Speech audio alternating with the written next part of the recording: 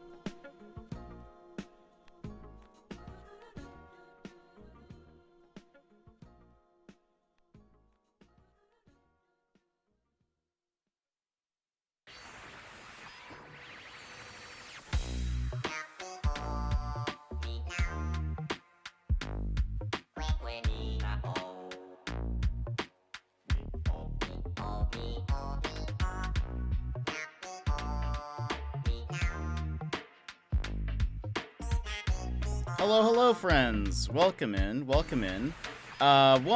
Salvador, thank you so much for resubscribing for 3 months. It's so crazy. Feels like it was just the other day. And Emmers, welcome in. Also, where is my Pog? Do you guys see it? I do not see it in my... Does it work for you? Okay, you have it. It's there? You guys see it? I do not see it. I mean, I'm seeing it when you guys post it. Oh, there it is. What just happened? It's there. Okay. It's there. It's back. Okay. Whew.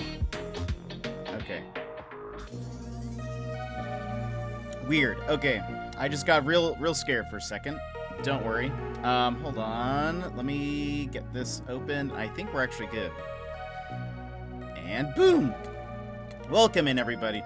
For some reason, my glasses, they're fogging. Let me just clean this up. Thunderstorms. Ooh, Bunny Owl, welcome in. How are you? So what was weird was in my emote section, I could not find my Pog, and then when I did, because I learned this the other day, pro Twitch tips. We do and then you start like typing stuff out, like if you start typing like jet, it'll show you to like pull up those emotes. Fun fact. And I didn't see Pog on that list either, and I was like, wait a minute, where's Pog? Where are you? But I knew I could see y'all's when you typed it in, so I figured something on my end. But anyway, it's there, it's back. Anyway, Sal, how are you doing? How's your Saturday going? Elle, how are you? Amers, how are the thunderstorms? Hopefully the music's not too loud. I should probably double check that. Let's lower it just a little bit. Hopefully you can still hear that a little bit. Got my coffee. Got my stream ready. Really excited to continue Ace Attorney, but we're going to start off with just a little bit of a chat and, just see how things are going, because it is a jet lounge. Got a nice comfy sweater on, or jumper, depending on where you're at. You're doing good. Just playing some MK8, also celebrating that you lost 10 kg. Nice! That's awesome. Congratulations. Listening to that and you, listening to that, and you, while I go through my art stuff. There we go. Nice. That's awesome. That's awesome. Still packing and doing house moving things. I'm doing well. It's been kind of a busy couple of days, but I had a really good sleep last night, so I feel good. So yeah, had a good sleep. Very vivid dream. Very vivid dream. It was pretty fun. It was like, it's probably all the Skyrim we've been playing, but I had a dream where I had to be like a sneaky rogue.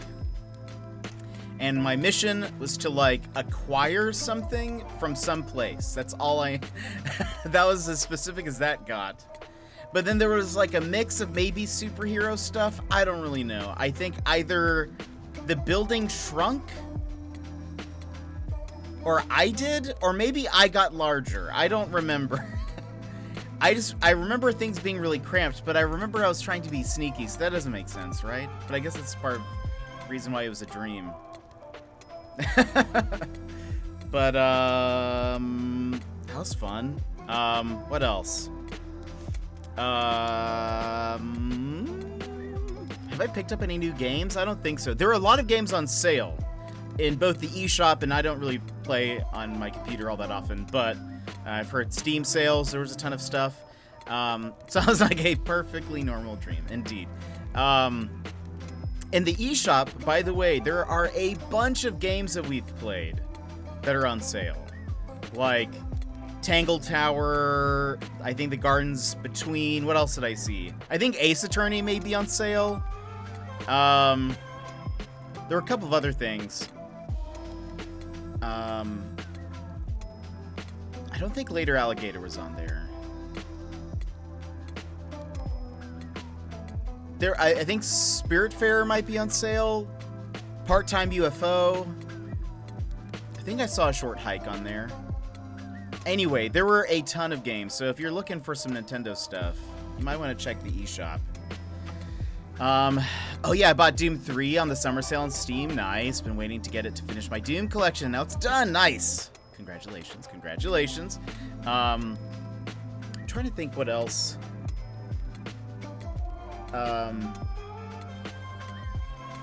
Oh, this week we're going to start a bunch of new games. So I'm excited about that. Excuse me. It's going to be kind of like new game week, aside from Animal Crossing. Animal Crossing will still be the same, but I think we've got a couple new stuffs around, which should be fun. I'll tell you guys about that probably this next week. I'll kind of just leave it more as a surprise instead of like a build-up. Or is that it? That is the build-up. The surprise is the build-up, but it's also the thing, so I'll just wait. Also, speaking of Animal Crossing, I actually had a really good idea that I kind of think would be fun to see if they ever do an update. Which one? I feel like we should be getting an update, right? It's this week, maybe? Or like at least an announcement. Secret Life, how are you doing? How's it going?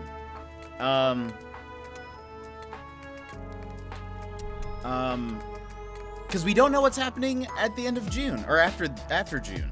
We only know up to June. So we gotta learn something about July, right? And August, probably. But I had an idea. Because I was thinking about, my favorite NPC is, Cap'n. And I was thinking, I was like, would they do, like, another, I'm gonna sneeze. Excuse me. Would they do another mini-game island? I mean, because we just had, like, you know, New Leaf had the island, and we can already travel to islands, so what would be the point, unless maybe Cap'n is, like, the host of said, you know, multiplayer island, but I had an idea that I think goes well with the last game, and what they could do that'd be something a little different this time. What if instead of Cap'n getting on a little rowboat, or it's not a rowboat, but getting this little boat, sailing off into another island that you could very well just travel to via the dodos. What if Cap'n was the captain of a cruise ship? And that is where the mini games take place. So you're still like on a boat. You get on his boat, but it's like that the games are there. You're already there, and then you can play like mini games on there, and maybe the mini games are like excursions, if you will. Like that way, if you have to be on an island for like a balloon popping thing or like a bug catching thing or whatever, you can still reasonably be at different islands. But then you have like a cruise ship, and then you can get on the cruise ship from like the dock on your island or something else. I don't know. That's my idea. That's my idea. I hope Nintendo, if they want it, I mean, feel free to have that idea. That's what I say to them. I know they're asking for it. I know they want those ideas, and that's up to them. But I was just trying to think of another way.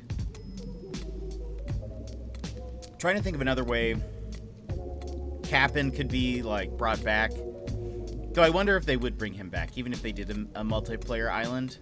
Because they kind of got rid of some of their older NPCs. So I don't really know what the plan would be, but I hope they keep them around. There's a few that stayed over. Celeste, Blathers. They could have introduced an even younger Owl to replace Blathers, but no. So, I don't know. That's my thought. But I was trying to think of, like, it kind of makes sense, because usually on cruises, they also have, like, games and stuff, as far as I know. Like, they'll have, you know, volleyball, maybe, or something. I don't know what other mini games they would introduce to Animal Crossing. In New Leaf, you could do, like, I just really hope they do a bunch of quality of life updates to make the game less tedious. That'd be nice. I think something, I think having some multiplayer games would be really fun, because it would give you something else to do, like, kind of on the daily. But I think they need to introduce, there's some quality of life updates that I would love. I think they need to introduce maybe some more things that you can do as a part of, like, the gameplay loop, to keep people interested. And I think something that maybe doesn't have to do with just collecting more stuff would be excellent, because I don't think that's gonna keep people around for very long, especially with, like, the prevalence of treasure islands and stuff. There's really no reason to, like, people, as soon as new items drop, people just go to those islands and get them immediately anyway, so it's kind of like the items aren't keeping people around. I think they need to come up with something to keep people entertained. If they add mini games, you could probably play them on your island. We already have like football items and such. What's stopping them from making them interactable? That would be fun. That would be fun. I know a lot of people would probably complain about, like, I don't have room. Volleyball is definitely doable, I feel. Or tennis. Tennis would be awesome. If they added like full-on like mini games like that, that would be so much fun. In New Leaf, they had like a lot of mini games like mazes or popping balloons, like who could pop the most balloons, who could collect a certain amount of like, I think there was one, I might be making this up. Actually, before I make things up, let's just look it up with the New Leaf.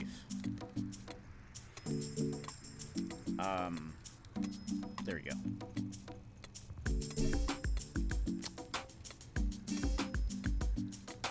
Wi-Fi. What were the mini games that they had?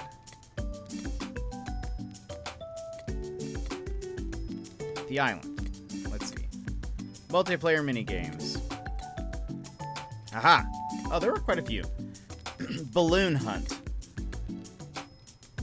Shoot down as many balloons floating in the air as possible. And you would get, like, rewards based on that. Bug catching. Who can catch the most bugs? If you catched, like, 6 or more... Oh, actually, there were some where you needed to catch, like, 10 or more. That's right. Because they had, like... So you'd go to, like, bug hunts, and then you'd be like, alright, I want the Giant Dragonfly Tour. And then it's, like, all dragonflies, basically. The diving tour, makes sense. Catch sea creatures. Fishing, same thing. The gardening tour. The general aim of this tour is to plant as many flowers of the specified type as possible in the area near Tortimer. The game ends after 25 flowers have been planted. I do not remember that. I don't think I played that one.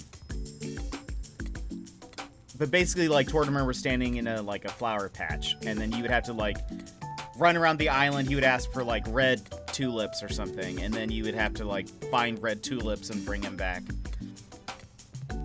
Fossil hunters. Digging up fossils, a certain amount of fossils in a certain amount of time. Labyrinth, that's what I thought. There was a maze. The maze was basically like...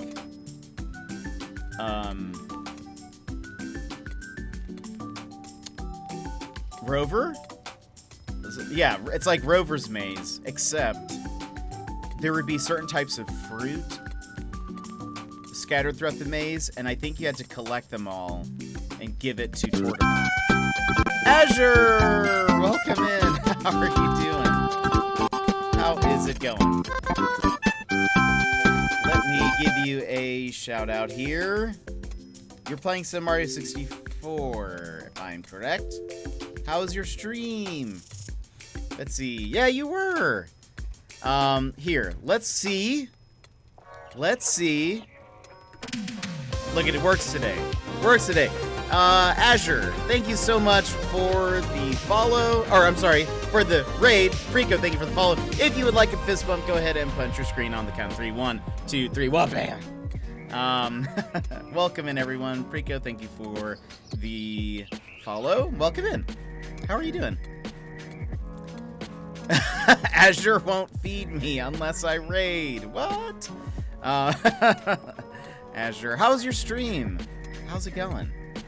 Thank you for the raid. Everyone, welcome in. Today, we call this the Jet Lounge. We talk and chat and chill for about an hour, and then we hop into a game. We have been playing Phoenix Wright Ace Attorney, and we are on the 4th case. So we've got the mystery hat on. We're gonna solve some crimes, and you finished Mario 64. That's awesome. Do you know what's coming up next? Are you doing the next one, Sunshine? So I got tired of star collecting. We just beat the boss. Nice. That's fair. How many did you collect? It can get kind of tedious after a while. So I totally understand. Whew, okay, you're pretty close to the end then, right? Isn't it 120? Is that right? Did I make that up? Probably. Maybe it's more. 150? I don't know. Runner, how are you? Welcome in. Yeah, I was 2 levels and a couple secret stars away. 120 is right. Okay. Nice. Runner, how are you? How's it going? We're still chatting, but in a little bit we'll be beginning Ace Attorney. We'll continue where we left off. You guys can, if you're new here, you can listen to my terrible voices that I do when I read the different characters. But I'm committed to them. Earlier in the week, I rated Rick98, who he plays Skyrim, but is like actually a voice actor, like actually one. And I told him that everyone's gonna leave me for him when they hear his voices, because mine are just bad. But I'm committed to how bad they are, and I think that says something. I think that is part of it. The charm, if you will. They have to listen to my terrible voices too, it's fine. I get noise complaints in chat and my neighbors, oh boy. And most likely Sunshine next. But we may vote for something else, nice. You have some good voices, but also a lot of bad ones. When I play D&D, I do like a generic kind of British voice. All the time. That's just, all of my characters sound exactly like that. But for this, I can't quite do that. So, we just kind of have to, you know, we do our best, and that's all we can. All you guys can expect of me is that I'm going to be doing my best. Nothing more, please. But I'm excited. I don't know if you guys were here when we left off, but we finished case 3, and then it showed us a little bit of case 4, like the opening video. I hope it plays it for us again. But I'm so excited. It seems like lore is really heating up now in Ace Attorney, and I like it. This week, though, we're going to be starting a couple of new games. We're going to be playing some indie games, as well as, this other main game we're going to be starting might also be an indie game. I don't actually know. Who makes this? I think they are technically... Yeah, they are an... Oh, it is an indie game. I guess this is a new indie game week then. I didn't even think about it. But yeah, this is... We're going to be playing a new main game. I'm going to put Skyrim on pause for a bit. And then we'll be picking up kind of a new game to play. And then we'll be playing also some smaller indie games. So it'll just be a new little a new thingamajig. A new thing to look forward to in the world of Jetpack Paw. But I think the main game, I'm going to keep it a secret for now, but I think it's going to be a game that a lot of people will like. I've heard only good things about it. And I think the cutesy kind of animation style, I think everyone would like. Welcome back, Sal. Welcome back. We were talking about Animal Crossing a little bit, and Super Mario 64. Azure came in with a raid. But I'm excited for new stuff this week. But what have you been up to, Azure and friends? What has your week brought you? Do you guys have any weekend fun plans? Anything exciting happening next week? Let's see, Toki, welcome in. How are you? I recognize you from Azure's chat. Oh, thank you.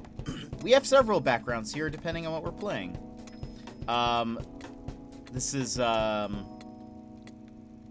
mystery background. Obviously, look, we got the whodunit board. Got a clue, the dinosaur track, pictures on the ground. I assumed that Vivian died. That's kind of the setup here.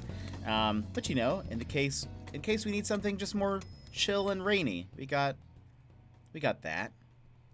Or if we're playing Skyrim, boom, got this.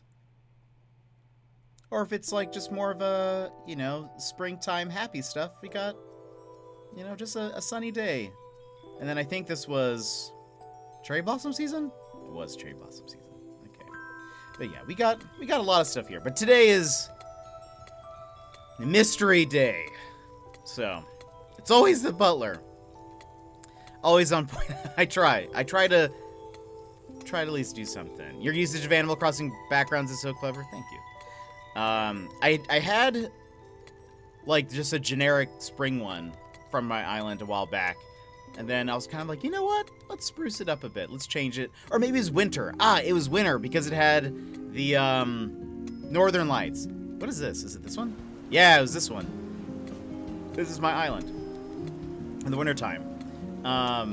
And I was like, oh, you know what? Now that it's spring, let's make it a little bit different. So I try to keep it up to date. And then this room, actually, I have a whole deal with this room, but we made it all in one sitting, and it was more of like we finished the Skyrim room, like I had a little bit left to do there. Then I was like, oh man, let's just get started on our mystery room. And then we completed it in one sitting. Didn't even mean to, but it all just started happening. And sometimes when you hit that creative,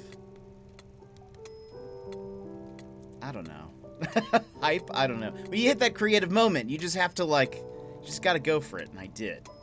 And I did, and we actually made something pretty cool. I have some different let's see, do I have, where is this? Where do I keep these?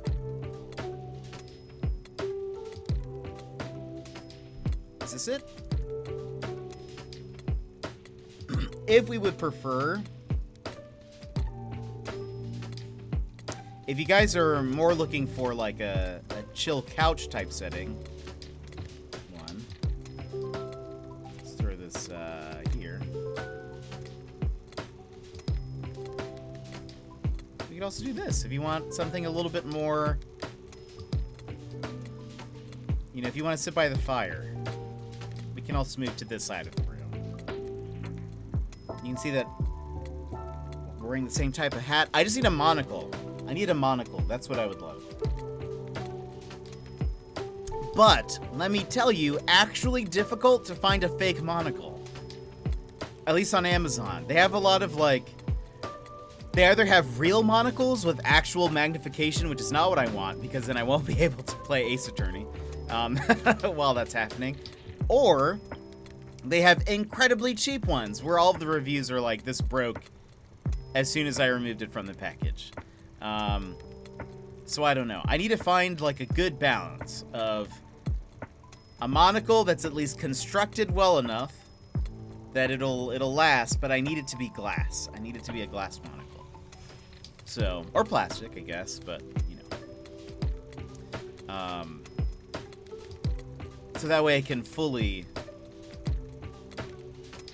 be my character in Animal Crossing. I also need kimono shoes, or whatever those are called. And a cool jacket. I don't have a cool jacket yet. That's okay. Put it back, line it up. Okay, there we go. But yeah, I'm trying to think. Do I have tomorrow? Just thinking about plans for this week. I don't know if I'll stream. Depends on how this goes, probably. Maybe we'll stream tomorrow. I haven't quite decided yet. And then this week, like I mentioned, we'll be playing some new games. some new indie stuff. I've started playing on my own Persona 5 Strikers. I had already played Persona 5, but about to put together a proper cosplay for a stream. Brilliant. Nice.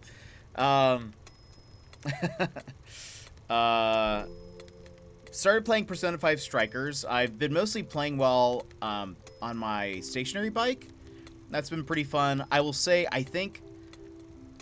So, for those that don't know, Persona 5 JRPG, Persona 5 Strikers is more like Hyrule Warriors, but in the Persona universe. And it actually continues the Persona 5 story. It is fun. I think the story bits of the game are, at this point, more interesting to me than the actual gameplay. The gameplay, I don't think, is as good as Hyrule Warriors. Like, Age of Calamity is just a very satisfying game to play, I think. If you guys have not played it, highly recommend if you're a Zelda fan. Even if you have never played like a Warriors game, or like a Musou game, I think that's what they're called. Even if you haven't played any of those, I say give it a shot, give it a go. Doesn't play like a Zelda game, but it's so much fun, very satisfying. Like the moves are a lot of fun. But Persona 5's Strikers doesn't feel snappy. Doesn't feel as good. Like, when you complete a combo in Age of Calamity, like, one, you know you've completed a combo, because usually there's, like, a big wind-up, and, like, just a much bigger, like, a much bigger animation, or explosion, or, it just feels very snappy and good, and, like, every combo feels very different. Persona 5, I think maybe part of it is the combat is very fast. And so there are times where I'm like, did I just do a combo? I really have no clue. There's so much happening. I just recently found that in the settings, so generally, so this doesn't happen in Hyrule Warriors, but in Persona 5 Strikers, when you hit a wave of enemies, like just with a slash, all of their health bars appear. So there's just like health bars everywhere. And like a crowd of like, 25, 30 enemies. That's a lot of health bars and a lot of stuff on the screen. Last night I actually figured out that in the settings you can turn off enemy health bars, which is what I did. Because I was like, yeah, I did. Because I was like, yeesh, like I can't see anything. But I don't, the like combos don't feel very snappy, or like when you finish a combo, like their persona will appear and maybe do a spell or something, but then it's gone within just such a couple of seconds, and to me it doesn't feel like as big of a deal as when you like complete a combo in like Age of Calamity, like in like who's a character in Age of Calamity, like I mean Zelda, like if you're using her like her bow, light bow, I mean her normal attacks are like just these like orbs of light, and then when you finish a combo it's like she pulls out a bow and starts shooting it, and like things are falling from the sky, or she shoots out like a laser beam or whatever, and there's like usually it like lingers on that moment kind of, and you get, I don't know if I'm making sense. I don't know if I'm explaining it well, but in Persona 5 everything just happens so fast that it's kind of like, okay, like did this do anything? Like I really don't know if these hits are landing, or I don't know. And they also don't seem to have, it makes me sad. I know Flurry Rush was a thing in Breath of the Wild, but I really wish they would have brought over like a perfect dodge mechanic, because that is enjoyable whenever you can get those. I do like some of their other things that they brought in from the Persona 5 game, like baton passes, where like if you switch characters, one, they high five, which awesome. Two, they then get like kind of a boost in power for their like next attack,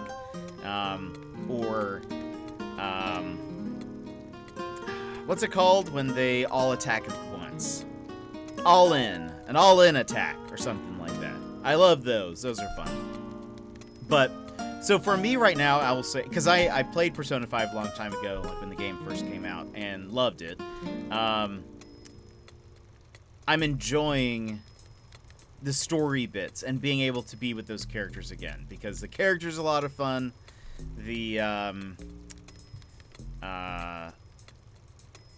Their like banter is great, and I've missed some of that. So I think that's the thing that I'm most excited about playing through this, but I haven't gotten very far. Also, I'm kind of confused, or not confused, but I'm interested in how this works. Because with Age of Calamity, obviously you had like a world map, and yeah, you had a world map, and you could choose like challenges and stuff. I don't think Persona 5 is set up that way. I think it just goes through the story, and I think that's it. Which makes sense. That's how Persona 5 was. But Strikers, I thought maybe they would follow a similar format of like, you can complete like a story, and now you have like a bunch of challenges or missions you need to do. So far, not the case. So I'm curious if it'll just keep going until the story's done, and hopefully you've leveled up a significant amount or unlocked enough things. I really don't know how that part goes, but so what is the gameplay like in these games? Is it just you versus a lot of monsters and waves? I honestly never even looked at Hyrule Warriors.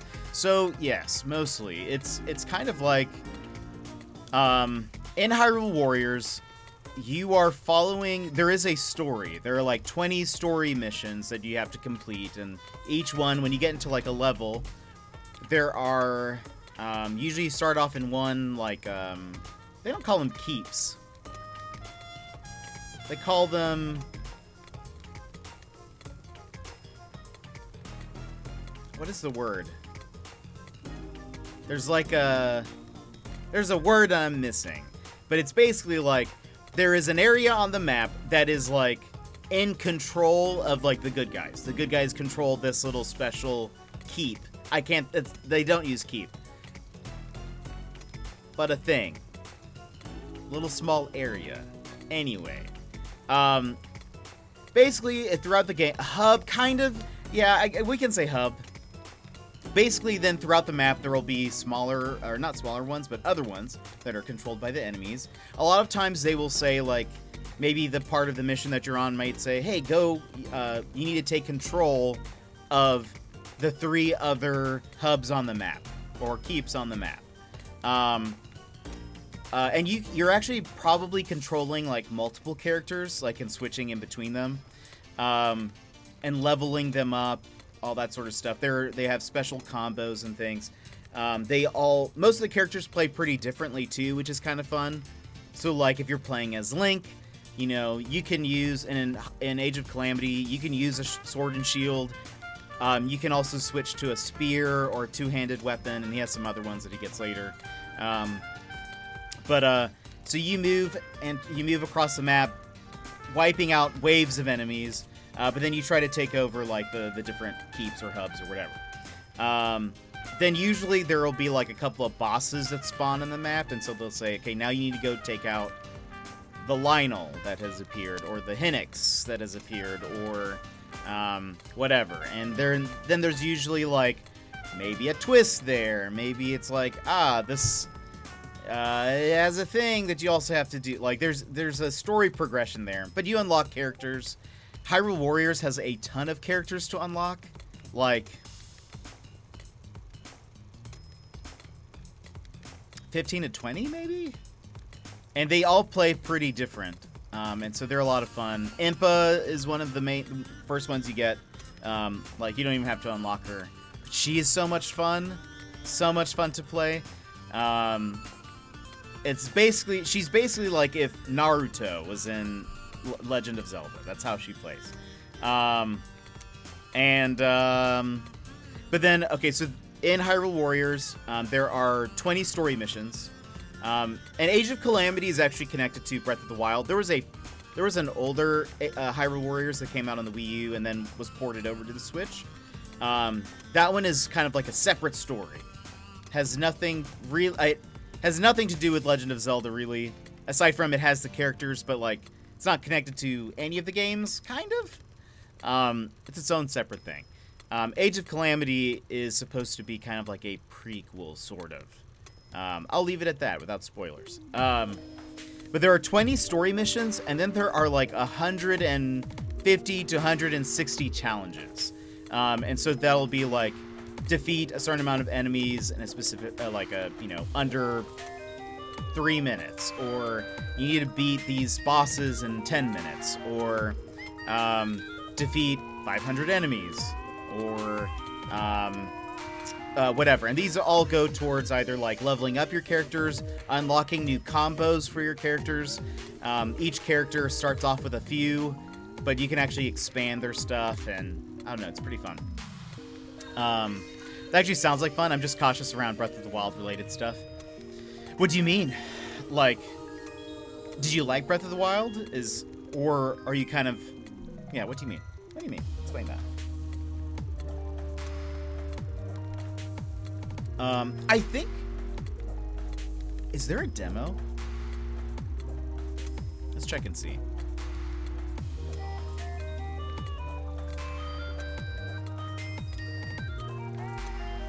If there is, I highly recommend trying it out.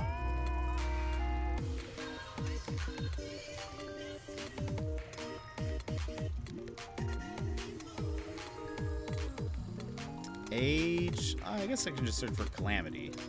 Probably be the easiest thing, Calamity. Before Breath of the Wild, the only Zelda game I played is Skyward Sword, and I absolutely loved it. Then I saw Breath of the Wild, and I really liked the open world games, but it just didn't work for me. Oh, I see. Is there a demo? Age of Calamity. There is a demo. I would give the demo a try. And just see what you think. So yeah, it doesn't play like a Zelda game. That is one thing. And I know a lot of people who love the Zelda series, I feel like have a harder time with that because they want more Legend of Zelda. This doesn't play like a Legend of Zelda game. It's just the Breath of the Wild. It's connected to Breath of the Wild. So if you liked the story of Breath of the Wild, you might like this. It is definitely not open world. Like, it just shows you. I'll be honest with you, Breath of the Wild was a lot of boredom and frustration. I'm replaying it right now because I don't hate it, but at first I had too high expectations. That makes sense. They definitely went a different direction with Breath of the Wild. Yeah, it definitely plays different. I mean, I really like Breath of the Wild, but you must be hyped for Skyward Sword HD then, right? When does that come out? July? June? Yeah, July, right? Yeah, obviously not June. We're just a couple days away. But July 16th. Nice. Yeah, I would say, I mean, I would recommend giving Age of Calamity a try. It would make sense, probably, to at least progress a little bit into Breath of the Wild before hopping in to this, maybe. I don't think you would have to beat it, necessarily, but just, like, they're definitely connected in a way, but this plays so different. Like, you don't run around the map to the different locations. The way it operates is, like, they show you the world map, and then you select the mission that you either want to do or the challenge that you want to do on the map. And it just takes you there. You absolutely can't wait for it. I wouldn't even care if it was just a re-release, but I'm glad they're upgrading the graphics. That'll be fun. I actually have not played Skyward Sword. So I thought about picking it up. I don't know if I'll be able to pick it up on July 16th. Just because monies. But I would like to maybe play it at some point, because that'd be fun. It'd be great. And you know, I have not, by the way, Emmers, I have not gotten any notifications for restocks on the Amiibo. So maybe one of these days I'll be able to get a hold of it. I love Amiibo. I love collecting them.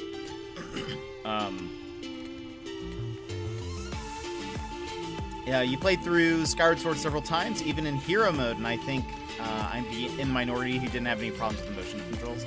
Yeah, I feel like that was, I mean, it was probably great for the time. Like, I know a lot of people I've heard complain about it, but I don't know. I think people just get a little wary on new stuff. It was kind of the, you know, the first Zelda to do that, and it didn't feel quite right maybe to them. But I don't know. Let's see here. Okay, probably in about 10-ish minutes, we'll probably start Ace Attorney. I'm hyped for playing with the Joy-Cons. Did the Joy-Cons already come in for you? Or do they come with the game? When do they release? Someone was saying they also got those recently. Can't remember who. Same day, separate. Okay. Nice. That'll be exciting. That'll be awesome. The Joy-Con look great.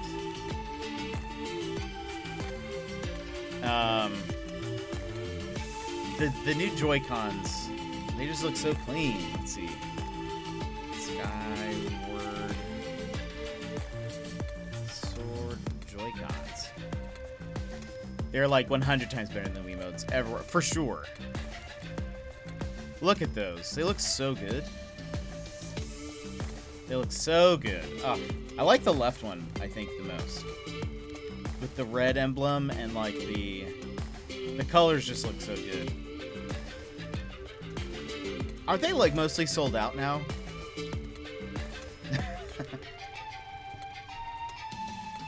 Let's see. What are these called? They're not Skyward Sword. Oh, they are, aren't they? Skyward Sword Joy-Cons. Skyward Sword Joy-Cons. You heard something about the Amiibo possibly being restocked around release date. Okay, but not sure. Problem with the Wiimotes is that they need recalibration like every hour, especially if they are a bit old. That's true. My nose is itchy. Looks like Best Buy says coming soon. So I assume that means they'll restock probably, but let's check the good old GameStop. Looks like it says out of stock. Not available, out of stock. Okay. How about Target?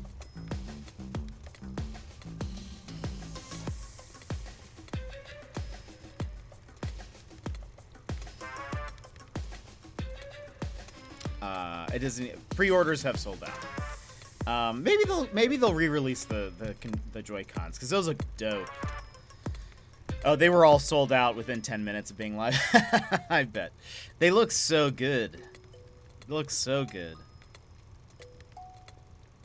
I only know a bit about Skyward Sword because of the first Hyrule Warriors.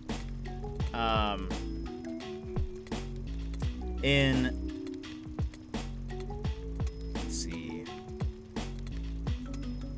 Because even though... Where are the list of unlockable characters? Where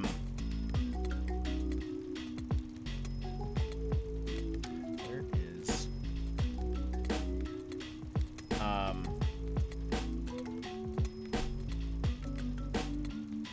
There we go. Girahim? Girahim. Because he was a playable character in the first Hyrule Warriors.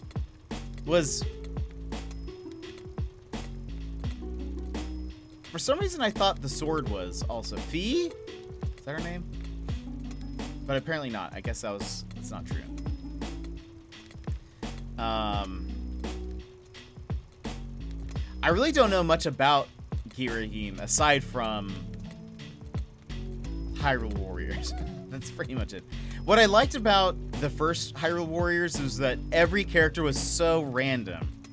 That it just felt like...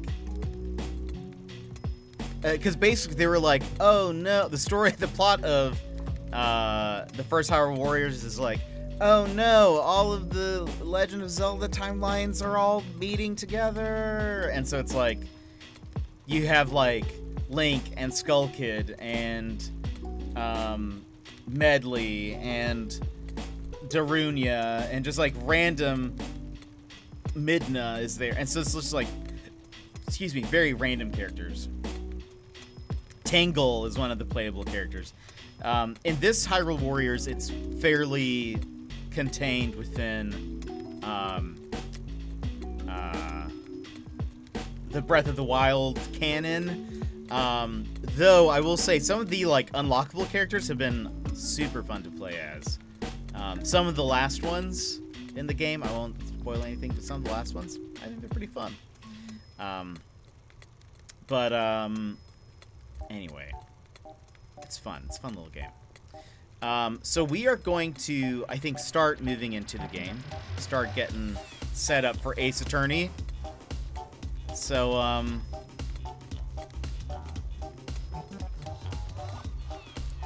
if you guys are ready to solve a crime, get your drinks ready. Put on your detective hats. Because we are going to begin here very soon. Oh yeah, Fee is the spirit in the sword. Yes. For some reason I thought Fee was playable, but I am incorrect. In the first Hyrule Warriors, anyway.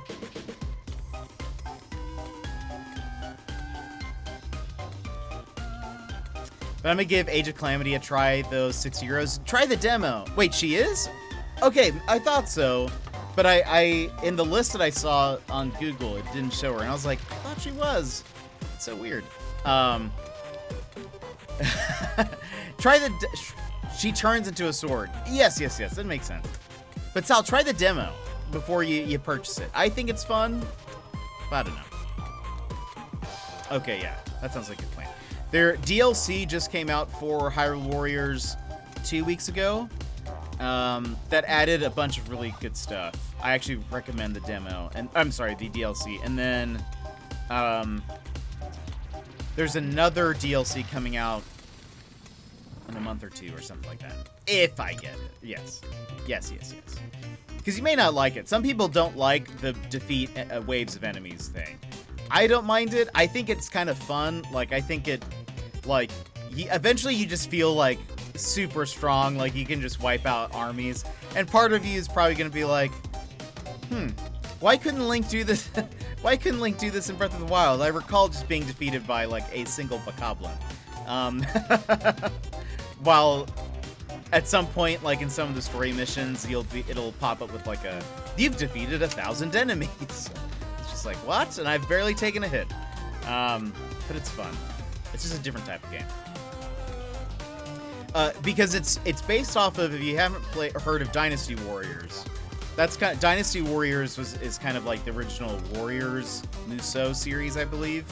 And it kind of has to do with like, you would choose a commander, and the commanders have like, you know, these awesome movesets and legendary weapons, and like you're defeating armies like that. And so essentially what they've replaced is like the gameplay is almost the same, but instead of you choosing a commander, you're playing as a character from Legend of Zelda. So there are some slight differences, but I don't know. It's fun. To me, it's fun. But now that I've pretty much, so I beat the story, I unlocked all of the characters. I pretty much beat the DLC. There's a few things I have left over, but I'm mostly done with Hyrule Warriors, and so I needed another Warriors Musou game, and I had been playing Hyrule Warriors while on my stationary bike, and so I already had Persona 5 Strikers. I just hadn't played it yet. I was like, you know what? Now's probably a good time. So it's fun. It's fun. It's just a very different type of game.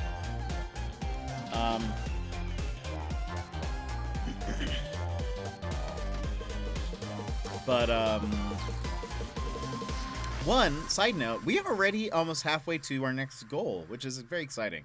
Next follower goal. I was just looking down at that, and I was like, wow, we're almost at 425, which will be, 525, which will be halfway to then the next goal. So that's awesome. I feel like that's been really fast. We just had our 500 celebration last week, the week before, not this past week, one before. So I don't know. I appreciate the growth. I might. How are we doing on water? Got some of that. Maybe after I finish my mug, I'll go get a Waterloo. Love me some Waterloo. Okay, we got all this ready. Let's go ahead and start hopping into the game. The last case we did had to do with a TV studio. Apparently, there was somebody had like covered up a murder from a long time ago and had like blackmailed some people, and in the middle of like the last day of court, we were like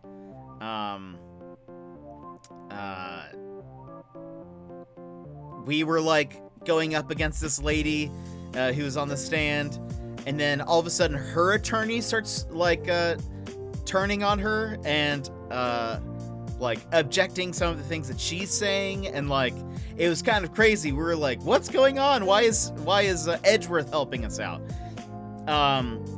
And Edgeworth was the other attorney, and at the end of that, Edgeworth is like, hey, so what did he say towards the end of that? There was definitely some hints of like Phoenix Wright and Edgeworth go back a bit, but we are unsure of like what they're referring to or what happened in the past really. But anyway, we started. I'm hoping it'll re-show. Hold on. Okay, let's switch to the game. And I'm pausing my music because I always forget to do that. Oops. Pause. There we go. So, hopefully, will it play the video for us? I hope it does, because it was quite shocking, I thought. Also, I think my camera needs to go up a bit, so it's not covering the words. Anyway, all right, let's get started. Yes. Okay. It's been what, 15 years? About that. Yes. 15 years is a long time to wait. You can't imagine how much I've suffered. You've suffered? But now, the perfect opportunity has presented itself. At last, I shall have my revenge. What? Merry Christmas. Pa.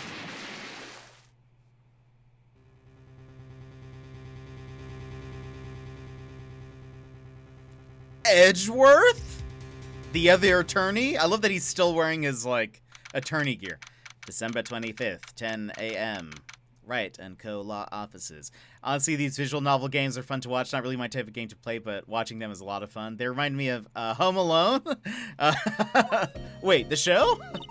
Oh, I mean the movie. I was thinking Home Improvement for some reason. Not the same thing. So confused. That actually makes more sense for some reason. But no, I've started to love these. I think they're great. Now, apologies if you guys have not been around for my voices, but apologies for all what you will hear. But I Nick. Do you know if there are any good waterfalls around here? Waterfalls? Dare I ask why? Duh, Nick, isn't it obvious? I need a waterfall to stand under, preferably a freezing one. Oh, is that part of your spirit medium training? Of course, except I've been slacking off lately. I need to brave the elements and be forged anew under the rushing spring waters. Okay. I don't know of any falls per se, but Gourd Lake is pretty close. Oh, darn. Sorry, but them's the breaks. Couldn't... We need to start saying that more. Sorry, but them's the breaks. Couldn't you just take a cold shower or something? Good idea. Oh boy.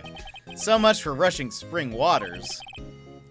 Next in the news, a large unidentified animal was sighted at Gourd Lake. The town is buzzing with excitement. Locals are calling it Gordy, in a tip of the hat to Nessie, the Loch Ness Monster. Though its namesake, Nessie, proved to be a hoax, locals are confident their Gordy is the real deal. Boring. Can't they show real news for a change? Nick? The water pressure's kind of low in the shower. You want more pressure, huh? Why don't you go down to the fire department and have them spray you with the hose?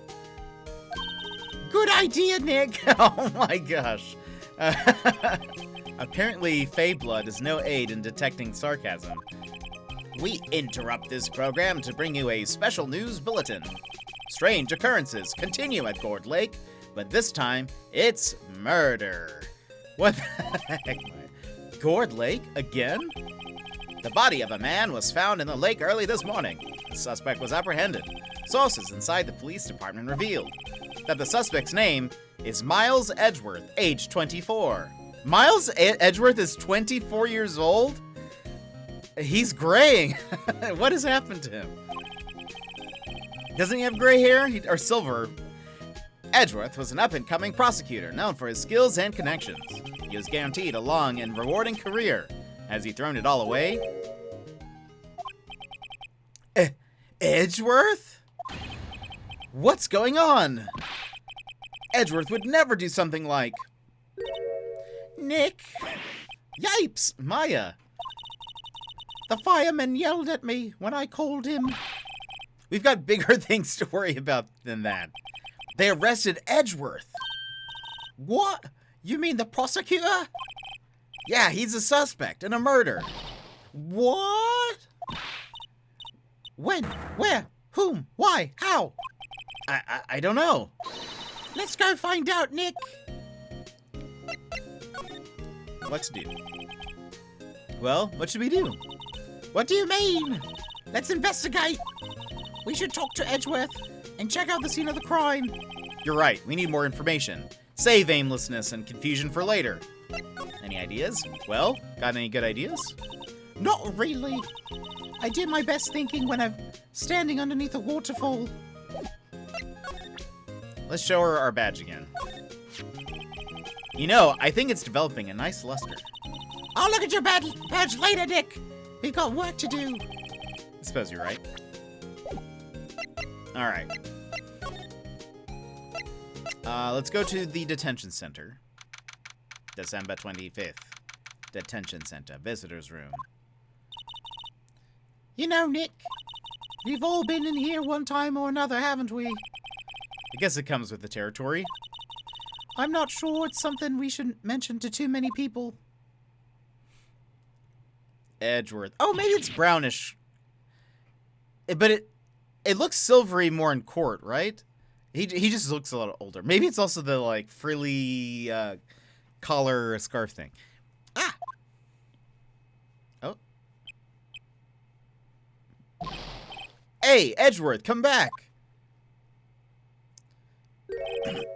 Yeah, I feel like it looks very white in the cutscene, but now it's looking kind of brownish, so maybe it's fine. I just thought he looked a lot older, but I guess, I mean, still 24? I don't know.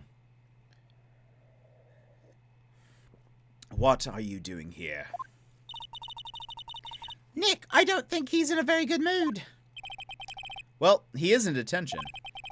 Were you in a good mood when you were here? Were you in a good mood when you were here? So you've come to laugh at the fallen attorney. Then laugh! Laugh! Well, why aren't you laughing? Nick, should we be laughing? Nah, it's a trick. Laugh and he'll get mad. Or burst into tears. Still a bit too white for 24. Edgeworth. We don't have much free time. We can spend it coming down here to laugh. We don't have so much free time. We can spend it coming down here to laugh at you. Yes, you do. Actually, he's right. Uh-oh. The music's changed. I hope you wouldn't come. I didn't want you to see me. Not like this. I didn't want to see you like this either, believe me. Let's see. What happened? Edgeworth, what happened? Tell me what happened. Why should I? What are you going to do about it? Duh, we're going to help you, that's what. Help me, you. Don't be ridiculous. Sorry? You're a novice. You've only been in 3 trials. Hey! Sure, you got lucky and won all 3. But your luck's bound to run out someday. You really need skill, right? Experience. Nick, he's insulting you, Nick! Why am I always the one who has to get angry? Gourd Lake. Hold on. Let me change the audio level in my headphones. There we go. The murder took place at Gourd Lake, correct? Yes. Late last night. The lake is a long way from your offices and the courthouse. Why were you down there? I see no need to tell you. Mr. Edgeworth, you didn't really... Gordy. Huh? I went to see Gordy. Gordy? What's that? I'll tell you later. Why won't Edgeworth talk to us?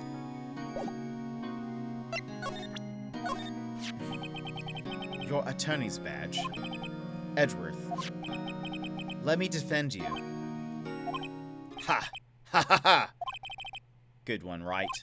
But I'm not that hard up. Not yet. What do you mean by that? Me? Trust a wet behind the ears lawyer with only 3 trials under his belt? Never. What? Our case is near hopeless, right? Every defense attorney I've talked to has turned me down. What? Simply put, they were afraid they'd lose. It occurred to me that it might be my fault that they lack confidence. After all, I did get every single one of their clients declared guilty. I don't believe it! Regardless, I don't want you involved in this. You in particular, I cannot ask to do this.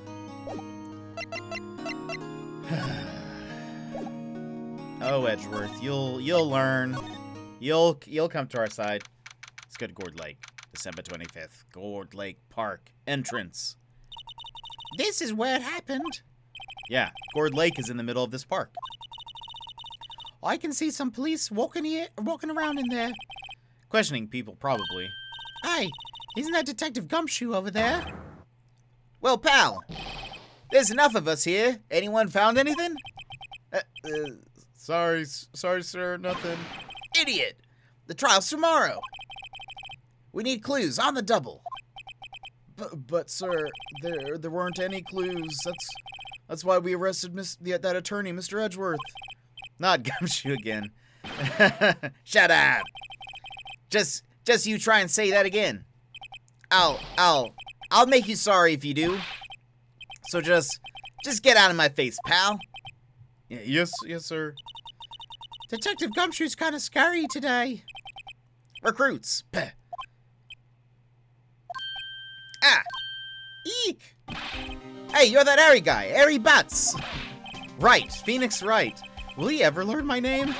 And just what you think you're doing here, pal? Investigating? Huh? Well, yes, I suppose. Well, I'm here to help. Ask me anything you want. Bring it! He seems different than usual. I wonder what's up. Mr. Edgeworth hasn't actually asked us to defend him yet. Huh? Oh, you don't say. Detective Gumshoe, do you know what happened here? Huh? You don't know, pal? No. Wow, okay, Mr. Head in the Fluffy Pink Clouds lawyer? Head in the... huh? Never mind, I'll tell you. It happened last night, about 15 minutes after midnight. There was a boat out on Gourd Lake. In that boat were 2 men. One of those men shot the other with a pistol. And... oh, and the shooter was Mr. Edgeworth?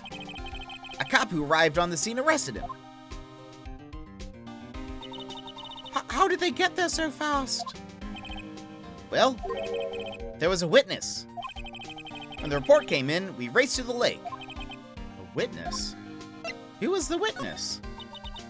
You don't think Mr. Edgeworth is a murderer, do you? Absolutely not. It's impossible. I don't care if there's a witness either. I don't believe a lick of it. Right. Who cares what the witness says? I care. You really believe in him, don't you, Detective? Of course I do. Well, but the police are pretty sure he's the killer. Nobody's even really taking this investigation that seriously. Oh, no. After all, the help Mr. Edgeworth has been to us. Hard to imagine that no one's standing up to take his side. Got the burps. Well, at least you are, Detective. At least you are. Is it true? No one will take Mr. Edgeworth's case? Yeah, he's a bit of a celebrity. If you defended him and you lost, your reputation be sure to suffer. What's more, the case against him is, well, it's pretty solid. I suppose it would be if they had a witness. Hey, pal! Don't tell me you're going to turn your back on him, too. Remember the Steel Samurai case? Mr. Edgeworth helped you get your client declared innocent. I know. I went to Edgeworth. I tried. He really doesn't want us to represent him. Especially not us, he said.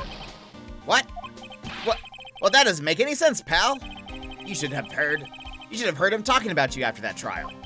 He kept saying, right, over and over.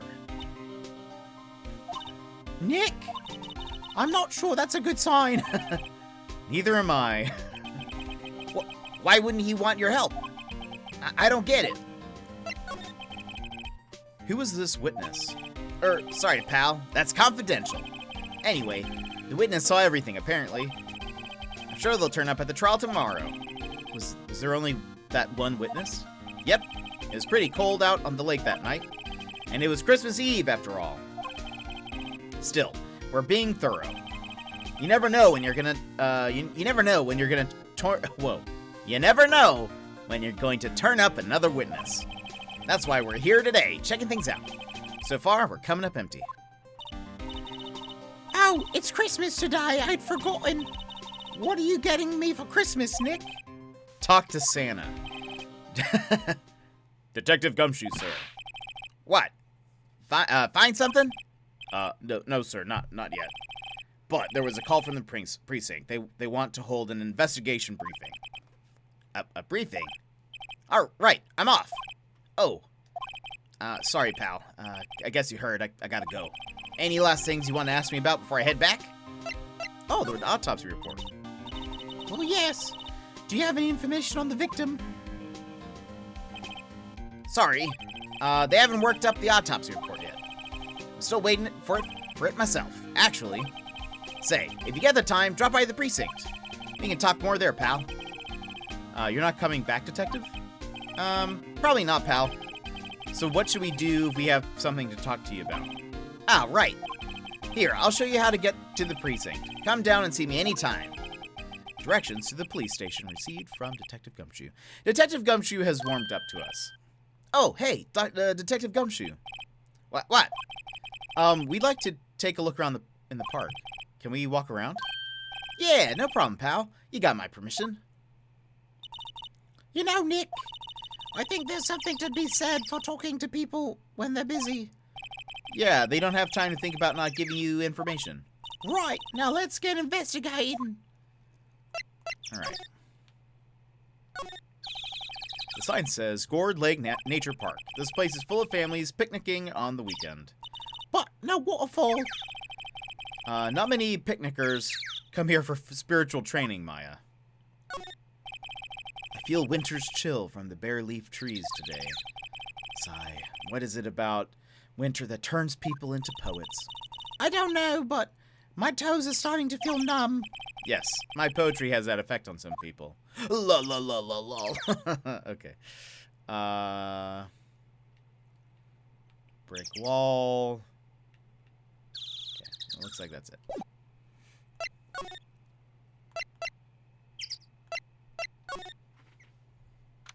Ooh. The public beach. Samurai dogs. Wowzers! This is Gourd Lake? Yep. I'm not sure it warrants a wowzers, though. Hey, Mr. Salt Creek, welcome in. How are you? Probably not. But hey, look at the snack stand. Samurai dogs? I want a samurai dog, please. I bet they're great. With a name like Samurai Dog, how could they not be? They're a little behind the times, though. The kids are all into the Pink Princess now. I mean, like, you know? Nope. Trash can? Trash can is empty. At least the place is well maintained. Wow, Gourd Lake is really big. Yeah. Say, Nick, why is it called Gourd Lake? Well, a long time ago, they used to grow gourds here. Wow, no way. I was sure it was because the lake looked like a gourd when viewed from above. You know, like an hourglass shape. Well, it is shaped like a gourd, actually, but that's just a coincidence. Oh, okay. Good to know. Huh, I almost didn't see the signpost. Left, boat docks. Right, exit. Probably need to go to the boat docks. Line up of plastic benches. I guess the idea is you buy a dog and eat it here. I doubt anyone would sit here and eat on a day like this. Except maybe Maya, if she had a samurai dog. What is this? Huh, someone left poppers here. You know, you pull the string and it goes pop. Yeah, I know the ones. You see, wait. Did Maya say that first? What's going on? And it goes pop? Yeah, I know the ones. You see them a lot on New Year's. On New Year's. Hey, Nick, there might be a clue. Let's take him. Come on, admit it. You just want to pop them, right? Was it that obvious? Poppers. I guess. What if they're a clue? What if we need, like, we'll take them, I guess. I suppose it couldn't hurt. Huh? Where'd they go? Into my pockets. Poppers, put in pocket.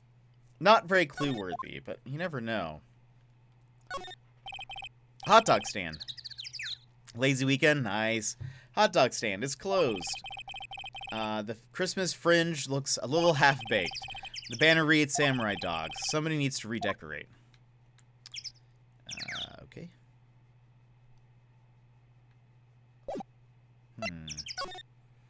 Can we... Okay, we can go into the woods. December 25th, Gourd Lake Woods. I like it here, Nick. Look, someone's camping. They've got guts camping at the scene of a murder. Hey, Nick. If they were camping here last night, they might know something about the murder. That's right. Good call, Maya. Let's go talk to them. There's also a no camping sign. The sign says no camping. Funny place to pick to pitch your tent. Wait, what if the sign said no setting tents on fire? I don't think they have signs like that.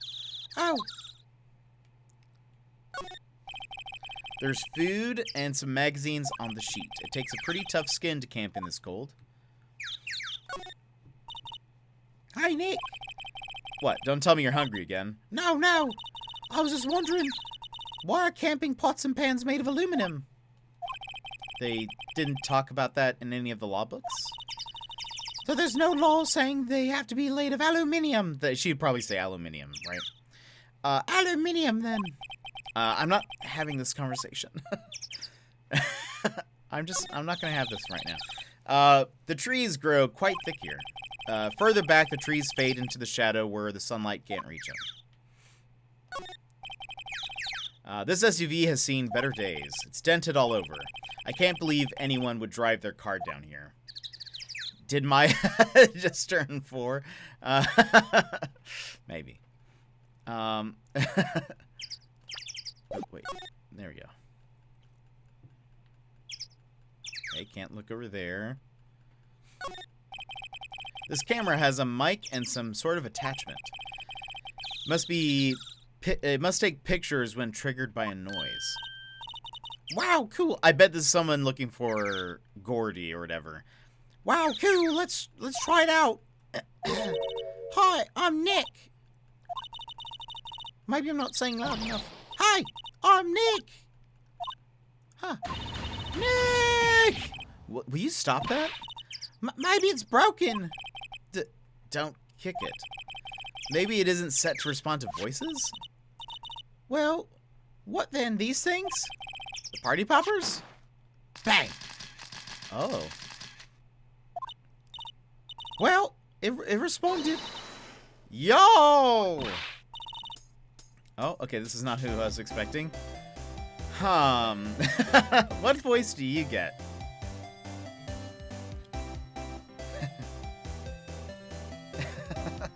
Southern? I can't actually do a very good Southern accent, but it does make sense, right?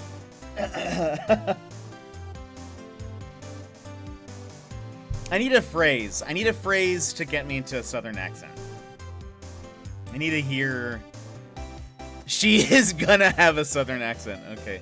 Hold on. What's a good...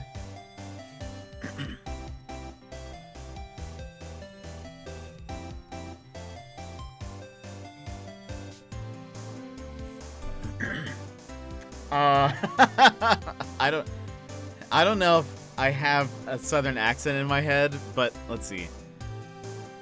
I grew up in the South even, but I instead tried to I tried to like subdue any Southern accent I did have. So I just sort of, I feel like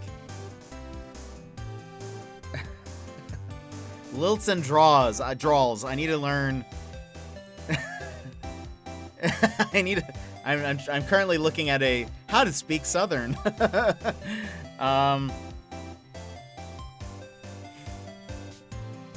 All right, let's just see what happens.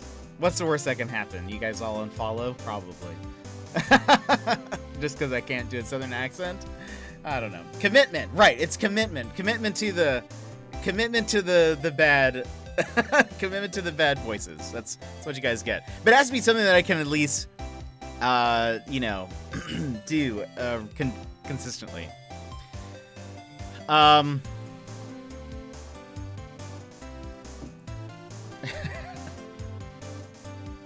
She's gonna show up a lot. Oh no. Oh no, hold on. I need to hear a Southern accent real quick. I need to hear a Southern accent. So pick one you can do for a while. All right. What is this? I like that car, but it sure does use a lot of oil. It sure does use a lot of oil. That's not... To drink a lot of oil. You want to drink? I guess that would be. You might, yeah. You could say you want to drink of this Coca-Cola, or just you want to drink. What am I listening to? You want a drink of this Coca-Cola? Hold on. Let's see something. 3 ways to develop a Southern accent. Speak slowly. Mix your vowels. Another aspect of a Southern accent is mixing together some of your vowels. For example, pen and pin should sound the same, like a mixture between the two words. It's the same with tin and tin. Get comes out as git, and just is just as gist or gis. Just drop the T. Speak with a lilt. A southern lilt involves drawing out vowels to the point where sometimes they sound like two syllables. For example, bill turns out like beal, behill, and short becomes showat. What? Practice using a lilt. Slow down your speech and stretch out some of your vowel sounds, and slide your voice from high to low as you speak. Drop your G's. We can do that. Say your words as though there is no G at the end. This is common to most southern accents. For example, say fixin' instead of fixing, and fishin' instead of fishing. You don't have to do this with words like thing or dog, but words that end with ing always lose their G's. Perfect a few phrases. Yeah. Well, easier said than done. Let's see. Use colloquial sayings. I've got a script here. Reduce your use of the verb to be. Oh, is that a southern thing? This means not using is, are, and am as such. For example, instead of saying, are you ready? You would just say, you ready? Is that a southern thing? Relearn the word done. In southern speech, done can have a few different meanings. Incorporate might, could, and y'all into your speech.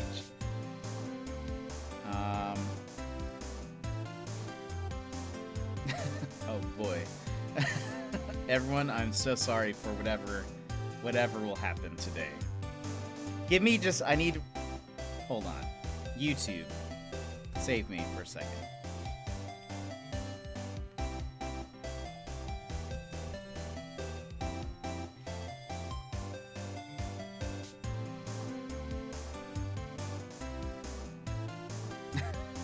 Hold on. Alright, hi everybody, welcome to the Actor Academy. So, today we are going to be learning a new accent. The accent I know you guys can't hear this very well, it's fine. now places a little bit more on the I need to hear a southern accent. specifically in the southern region, this accent is going to be more generalized towards Georgia, Whoops. Alabama, and Tennessee, more in that area. So, in order to do this accent, we have to figure out which sounds are going to be the sounds that and but it This has is to- too much work. I need someone just to tell me how it's done. All right, we'll just see what happens. We're just gonna see what happens. Did I mute the? Okay, there we go. Good. All right, that's too much work. All right. Well, it'll probably come after a few tries. So we'll see how it goes. The thing is that what's funny is like I just don't know what it sounds like in my head. Like I can hear. I know I have friends that have like very thick southern accents, but I can't hear them. All I remember, I had a friend who had I had a friend whose voicemail always started with "Hey y'all," and that's all I remember. I remember hearing it often. Hey you, get your hands off of that. Eek! What in the Sam Hill? Look what you done now. There goes a whole roll of film. What? Huh? Sorry. Sorry's nice, but it don't pay my bills. Y'all know how much a roll of that film costs. I'll pay you back. What were y'all thinking, setting off a party popper in a place like this? Well, what? That's not anything. Nobody's voice. No one says that. Don't try to play stupid with me just cause y'all think I'm some country bumpkin. Y'all, yeah, I know how y'all Yanks think. I say, those Southern folks talk with that exaggerated drawl. Why they must be dumb. Well, let me tell you, just because I might be dumb, don't mean we all are. Nick, who are you now? Her chaperone? Yeah, no, rather, we're sort of friends?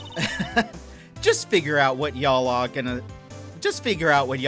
say and say it for bejesus's sake. God, I'd rather sit through one of Papa's drawls than listen to y'all stutter all day. Oh boy. I guess we should pay for her film. Watch it. Yes, ma'am. On second thought, I'll pay later. I'm really sorry. Oh boy. Perfect? I don't know. Alright, let's see. What happened? What? Can't you see I'm changing the film on my camera here? Someone, I'm not naming any names, but someone used up a whole roll. Sorry. That didn't work. I wonder if I have anything to show her that would get her attention. Compared to the British Maya, it sounds good. Well, thanks, Emmers. I appreciate that. That both says a lot and not a lot. Your name. What? Can't you see I'm changing the film on my camera here? Alright, she said the same thing. Huh. Oh, maybe I can show her my badge? This is my badge? Huh? Aren't badges supposed to be all shiny and impressive? You a cop or something? I'm a lawyer. What? Y'all ain't gonna try and pull one of them lawsuits on me over that film now. Cause I'll have y'all know I'm a fighter and I wrestled meaner looking things than you. No, that's not it at all. We're here investigating a murder that took place here on the lake. A murder? Murder? Lol, like it enhances the southern, even though you aren't doing a thick southern accent. Okay, good. Sounds cool. Why didn't y'all say that in the first place? Go ahead, ask me anything you like. Finally, some cooperation. You two, y'all can come out of hiding now. I won't buy it. Hard. Come to think of it, where did Maya get to? Sorry. I was feeling a little overwhelmed. The culture gap and all. Never you mind, honey. I can talk Yank for you if it pleases you. Thanks. I think I'll be okay. Great then. I'm Lotta. Lotta Hard, but y'all can call me Lotta. I'm here photographing meteor showers for a research project. Mighty pleased to meet you. Oh, I thought she was going to be here for Gordy. Oh, yeah? When was that murder, anyway? I ain't seen much television lately. It happened late in the night on Christmas Eve. That's so. Christmas Eve? A man on a boat was shot. Did you see anything? Well, let me see. A boat, you say? I reckon I might have seen one. Not sure, though. Y'all gotta remember, I've been watching this here lake for a good 3 days now. I've seen enough boats to choke a mule. Kinda hard to remember which I've seen when. So what is it you do, Lotta? Huh, me? Haha, y'all don't really want to know that, do ya? Actually, I'm a research student at Country U, right in the heart of the heartland. Wow, neat! Nick, she's a research student at a university, Country U. Ah, so I hear. So when did you come up here? Let me see. I guess it was about 3 days ago. What are you photographing? Didn't I tell y'all already? Meteors, yep, meteor showers. Falling stars? That's quite a camera you have there. Oh, that's quite a camera you have there. Wrong voice. Y'all better know it. It's a German-made, a genuine Solingen. That's not how you say that, but she's Southern, right? So she wouldn't know. Isn't that where they make knives? So what's that device you have stuck to the camera? Huh? Device? Your camera went off all by itself when I fired my potty popper. Oh, that? That mic triggers the shutter whenever it detects certain sounds. It's programmed to pick up loud noises right now. A programmable camera? Neat. Lada's camera. Added to the court record.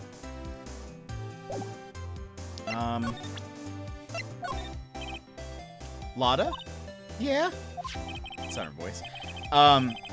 So your camera, it triggers on loud explosion noises? Yep. Actually, the victim in the case we're researching, he was shot with a pistol. A pistol? Right. Now, wouldn't a gunshot make a similar noise to our party popper? I guess it would. Your camera didn't get a picture of the murder, did it? Hey! Y'all are pretty bright. Huh? I see what you're saying. Tell you what, I'll have a look-see at my film. It wouldn't have been a photo taken... Oh, it would have been a photo taken late last night. I checked him once, don't remember if there was anything on him, though. But what if I got something? I could be a witness to a genuine murder. Yeehaw! I'll go check that film. Y'all come back now, you hear? That would be a good phrase to remember for a southern accent. Y'all come back now, you hear. Y'all come back now, you hear. One, what if the camera's a gun? Side note, faces the lake. What if, in fact, it's like a gun, and she pushes the button and shoots a bullet? And that's what happened. Maybe Edgeworth hasn't say that he didn't shoot the other person, but I feel like we'll figure out that he didn't, right? Maybe she killed him. Maybe she shot him with a bullet from the camera. That's just a crackpot theory. All right. She went inside her SUV. I guess we should come back later. Okay. This camera is rigged to respond to noise, but it only responds to loud noises like a party popper. Anything else? Okay. I think we did all this stuff here. Move.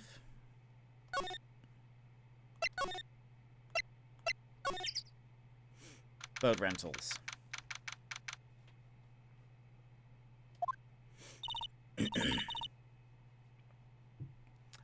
Nick, what is this place? A boat rental shop. Closed for Christmas, it seems. I guess a murder taking place on one of the boats won't be good for business either. Boats? I've never written on a boat. Really? Well, how about we go out on one of the trial, when the trial is finished? Hi, good idea, you bet. What does this sign say? It looks like English letters, but a small boat rental shop. Doesn't look like anyone is around. They're probably closed because it's Christmas. Can I check the boats? There's some boats floating at the dock. Was one of these boats used in the murder, I wonder? Nick. Huh? I changed my mind. I don't really want to go for a boat ride. Don't be scared. There's more forest off that way. I doubt I'd find any helpful clues in there. Okay. We can't slide to any other side. Can we go back to... No? Okay. Maybe we need to go to the... First, we'll go to the entrance. Let's go here. Look at that stuffed animal. Police Department, Criminal Affairs. I guess Detective Gumshoe is still in that meeting. Hey! Thanks for coming down, pal. Detective Gumshoe! We just finished the meeting. For better or for worse. I get the feeling we're in for some bad news. He looks sad. Do you know anything about the victim yet? No. Still can't ID him. Has Mr. Edgeworth said anything? Not a word. So how did the meeting go? I can't tell you, pal. You're a lawyer. True.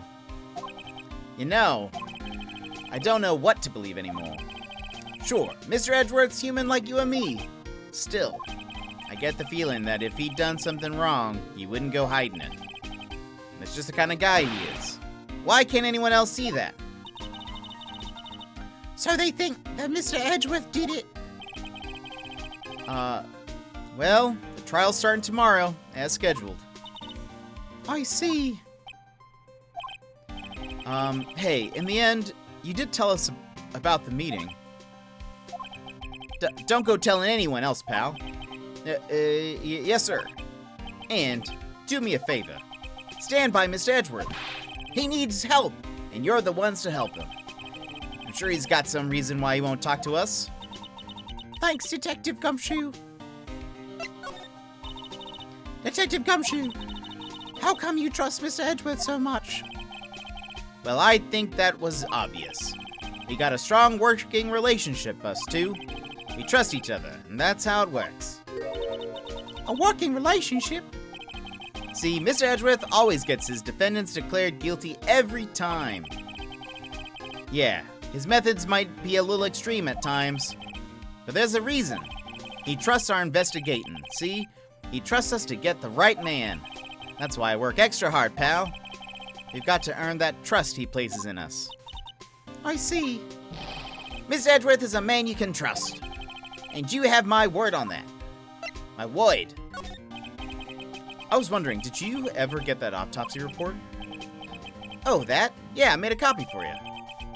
Autopsy report added to the court record. Time of death, sometime on the 24th or 25th. Cause 1 bullet shot to the heart. Thank you. Nick, Huh? can you show me that photo of the victim? Oh. Could they be related? That face? Someone you know? I don't know. I just have this feeling that I met him somewhere a long time ago.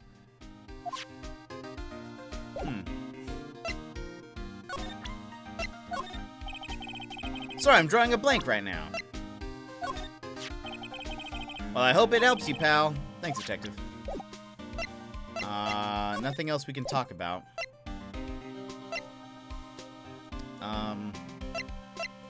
Oh, we haven't examined this room before. What is this? Hey, is that the police department's mascot? That's the Blue Badger. It was my idea. I made it. It's my mascot. I see. How nice. The Blue Badger? I'll get him assigned mascot of the Criminal Affairs Department if it's the last thing I do. Good luck. This must be the chief of the detectives here. He's glued to his computer screen. What? Gord Lake? Gordy sighted? I don't believe it. Shouldn't you be reading something more important? Poster of a female police officer? Wait, no, that's the latest Babes in Uniform calendar. My bad. That must be one of the detectives. He's mumbling something to himself. Alright, hands against the wall, all of ya. Don't even think about escaping. I got eyes in the back of my head. He must be doing image training for ARS. These are the detectives' desks. There are computers and files on each one. Funny, they're a lot tidier than I expect. I guess the detectives don't spend a lot of time at their desks. Anything? Window? Nothing? Okay. Let's go back to the detention center. Did you do it? This is a very good question. Edgeworth. This is really hard for me to ask. But you didn't do it, right? Right? Think what you will. I have only one request. Huh? Stay out of this case. Why? But Nick is trying to help you. I know that. But I don't want your help, okay? Why not? Look, just go away. Leave me alone. Nick, Miss Edgeworth did it, didn't he? Maya, let's go investigate elsewhere. But Nick, Let's go back to Gourd Lake. Maybe... this? There we go. Let's see if she has anything for us. Hey, y'all! Lotta! Wait up a sec. We got bingo! Bingo? My automatic camera took pictures last night. Hey! This is them. Take a look. Wait. See? He's shooting him with that pistol. It looks like that, yes. But you can't really tell who that is shooting. Yeah, well, there was enough fog out there last night to strangle a bullfrog. But you know, seeing these photos reminded me of something. What? I saw the murder happen. I'm a witness. What? Are you serious? Of course. How do you forget? Never mind. Y'all reckon I should tell the cops? I reckon so. I reckon so. What's that? Now don't y'all go trying to mock my accent. I'm a sensitive lady. Hey, so I'm off to talk to the cops. Y'all can have this photo. Later. Wait, Lotta. What? Y'all can't y'all see I'm kind of busy? Tell us what you saw too, please. Nice try, honey, but I wasn't born yesterday. I'm a witness, and that means I'm on the side of justice, and that means the cops. I'd sooner eat the south side of a northbound skunk than tell you. Lotta! Don't let it get your skivvies in a bunch. Friends today, enemies tomorrow. Or was that the other way around? No matter. I'm gone. Hey, maybe they'll let me do some testifying? Hot darn. She left. Well, that's one more witness. What do we do now, Nick? Well, if she saw something, there's not much we can do about it. The question is, what exactly did she see? I guess we'll find out in the trial tomorrow. Lake photo added to the court record. Oh, something new here? Looks like the police have given up the interviewing. Hey, we don't know who this is. Oh? Ah! Nick, I think Santa's mad at you. Long time no see, Nick.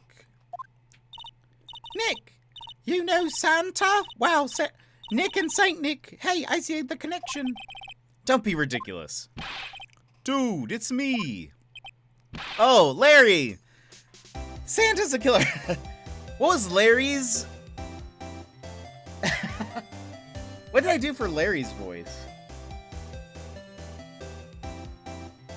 I don't remember at all. That was case 1. Larry, what did you sound like? I have zero recollection. I like this music, by the way. I honestly can't remember either. Let's see how he talks again, and maybe he'll come to me. Larry, what are you doing here? Didn't I do something like... No, it wasn't like my nerdy voice. Which all of you guys are like, there's differences in your voices.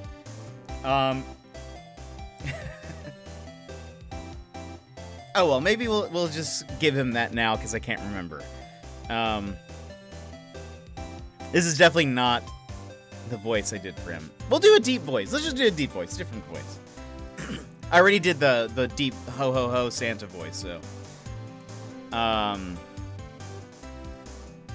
But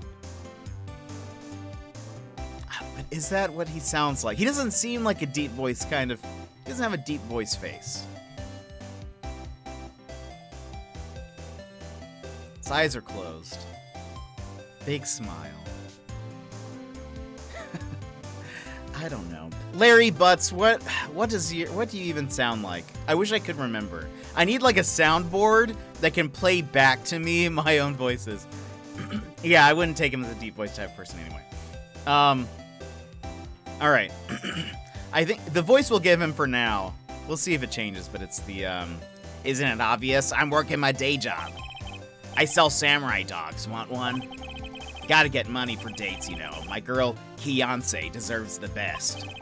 Kiance? Not another model, I hope. Oh, Kiance's fine. A fine woman, Nick. It was her idea that I wear this costume. She was all, you go, girlfriend, you know?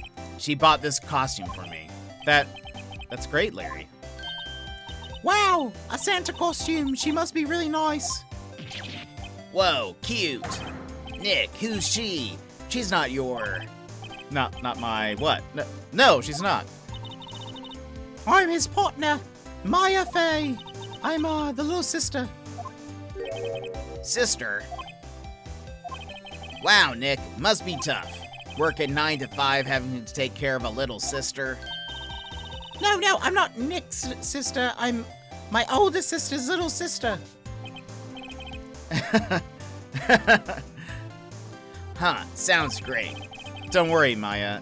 He's not listening. Hey, Larry. There was a murder here last night.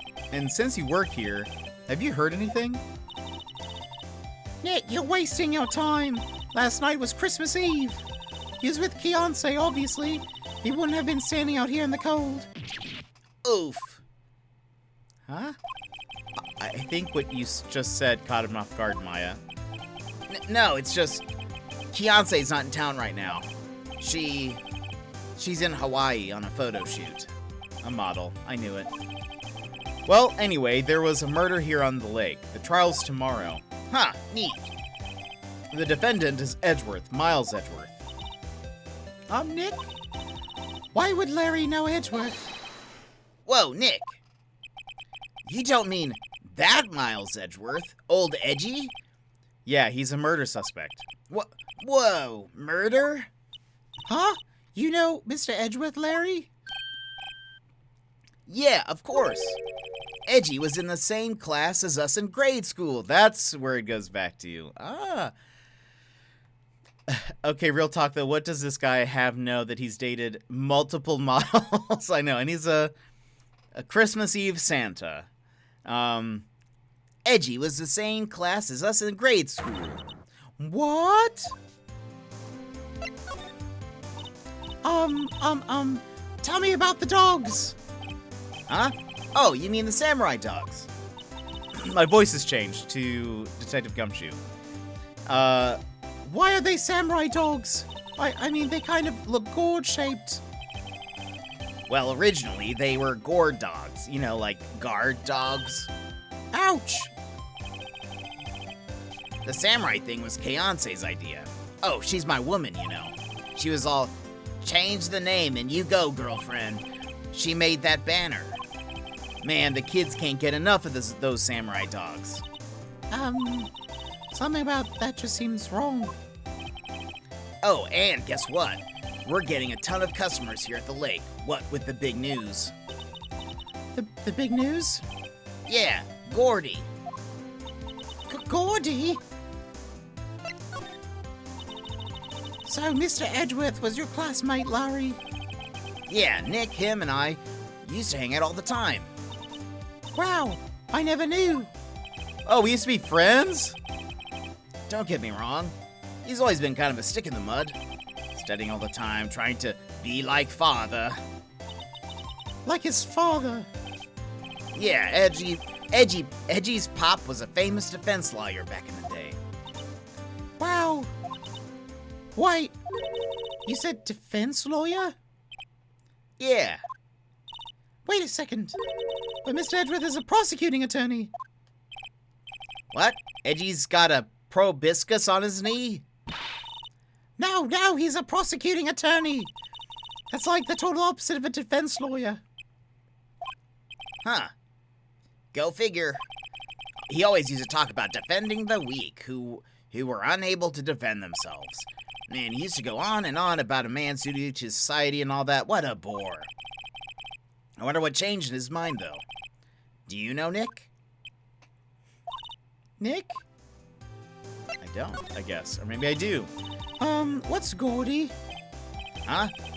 You mean you don't know? It's here, in this very lake. A giant, mysterious monster. Gordy. A monster? Yeah. Giant life form appears in Gourd Lake. Check it out. This is an article from yesterday's newspaper. There's a photo. Wow, that's really real. Oh, okay, we get a better shot of it. Nick, a monster. A real monster. Is this going to be connected with the case somehow?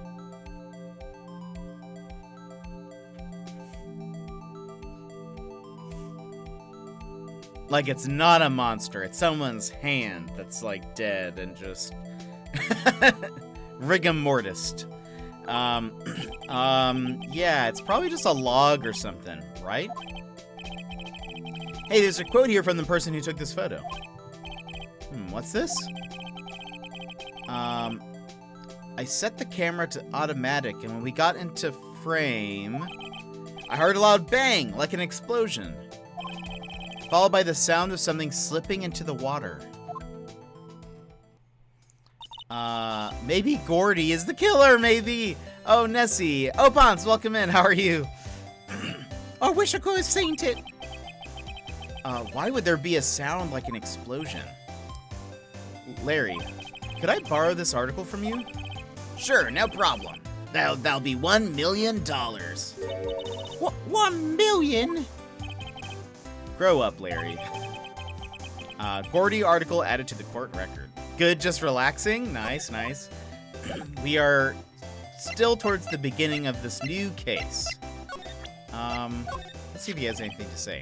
What's that? It's a camera. You take pictures with it. Huh? Larry, you mean you don't know what a camera is? Of course I know. Hey, you're looking at a bona fide junior high graduate.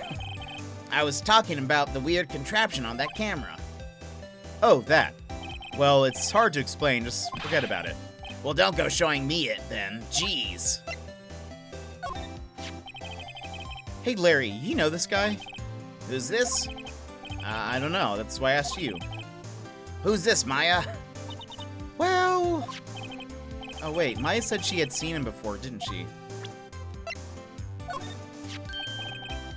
What's this?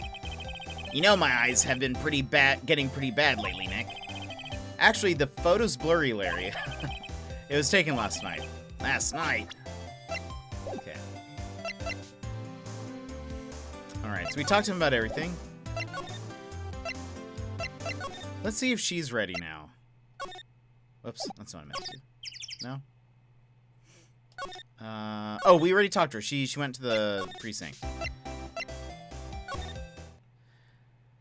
How's your Apex matches the other day? They were pretty good. We didn't win one, right?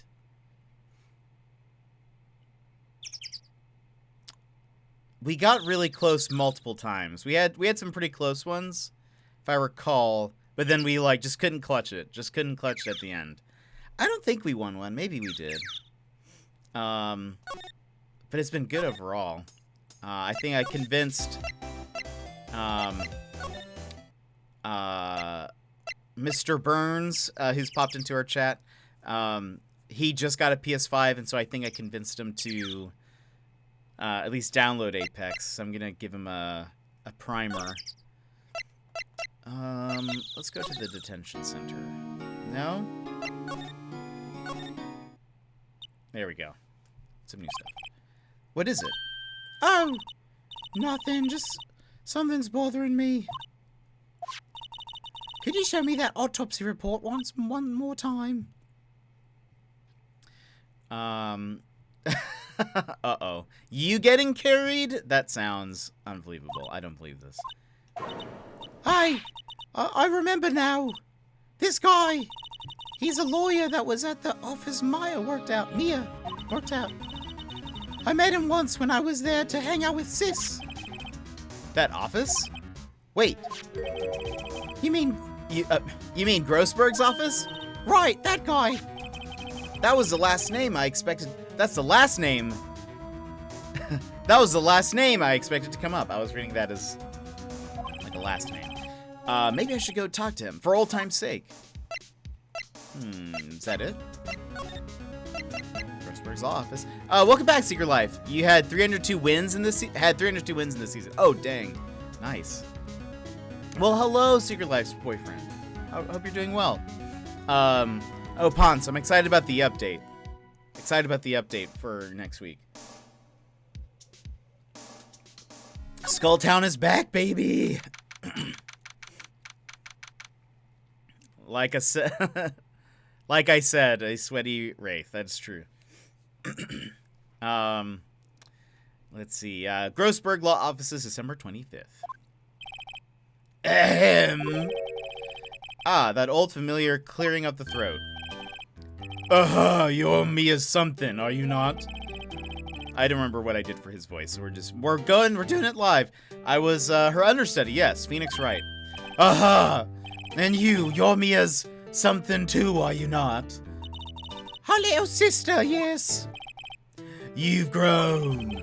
You've come to look a lot like your sister, you know. It takes me back. Ah, the days of my youth. Like the scent of fresh lemon, you see. Mr. Grossberg, sir? Ah, yes, I beg your pardon. Of course, you came here to discuss something. What is it then? Something the matter? What happened? There was a murder last night. A murder! You haven't heard? I, just got up, you see. Well, Miles Edgeworth shot someone with a pistol. Edgeworth? What? Who did he shoot? Well, the identity of the victim is still unknown. This is terrible news indeed. I guess he hadn't heard anything. Mr. Grossberg, what happened to that painting? Oh, yes. I do not think it shall ever be coming back home to this office. I can't exactly claim it as stolen. I suppose it's my just desserts. Old, bitter desserts. Okay, let's show him the autopsy report. Oh, Ponce. Yes, the train is back. I'm so excited for that. I can't wait for Tank to see some of that. Because he at least experienced Skulltown a little bit probably, but he did not experience the train. Loved the train. That was fun. It'll be fun. It'll be fun. A quick side story real quick. And I hope my friends aren't watching, but there was a while back when season 3, was that when World's Edge came out? Season 3 or 4, a friend of mine who I will say is he's much better at Apex than I. However, is a bit of a loot goblin. Just a teensy bit of a loot goblin. Typically gets everything. If you open up a bin near him, he'll take everything and then drop what he doesn't need. And there was this one day we were playing, and I'm usually like, I'll let him pick whatever and I'll take the scraps. Whatever, it's fine. But there was one day where he is being particularly loot goblin-y. And I think I had come across like multiple purple things and was like, yes. And then he would like come up behind me and take it. And then would drop whatever else and just kind of laugh or whatever. And I, at that point, had kind of had enough that day. So we were playing a game and we jumped on the train. And like in the middle part of the train, I had opened something and he came up behind me and took it all. I ran to the next bin.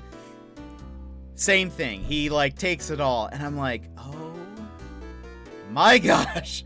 And so we get to the last bit of the train. Like the end of it, the caboose. And I open it up, and I see that there is something purple in it. And my immediate thought is, he's going to come and take this from me. And I was correct. He comes up and stands in front of the bin and, like, starts taking it. I go ahead and I melee punch him off of the train. And he flies off of the train. And I think he didn't get to take whatever item it was. But I punched him off of the train. He was so mad. So mad at me. And, like, didn't say anything. Like, he didn't say anything to me about it. But apparently, just through the grapevine of our friends, I heard that he was just so upset that I punched him off of that train. And, I mean, like, I could tell he was kind of frustrated and annoyed. I was like, I knew you were going to take that from me. Like, I knew you were going to try. Leave me something. That's the best thing I've heard. Well, what do you expect? Exactly. I had enough of all of my loot being taken. And, like, at least, if I'm getting to the bin first, like, at least let me have it. But granted, he is much better at Apex than me overall, but, like, I at least still want something for myself. Anyway, he took a big break from Apex. It wasn't because of me punching him off of the train. He took a big break, but he recently came back, and we hadn't played together in a really long time.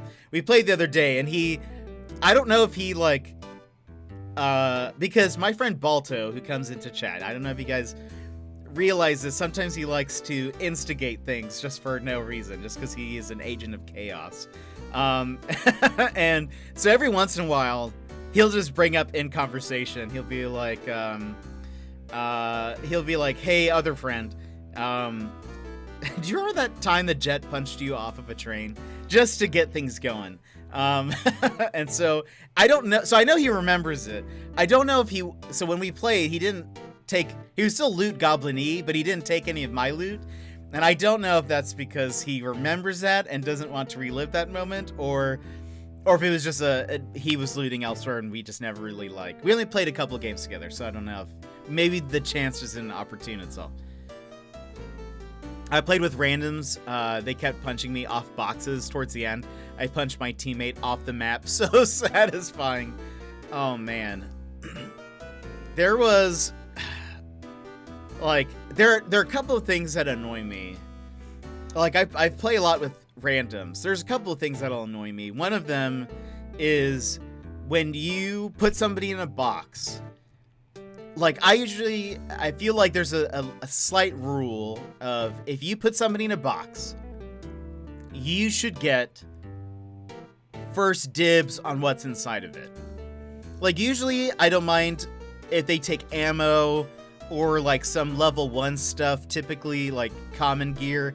But if there's, like, a body armor or some, like, higher tiered stuff, at least I feel like I should get, the credit. And usually I do the same thing if somebody else has the box, or put somebody in a box. I usually let them pick stuff first.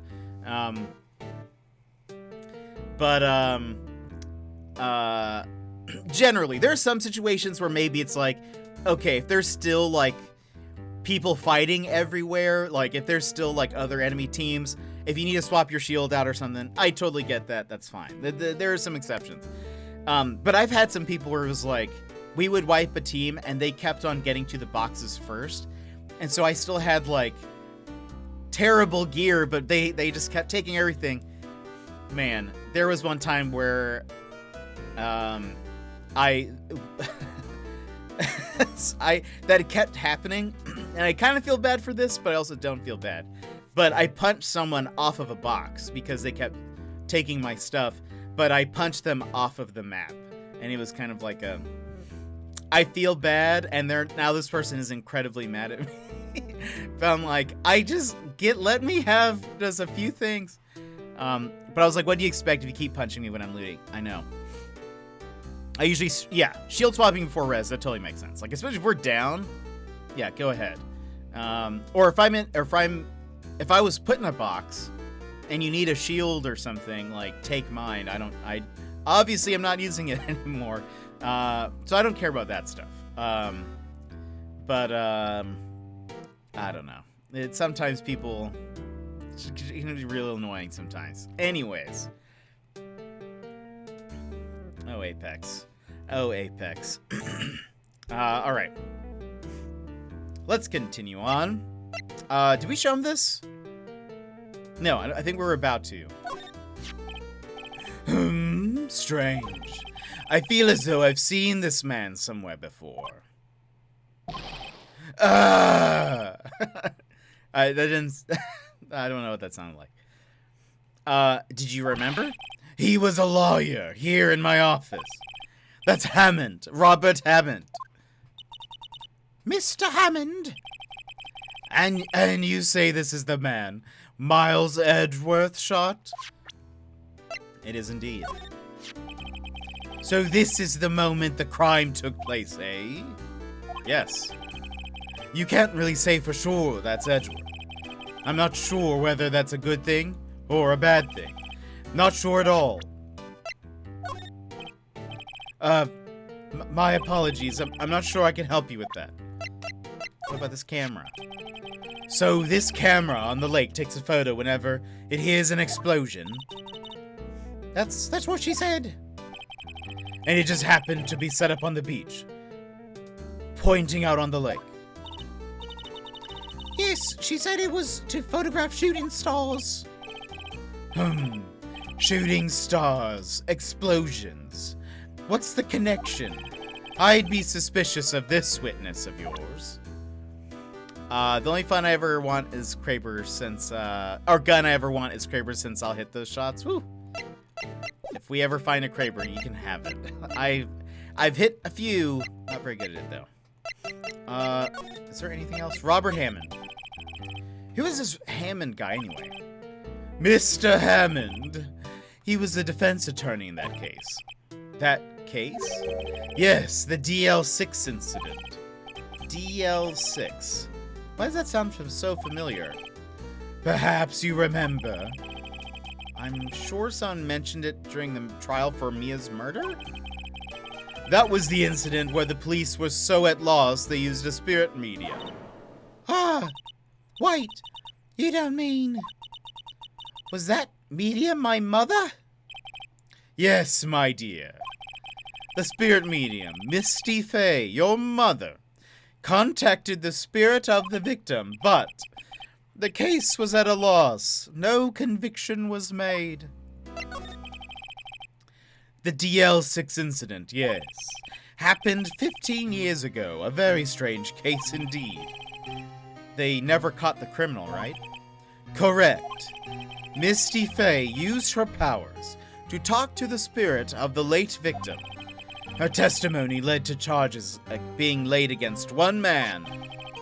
But Mr. Hammond won the case, and that suspect was declared innocent. And the police blamed my mother, calling her a fraud. You were the one who helped her out then, right, Mr. Grossberg? Yes, quite. Thank you. No, please, don't mention it. DL6. Something happened here. This isn't... I don't know. I don't trust this guy. Never thought I'd hear that name again. But wait! What does that case have anything to do with Mr. Edgeworth? It has everything to do with Mr. Edgeworth, my dear. The victim in the DL6 incident was none other than his father, Gregory Edgeworth. What? His father? If you want to know more, you should ask him yourself. Show him this. I'm sure he'll talk to you. Wait. This is a photograph of my mother.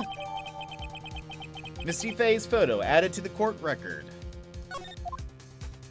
Oh, interesting. Wasn't that the other photograph on the desk, the other case? But we picked up the other photo. Anyway, interesting. What happens if we show him this? Misty Fay, mother of Mia and Maya Fay. Show this photograph to Miles Edgeworth. He'll have something to say to you then. Okay. Alrighty, Mr. Edgeworth. Ready for you. What's this? I was hoping you'd gotten my message the first time. Edgeworth, what about your defense? It's no concern of yours. Guess he hasn't found anyone yet. Can I ask you about the murder? Right. I'll ask you again. Just leave me alone. Please, try to understand. I'm not doing this to prove I'm tough or because I look down on you. I just don't want you anywhere near this case, understand? Why did you go to Gourd Lake? I have no intention of telling you. Nor apparently would you tell Detective Gumshoe. Detective Gumshoe was really worried about you. How about this? Haha! Edgeworth? It's only been a matter of hours since you last visited, yet you've made incredible progress in your investigation. I'll admit, I'm impressed, right? You're always single-minded in your work, though. Work. Once you start on something, you always see it through, don't you? About the DL6 incident. Right. DL6. I didn't want you to find out about it. Let me put something here. Boop, boop. There we go. That is why I refused your offer to defend me. I'm sorry if it sounded like I thought you weren't up to the job. I just wanted to keep you away from DL6. So, do you still think it would have been better for me to stay away? I don't know. But I see no point in hiding anything from you now. Haha! Very well. Ask whatever you like, and I will answer to the best of my abilities. Okay. The DL6 incident was when my father died. Oh. Right before my eyes. He was shot and killed. And I saw it all. My memories from that time are foggy. I suppose it's a self-defense mechanism. In any case, a suspect was arrested. A man. It's pretty clear he was the only one who could have killed my father. The spirit medium they used to talk to my late father said the same thing. It was an attorney by the name of Robert Hammond that cleared the suspect's name. And Hammond is the victim in the Gourd Lake murder? Correct. That spirit medium, that was my mom. What? You mean you're... It's strange. I thought that terrible incident was about to end, and now... this. About to end? The DL6 incident happened 15 years ago. 15 years ago, on December 28th. December 28th? The statute of limitations on the case runs out in 3 days. What? What? Nick, what does that mean? When a case's statute of limitations runs out, legally the case never happened. 3 days from now, DL6 will be closed forever. What happened to the suspect? The one who got off innocent?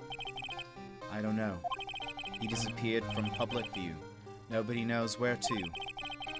If he's still alive, he'd be about 50 years old now. I guess he can understand why he'd go into hiding.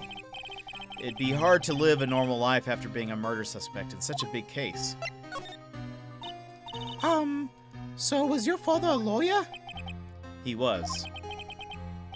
Gregory Edgeworth. He was quite famous at the time, apparently. So you were sort of trying to follow in his footsteps? I'd rather not talk about it. What's that? I'm not in the mood for idle banter, right? I'm sorry, I can't think of anything I want to say about that. Who would have thought there'd be a photo? Edgeworth, did you shoot him? What do you think, Wright? I don't think you're the kind to point a gun at anyone, no. So you didn't shoot him? No, I didn't. It wasn't me. Right. It pains me to ask you this now. I know. You want us to defend you. Yes. Will you? Of course we won't! No, just kidding. Who could have guessed this day would come? Not me. This is my chance to finally pay you back. Pay him back. Pay me back? For what? I don't remember ever doing anything for you. Never mind. I guess you don't really need to know. Huh? My letter of request. Please give it to Detective Gumshoe. Document proving Edgeworth's request for an attorney. Well, I guess we should. What's that? Earthquake? Nick, it's a big one. Wah! It's calming down. Whew. That was scary. That was random. What? Huh? Where's Edgeworth? There. He's on the floor in a ball shivering. I guess he doesn't do so well with earthquakes. I've heard of running, but curling up in a ball? Well, I guess we're done. Miss Edgeworth doesn't seem like he's going to stand up anytime soon. Let's go, Nick. Right. We have to give Edgeworth's letter of request to Detective Gumshoe. What? Wait, that seems so random. What?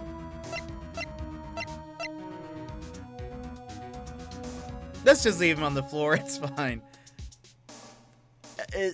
Is there gonna be more to that? Like, I mean, you don't tell me. I feel like there has to be more to that. Than just, it's a random earthquake and then that's it? I don't know. Is Gordy really an earthquake machine? That's fair. Hey, what's going on here? Eek! What's wrong, Detective? This wild lady comes in here just a while ago. Says she came to talk to y'all after hearing what Mr. Wright had to say. What's this about, pal? Lot of heart. Why are you going around finding more witnesses? You want to give Mr. Edgeworth a death sentence, pal? No, not at all. By the way, Detective Gumshoe's idle animation, like, makes me breathe faster. It gives me anxiety. I don't know. It just seems like he's breathing really hard. He always looks a little winded. Okay, that makes sense. Okay. Just, I mean, she did see something. There's nothing I can do about that. I can't go around covering up evidence. He's a very energetic person. Maybe energetic isn't the right word. That's fair. You trying to say something about the way I do my job? No, sir. So, what did Mrs. Hart say? She says she saw Mr. Edgeworth fire the pistol. What? She even had a photograph to prove it. Right, I saw it too. But you really can't tell from the photo who it is shooting. That's why she said she's going to enlarge the photograph. She said it'll drop the quality a mite, but should let us see who's who. She can do that? Okay, so there's going to be an enlarged photograph that shows Edgeworth in the act. Great. Just great. The thing is, it doesn't quite work like that. It doesn't quite work like that. In any case, she's going to be the one testifying tomorrow. Huh? What happened to the other witness? Well, apparently there was a cancellation. A cancellation? Can you do that? Tomorrow's trial. I'm afraid tomorrow's going to be life or death for poor Edgeworth. We got a witness who says she saw the very moment of the murder. And we got a photo taken when the shot rang out. I'd say that sounds like a pretty unwinnable case. But wait. Excuse me. But wait. What did Mia used to say? If he's innocent, there's got to be something I've overlooked. It sounds like Mr. Edgeworth is going to ask the state to assign a public defender. I was just asked to file the paperwork. But you still got time, pal. Go talk to him again for me, please. You have to convince him. You have to make him let you defend him. Please! I know you're the only one who can do it, pal. You're the only one who can save Mr. Edgeworth. Well, looky here, buddy. Got something for you. Look what I got. Hey, you did it, pal. Glad I waited till the last minute to file those papers. I'll rip them up and start new ones for you. Thanks, Detective. Well, see you in court tomorrow, then. Good luck, pal. Hey! You guys feel that earthquake a little while back? I was worried. Worried? We're fine. I've lived out here my whole life. Pretty used to them by now. Oh, I wasn't worried about you two. I was worried about Mr. Edgeworth. Oh, right. Oh, right. He did seem to overreact a little, now that you mention it. Yeah, well, I'm not surprised. It was a pretty big quake. I'm going to go check on him. You two go eat and get your rest for tomorrow's trial. Later. I wonder what it is with Mr. Edgeworth and earthquakes. I wonder. He was never that scared of them when he was in school. Then again, I only really got to know him in 4th grade. He transferred to another school after that. I wonder what happened to Edgeworth. Peculiar. Real peculiar. As Maya would say. We're going to save our progress. I'm going to blow my nose real quick and be back. If you would like to get some water or just stand up and stretch those fingies, I'm going to blow my nose, maybe grab some water, and then come back. So we will be back in a flash.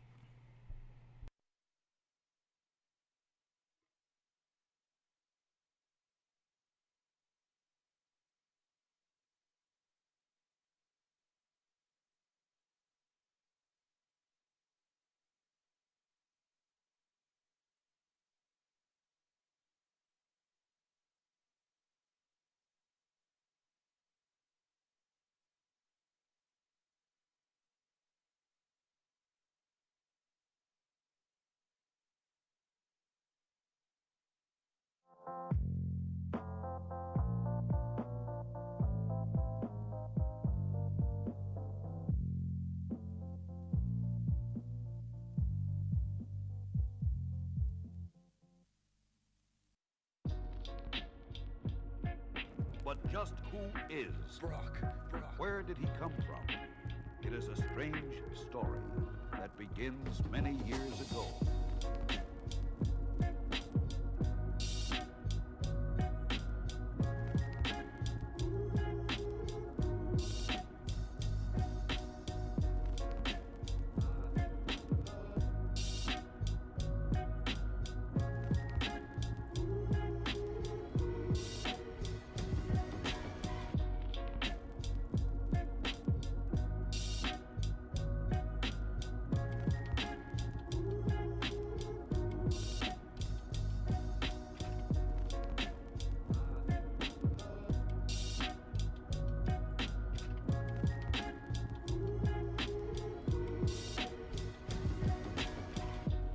Find out together. The most powerful underground espionage agent in the Western Hemisphere. I've been trying to get my hands on him for years. What's his next move? But since you ask, I'll give it to you straight.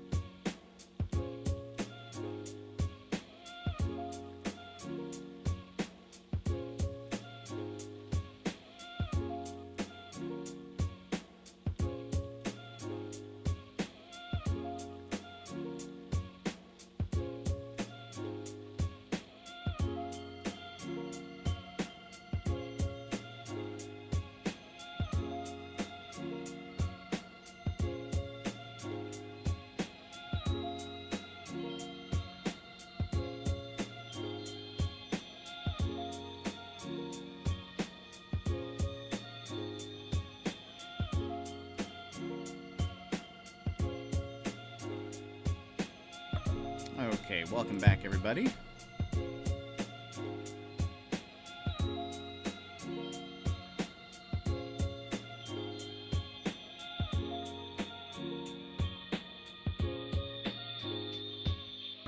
Hello, Dogman Joe. How's it going?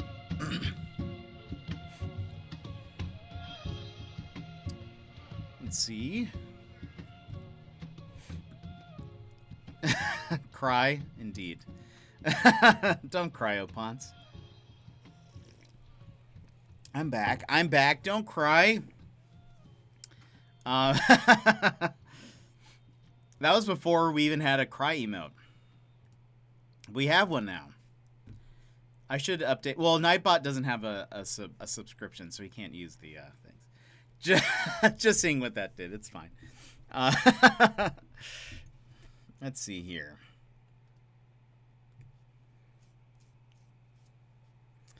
All right.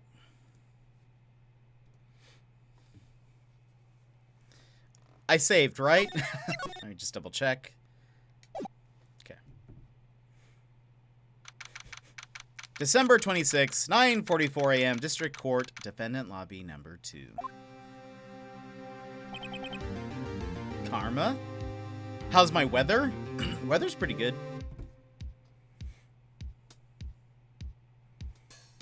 High 59, low 50, cloudy. Looks like it's going to be raining here shortly. But not for long. It's overcast.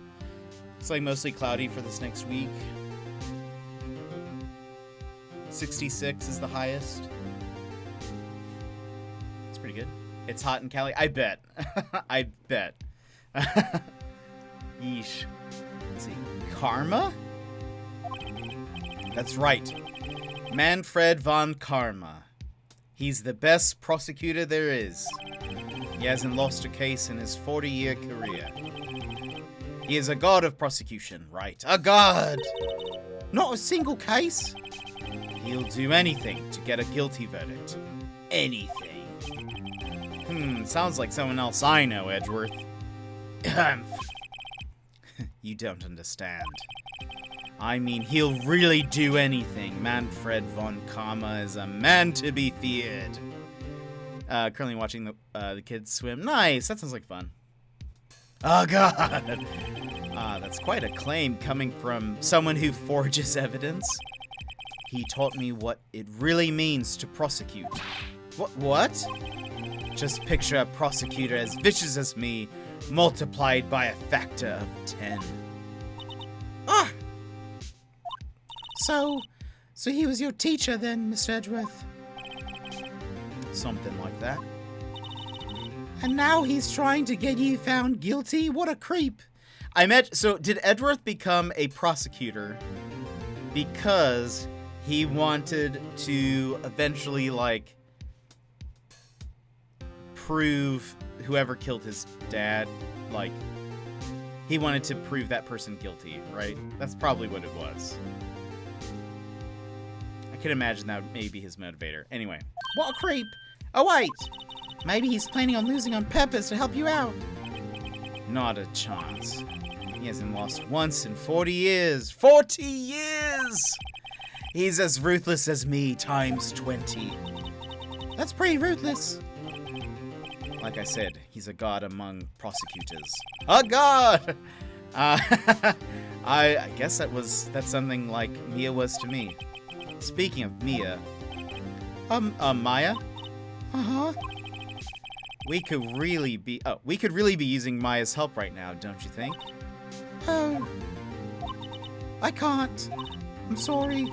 I really tried, but I couldn't reach. You couldn't reach? I think it's because I haven't been training. My powers are weak again. Oh man, what bad timing. I'm really sorry. I'll try my best. I hope so. What are you whispering about? Oh, it's nothing. Well, it's time. Let's head in. December 26, 10 a.m. District Court. Courtroom number 3. Oh. Court is now in session for the trial of Miles Edgeworth. The defense is ready, Your Honor. Karma? Oh my gosh. I can see where Edgeworth gets his vibe from now. Mr. Von Karma, is the prosecution ready? What should I do for him? It should be maybe a deeper British voice. Is all I can imagine. Fool. You seriously think that I would stand here were I not completely prepared? Right. My apologies. He's even got the judge scared. Very, very derp.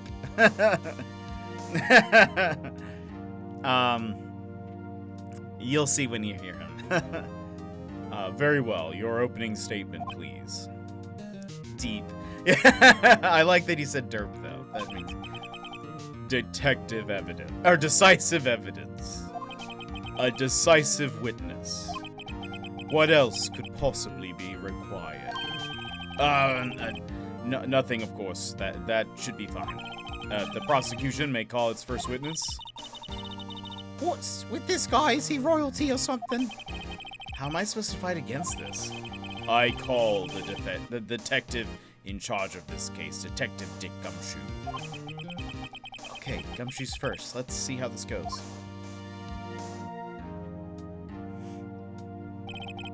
Describe the incident. Yes, sir. Detective Gumshoe looks nervous. Please look at this map. The murder happened late Christmas Eve, around midnight. There was one boat in the very middle of the lake. There were 2 men on the boat. Now, there happened to be a woman camping here on the edge of the lake. At 12:10 a.m., she heard 2 pistol shots. Then the boat started to move. 2 pistol shots? Interesting. Then the boat started to move.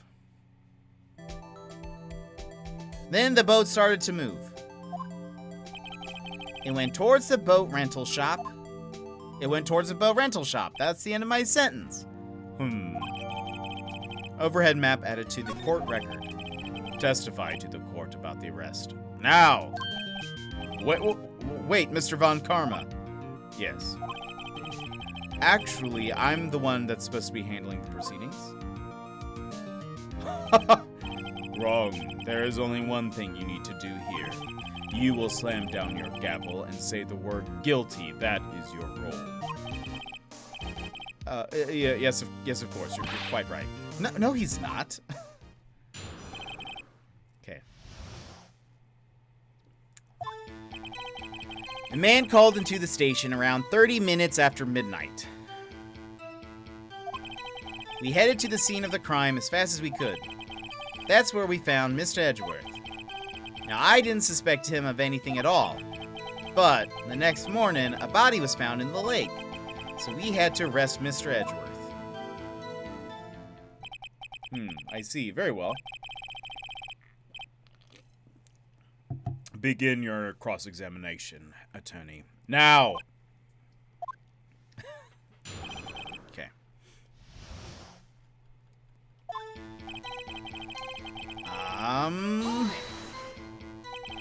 You received a call from a man? Yep. But you said there was a woman camping there. Why am I speaking with a British accent? She was the one who heard the 2 gunshots, right? That woman and the man who called in the report are 2 different people, obviously. Different people? There were 2 witnesses. Their testimonies were quite similar, however. Today I've summoned the woman who was camping. The woman who was camping. Lot of heart. What happened next, detective? What happened to the man, though? We headed to the scene of the crime as fast as we could. Let's just press him and see what happens. How long was it between receiving the report and your arrival at the lake? Well, I'd say about 3 minutes. That's pretty fast. Our motto for the month is, get there quick. Detective, you will refrain from casually relieving department secrets. Yes, sir. Sorry, sir. I look forward to your next year's salary review. So much to look forward to these days. This is not the time for dejected daydreaming. Continue. Yes, sir. That's where we found Mr. Edgeworth. What was Mr. Edgeworth like when you saw him then? Well, from what I saw, he looked pretty relaxed. Not like a murderer at all, really. Detective, the court requires the facts, not your opinion. How many years have you been on the force? Facts only, detective. Hard, cold, objective facts. Yes, sir. Man, he's got his share of objections. Now I didn't suspect him of anything at all. Why didn't you think he was suspicious? You should know. We have a deep, trusting relationship with the prosecutors. Detective, the court isn't interested in your musings. Deep, trusting, poppycock. I've never heard so many flippant comments from an active detective on the force. Detective Gumshoe doesn't look so good. Continue now. But the next morning, the body was found in the lake. Did you find any clues on the body? A single bullet was recovered from the body. He was shot through the heart fatally. Judge, here's the bullet. It didn't strike bone, so its shape is well preserved. Very well, the court accepts this bullet into evidence. Found in the victim's body, fired from a .22 caliber pistol. So we had to arrest Mr. Edgeworth. Why is that? Well, we found the murder weapon in the boat. The murder weapon. A pistol. Detective Gumshoe, that is a vital piece of information. Please revise your testimony. Right, sorry, Your Honor. The murder weapon we found in the boat was decisive evidence. Nick, doesn't it seem like Detective Gumshoe is being a little vague? I bet Von Karma's feeding him lines. His testimony probably filled with landmines, just waiting for me to press. Oh. That was me. What do we do? Grit our teeth and press, I guess. What else can we do? Well said, Nick. You're the man. Let's say...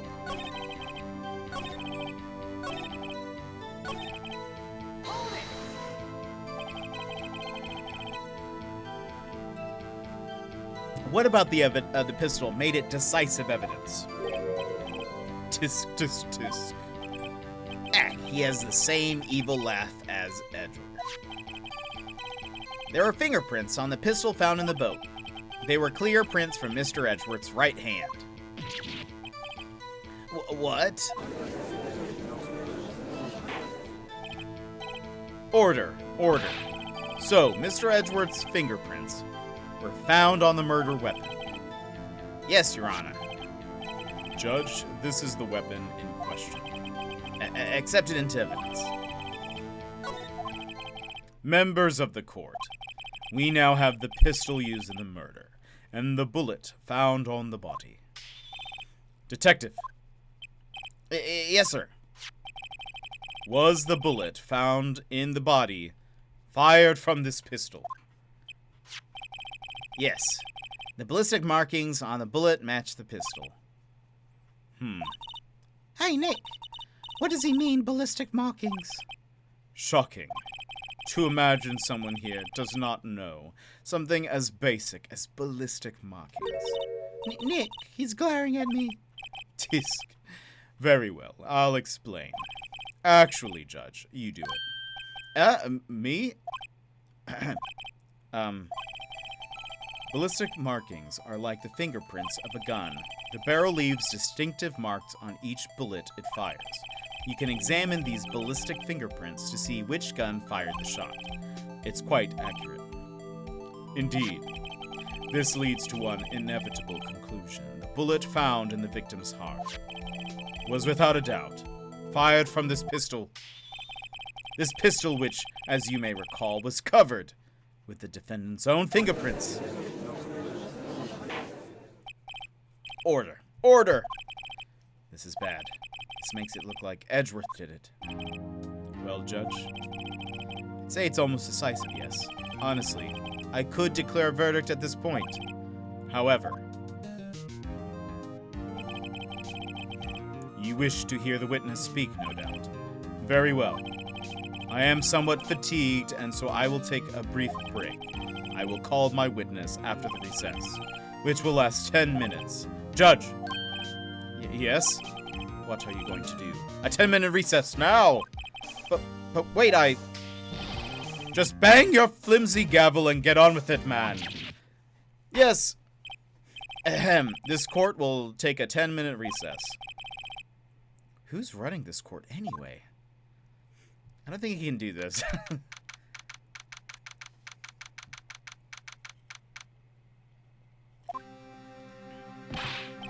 Edgeworth, what's going on here?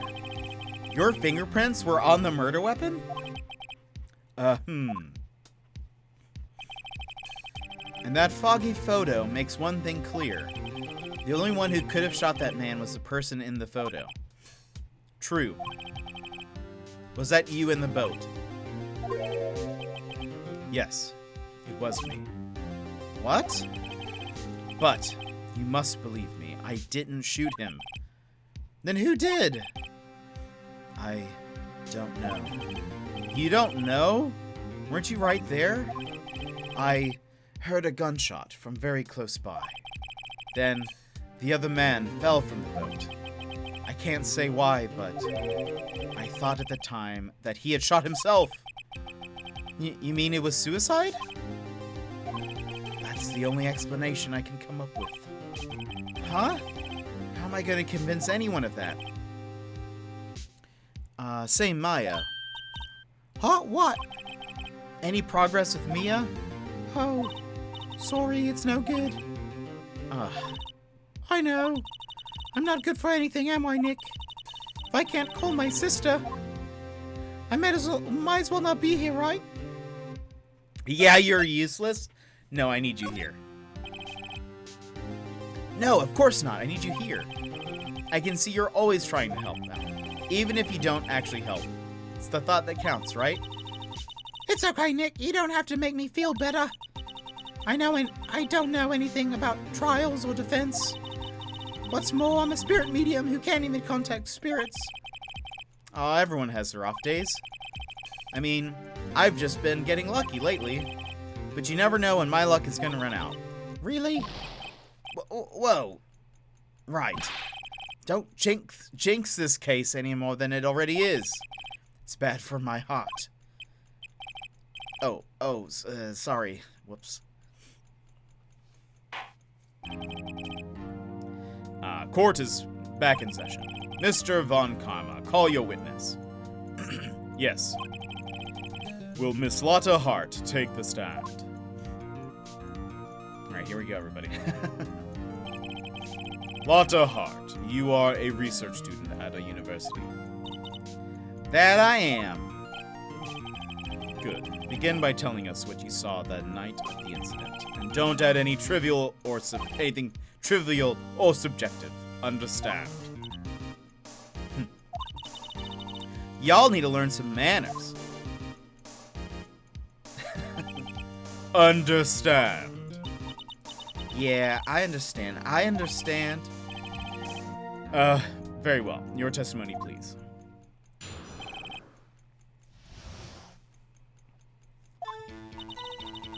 It was Christmas Eve, just after midnight, I reckon. I was in my car. I heard this bang come up from the lake. When I looked out the window, I saw two gents in a boat. Then there was another bang. There wasn't nary a thing on the lake but the boat.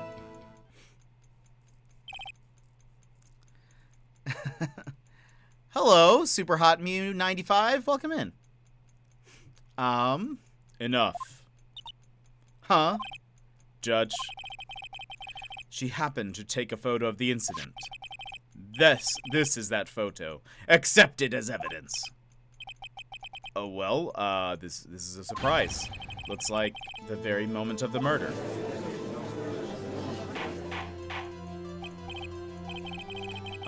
Order. I will remove people from this court if I do not have order immediately.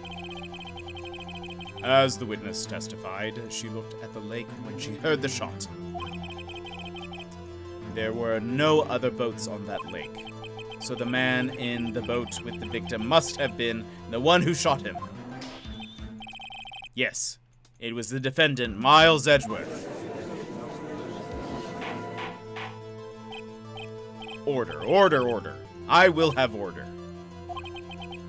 Well, Judge. The evidence is decisive. I have very little doubt about this case. Very well, this court finds the defendant. Objection! Wait, Your Honor. I haven't cross-examined the witness yet. A cross-examination. We have the photographic proof. What question can there possibly be? This photo is worth 1,000 words, and they all read guilty. You lose. Or do you claim to have found a contradiction in her testimony? Very well, if you have to, you may cross-examine the witness. You will only flounder and ask meaningless questions. You will fail to find anything.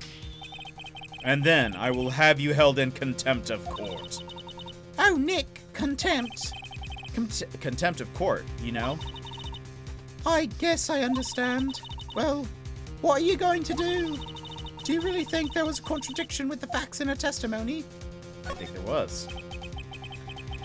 I think I noticed one little thing. Wow, I'm impressed, Nick. I didn't notice anything. Right, let's take him on. Yeah, got a bad feeling about this. I understand.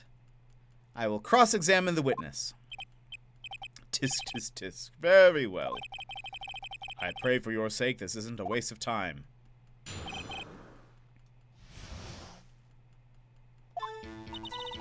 Okay. Just after midnight, that is correct. I was in my car. Why were you camping there anyway? Oh, Ponce, you have a good one. Thanks so much for stopping by. I'm a research student at my university. I was taking pictures to use in my research. What research? This all sounds suspicious. Mrs. Hart, could you be more specific about your research? I hate this guy. I hate his head shake and then the... No. What does the witness's motive in camping by the lake have to do with this case? The answer is nothing. I object to this line of questioning. Objection sustained. What? Wait now. I'm the one who says that. Well then, say it already. Objection sustained. Thanks for nothing, Your Honor. I heard this bang come up from the lake. When I looked out the window...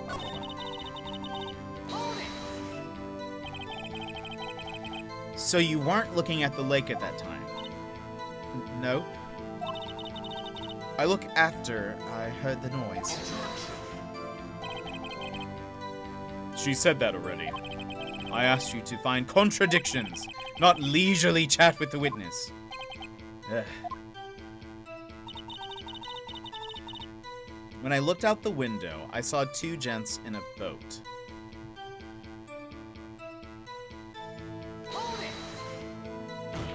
Let's get as much info as we can. Could you clearly see the two men? Just look at the picture. Clear enough for you. Uh-oh. Wait a second. I wasn't asking you about the photo. I was asking if you saw the two men. Yeah, well, of course. The witness has testified that she saw them. There's also a photo. You'd best look elsewhere for your precious contradictions. He jumped in quick. He's hiding something. Then there was another bang. Were you watching the very moment the shot rang out? Well, yeah, sure. You're asking meaningless questions. Meaningless! Contradictions, Mr. Wright, not meaningless babble. Von Karma, I think I hate you. He's trying to keep me from talking to the witness. To what end? There wasn't nary a thing on the lake, but that boat. I want to try something.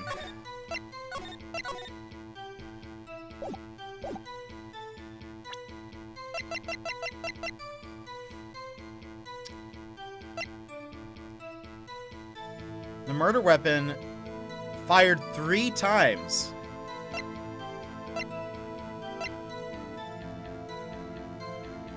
But only 1 bullet was found?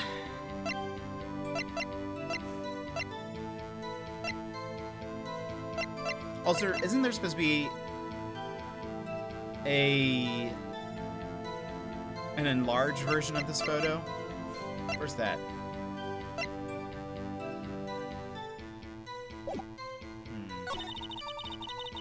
Let's see what she says to this first before we... Are you sure about that? Yeah, sure as a country gal can be. That sounds pretty sure. How come you're so sure? Well, heck, I scanned the whole lake. Scanned the whole lake? It's almost like she was more interested in the lake than the boat. Mrs. Hart, you... Mr. Wright, the witness has answered the question in full. No need to for further questions. Objection sustained. That's what I'm... Sustained! Yes, of course. Oh, great. Enough. I think we've heard all we need to hear, Mr. Wright. It seems you are unable to find a contradiction in the testimony worth noting. But Your Honor... You keep your promise. Mr. Wright, I'm afraid that I will have to penalize any further outbursts by holding you in contempt of court. And if that happens, you'll have to leave the courtroom immediately. Understood? Uh-huh. Nick! Walter's testimony is fishy, Nick. Real fishy. I know what you mean. But if I can't say anything, what can I do? I believe we've covered the evidence sufficiently to make a decision. Then pass your judgment already. Very well. Mr. Miles Edgeworth, please take the stand. Hold it! Who was that? It was me! Maya. Is something wrong? That's not his voice. Is something wrong? Do you need to use the facilities? No, I do not. Walter Hart, your testimony stinks. It's unclear whether you were actually looking at the lake. It's highly doubtful that you actually saw Mr. Edgeworth. Tell us the truth. This is a matter of life or death. Walter, did you really clearly see Mr. Edgeworth that night? Did you see him fire that pistol? You will stand down. The court does not acknowledge the defense's outburst. Answer me, Walter. What's the big idea? Treating me like some kind of criminal? I saw him. I swear it. I saw Edgeworth. Enough. Judge, declare the defense in contempt of court. Yes, of course. I'm sorry, but you were warned. Guard, escort Mr. Wright out of the courtroom. He is in contempt of court and must leave. No. No! Uh-oh. Wait! I was the one who made the outburst, Your Honor. Nick is innocent. Ha! What's the difference? All that remains is for the guilty verdict to be declared. Isn't that right, Mr. Phoenix Wright? Wrong! Wrong! What? Did you hear? I'm sorry. Did you hear what Mrs. Hart just said? She said she clearly saw Mr. Edgeworth. That was not in the testimony. That changes her testimony, and I have a right to cross-examine her again. Order, order, order. Order, order, order. You're in contempt of court. It's too late for wild claims. Judge, sustain my objection. I'm sorry, Mr. Von Karma. I cannot. What? Miss Lotterhart has made a new testimony. The defense does have a right to cross-examine her again. But he is in contempt of court. No, I am. If you're going to arrest someone, arrest me. Very well. Maya Fey, you will leave the courtroom immediately. Nick, I did what I could. You have to do the rest. Good luck. Maya. Peh. I care not for this melodrama. Listen well, Mr. Wright. I do not tolerate badgering of my witnesses. I'm running out of time. I better find a contradiction here, or else. Mr. Wright, begin your cross-examination.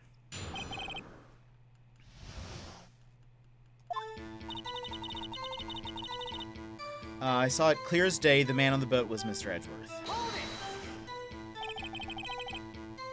Well, what about the other man?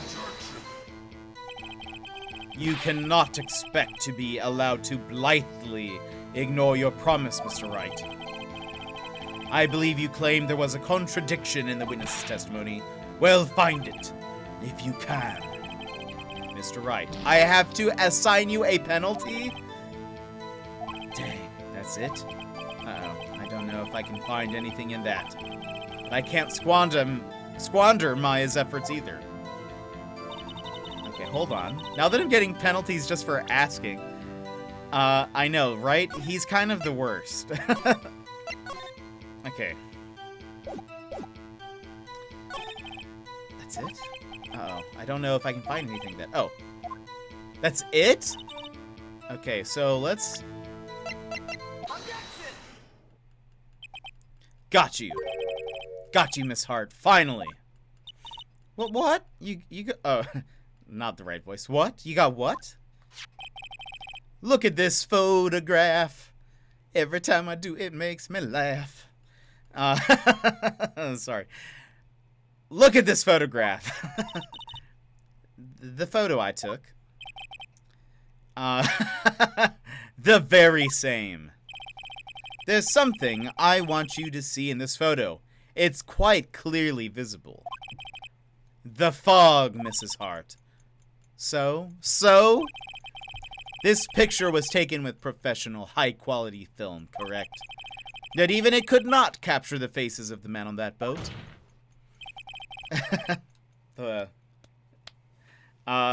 Yet you claim you saw Mr. Edgeworth. How? What?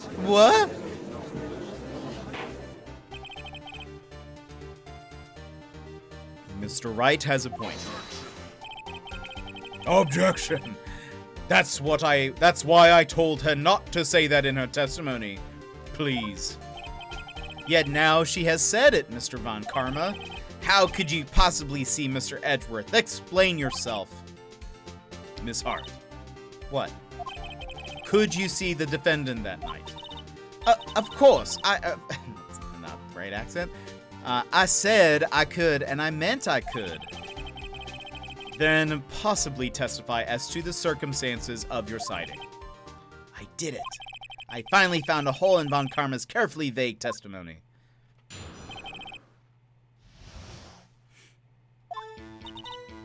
You're right. It was a cold night and the fog was thick as grits. So once I finished setting up my camera, I got back in my car. Still, I brought my binoculars with me. When I heard the noise out on the lake, I looked with my binoculars. See? No problem. You used binoculars. Very well. You may begin your cross-examination, Mr. Wright. This one better be good.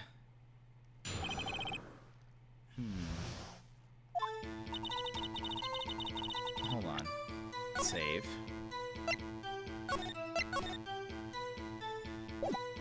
Also, you're right. It was a cold night and the mist was thick as grits. What are grits? So, how could you see Edgeworth? Oh, am I going to get points deducted? Probably.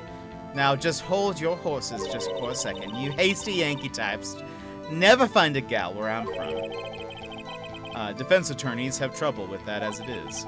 Nobody loves me.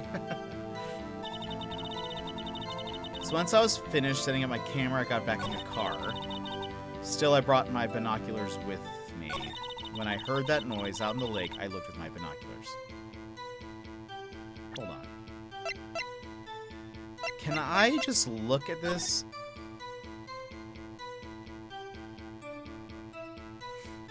The car isn't pointed towards the lake. Is that a clue? But it's just on the map, right? Huh.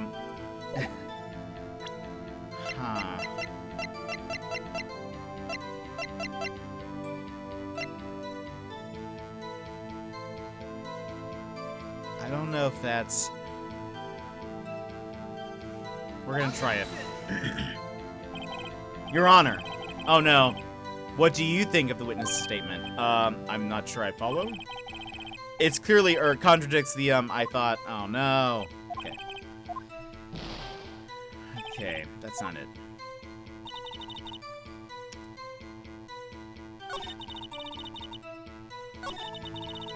Maybe I need to do this one with that same evidence?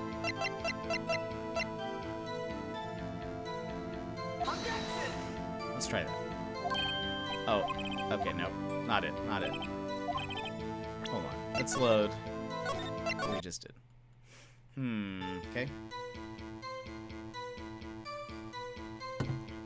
Maybe I need to press.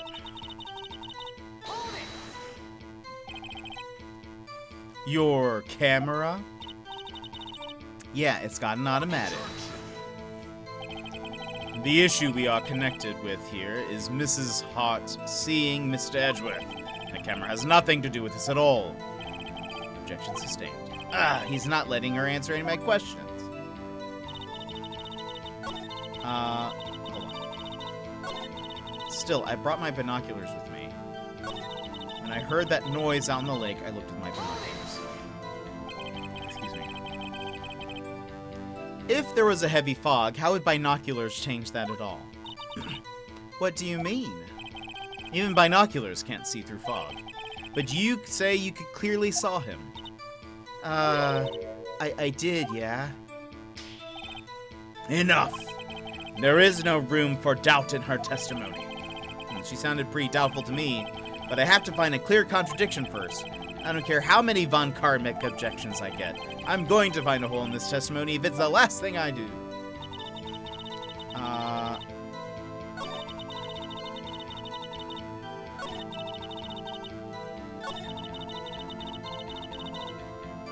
That's the end.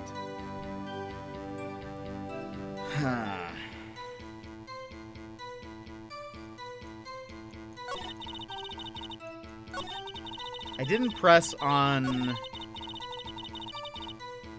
this, I don't think. Right?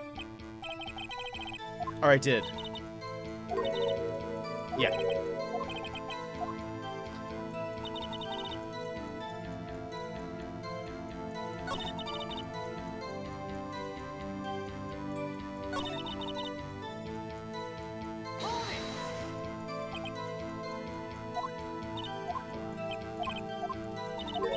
If I do the statement before.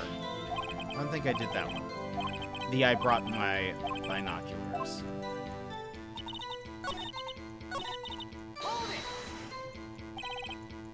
Binoculars. Yeah, binoculars. Yesterday, you mentioned that you were out looking for shooting stars, correct? Well, yeah. Wouldn't you need a telescope, not binoculars, for that? Ah! I've got doubts about your camera, too. Was that really to take pictures of meteor showers? The camera is irrelevant to this case. You can't say that for certain. Mr. Wright. Is the camera really relevant to this case? If you believe it is, you may continue with your line of questioning. But know this. If you find nothing with this, there will be consequences. Well, Mr. Wright, do you wish to press further about the camera? Let's press further. This is make it or break it time. The camera is of utmost importance, Your Honor. It is, perhaps, the key to this entire case. Therefore, I will continue my line of questioning. Wow, maybe I went a little overboard there. Very well. Miss Hart, you will testify to the court about the camera. Yeah, I hear ya. The camera was set up to take pictures of a meteor shower. Is that it? Let's press. Mrs. Hart, what made you choose that lake to photograph meteors? You know the fog gets thick on that lake. It's not very suited for stargazing. Yeah, well, you see, I guess I wasn't thinking too straight. Haha. Mr. Wright, I will not have you badgering my witness because of her challenged intellect. Now wait a minute. Continue your testimony. You were saying how it was that you saw... you were saying how it was that you saw Edgeworth. No unnecessary comments, please.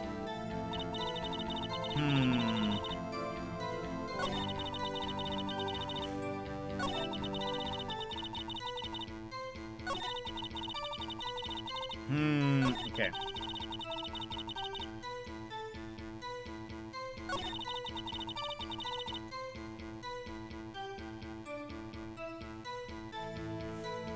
Let's, hold on, we're gonna save.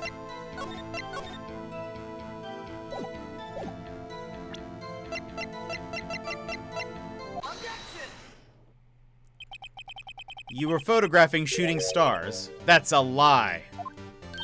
Inu! Wright has the old prosecutor's hairpiece sliding off his face. It's the best animation in this game. I don't know if I've seen that one. Says who?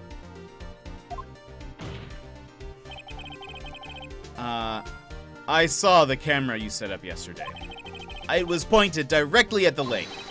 You have to point a camera upwards to take pictures of the stars. Everyone knows that. Oof! Mr. Wright, what are you driving at? The witness was not at the lake to photograph shooting stars, Your Honor. Well then, what exactly was she photographing? I mean... Your Honor, take a look at this. What was Miss Hart trying to photograph at the lake? Gordy? Or do we show them the lake photo?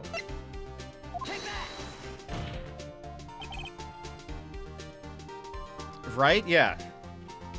Mrs. Hart. This is what you were trying to photograph. What's this? A newspaper article?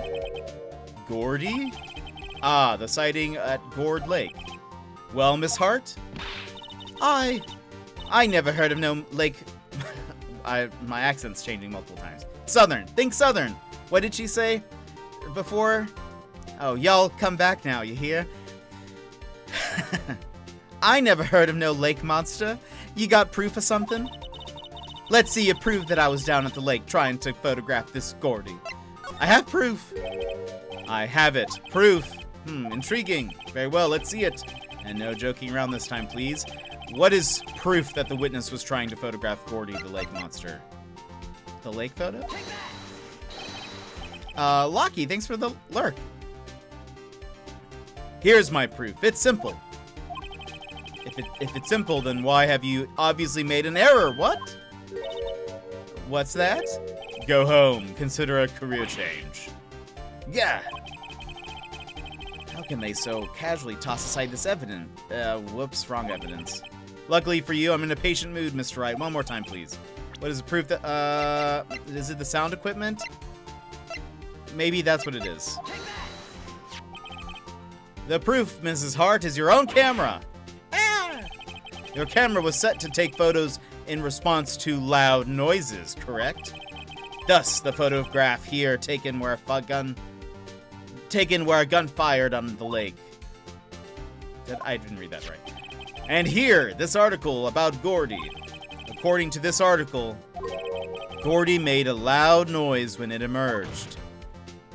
Well, you were trying to photograph Gordy, weren't you?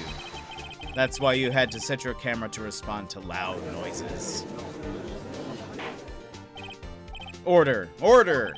I see. I too thought it was a little strange. Yeah, sure. Well, Mrs. Hart? You were camping there to try and take a photo of Gordy, weren't you? Yeah. Not bad. Are all y'all lawyers all that smart? So smart, boy. I was down there trying to photograph Gordy. You got me. So what? Huh? That don't change what I saw, does it? Exactly. What you just used several precious minutes of our time to prove is nothing more than that the witness is an idiot who thinks monsters exist. Hey! But as she so succinctly said, so what? It changes nothing.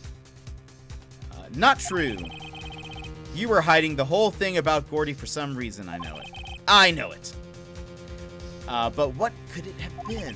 Whatever it is, I'm getting to the bottom of this. Miss Hart, why did you hide the fact that you were searching for Gordy from the court? Please revise your testimony. Right, fine, I'll testify. It won't change nothing, though. Something will change. It has to. And I'm going to spot it. Uh-oh, she's getting nervous. But that's good for us, probably. What? Actually, I'm not a research student at a university. Hold on, that's a big change.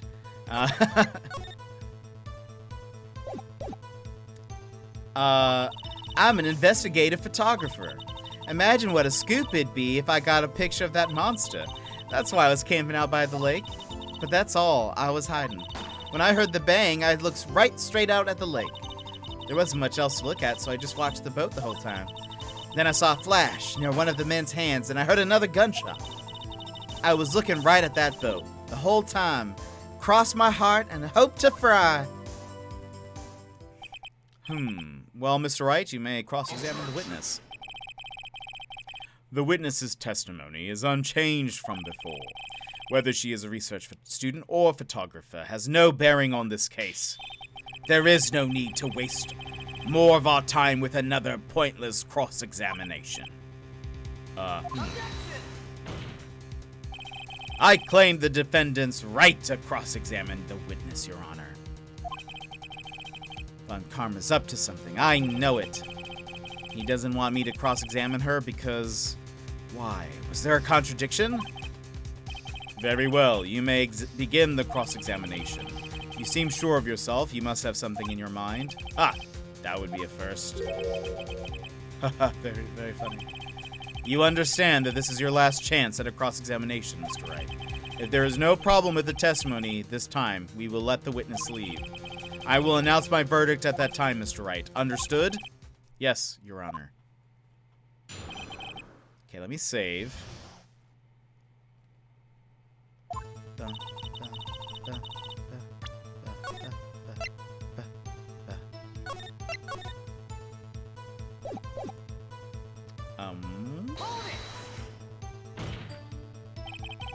Then what manner of person are you? I'm not sure I'm highfalutin enough to be called a manner of anything. I'm an investigative photographer. An investigative photographer? Yep. You get your photo and sell it to the press. It's that kind of business. Hey, I was taking pictures at my sister's graduation last year. And guess what? What? There was a UFO just hanging in the sky. A UFO? You know, an unidentified flying object, a UFO. That's when I had sort of a revelation. I knew I should become an investigative photographer. I see. Kind of a shaky basis for a career. Imagine what a scoop it'd be if I caught a picture of that monster. Is Gordy really all that newsworthy? Heck yeah, they even had him up on the TV. I'm not sure that appearing on the local news' Rumor of the Month segment qualifies. Last month's segment was Bigfoot sighted on Acorn Hill, I believe. Hey, they also had a picture of him in the newspaper. For real. Mr. Wright, this is one fight I do not believe you can win. Let's keep moving, shall we? Yes, Your Honor.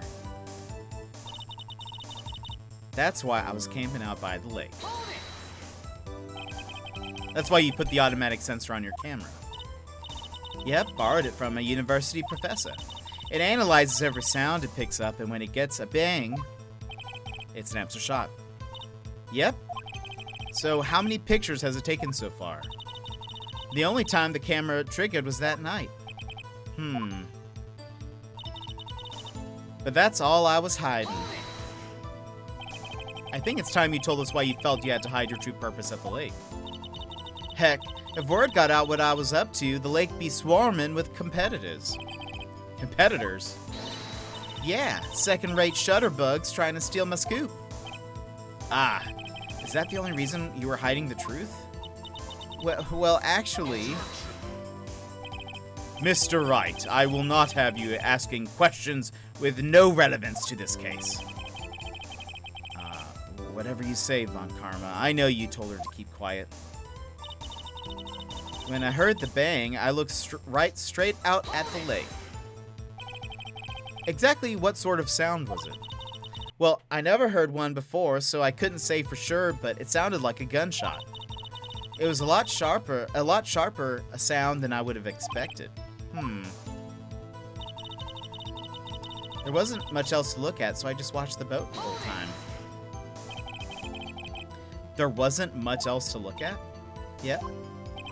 I don't know. If she heard a bang and she thought Gordy was out there, I kind of doubt she'd waste any time looking at a boat. What? What did I do now? What are you giving me that look for? Definitely suspicious. Maybe it's time for some evidence. Witness! Continue. Hold your hush puppies, Pops. I'm getting there. Then I saw a flash near one of the men's hands, and I heard another gunshot. Was there nothing on the lake but the boat at that time? Huh? Wait, so you're thinking maybe he was shot from some other place? I don't think so, nope. The lake was smooth as glass, and nobody was on the shore neither. I'd better find some sort of contradiction in this testimony. I won't be able to beat Von Karma any other way. There has to be something. Okay, so that's the end of that.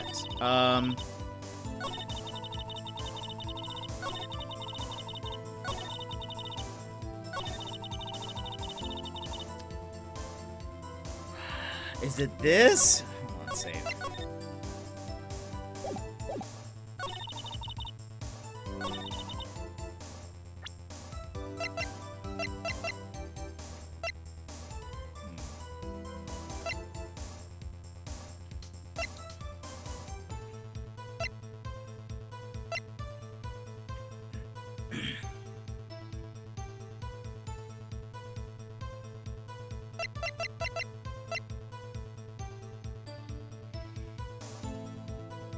So, okay. It isn't. It's foggy. And we've already talked to her about that. The one thing that I've got in my head is there was one bullet shot to the heart, and they recovered this bullet. The pistol apparently has been fired 3 times. But she said she only heard 2... She heard 2 bangs. Which I don't know if that was like...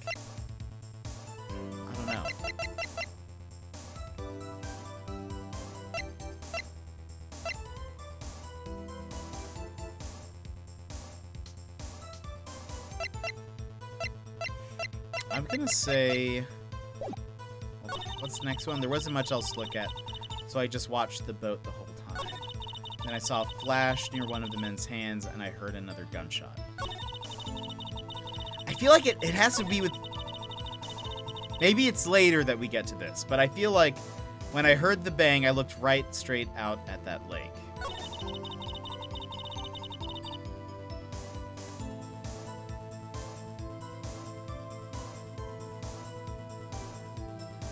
So I just watched the boat the whole time. Then I saw a flash.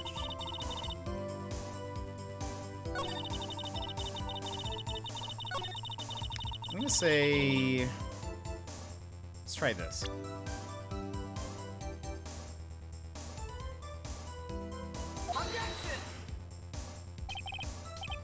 Nope. Okay. Not that.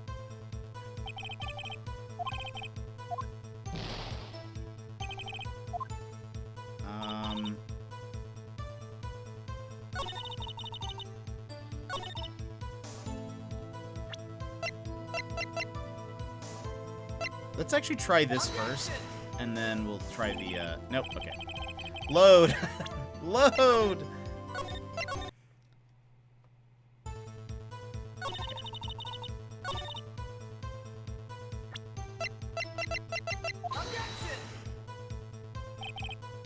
Nope.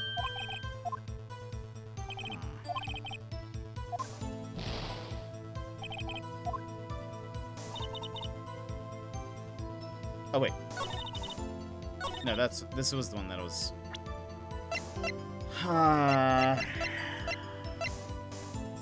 Maybe it's the gun? Nope.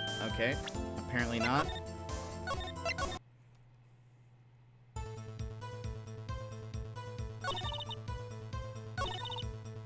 When I heard the bang, I looked right straight out at that lake. There wasn't much else to look at, so I watched that boat the whole time. Then I saw a flash near one of the men's hands, and I heard another gunshot.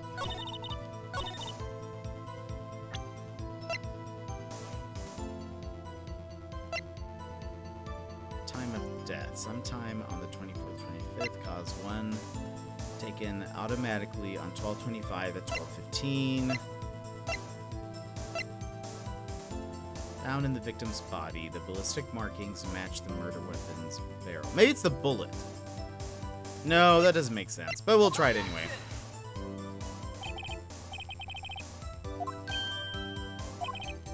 Okay.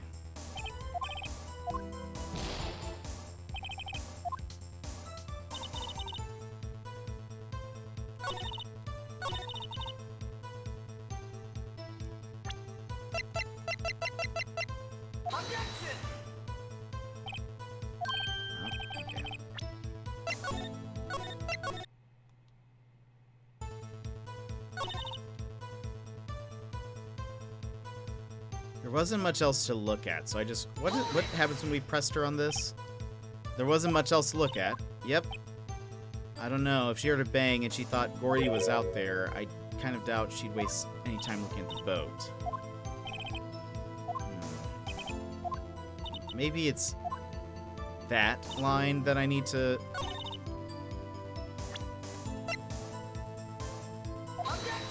Let's try objecting to this. Nope.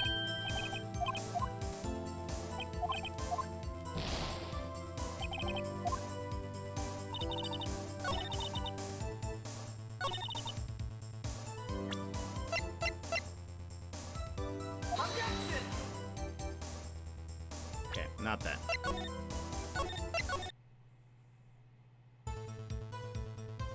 When I heard the bang... Hold on, let's start from the beginning.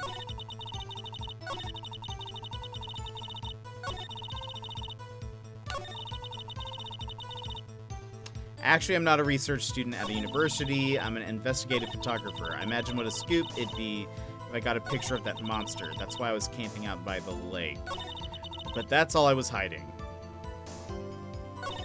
When I heard the bang, I looked right straight out at that lake. There wasn't much else to look at, so I just watched that boat the whole time.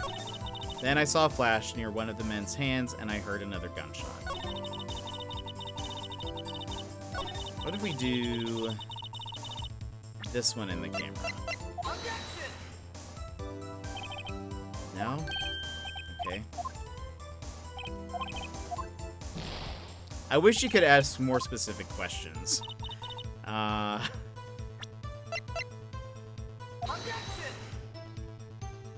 Nope, okay.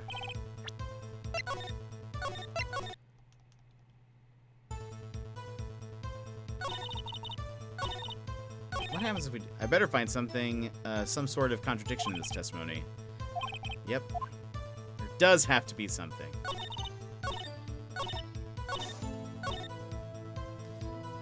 When I heard the bang, I looked right straight out at the lake.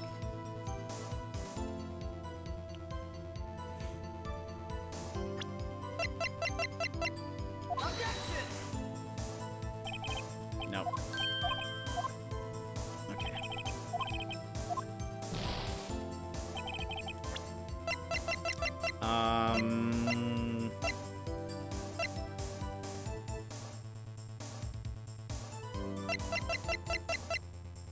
Did I already try this? I think I did.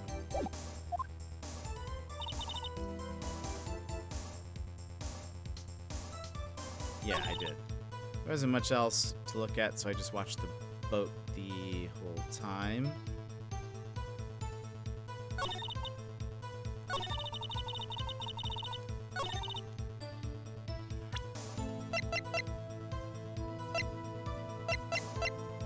I think it has. Hold on.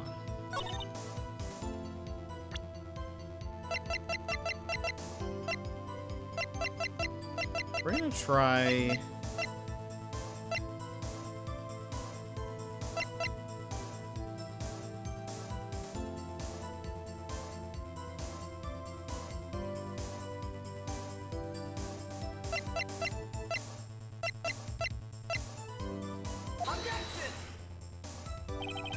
No.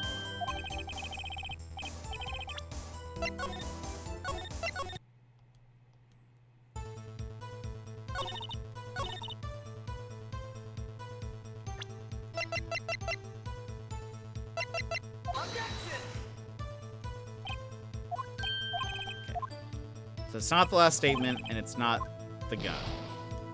Let's try the last statement and the bullet. No. Okay. Whoops. Don't save. We're gonna try. Oh no.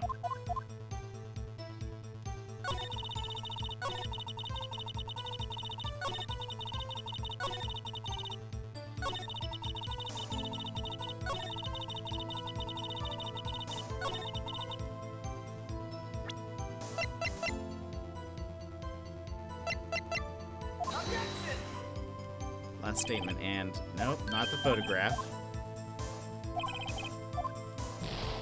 We'll try the last statement and the autopsy. Nope. Okay.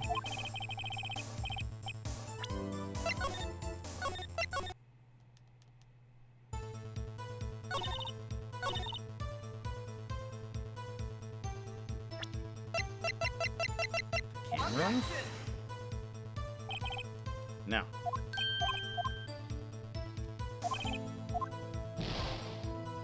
So, okay. Not the last statement, then. There wasn't much else to look at, so I just watched the boat the whole time. Start with the gun.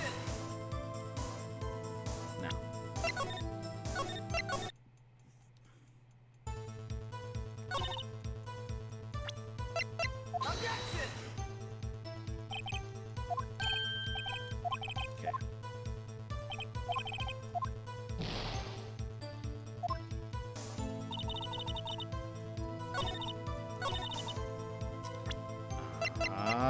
We'll do the photograph. No.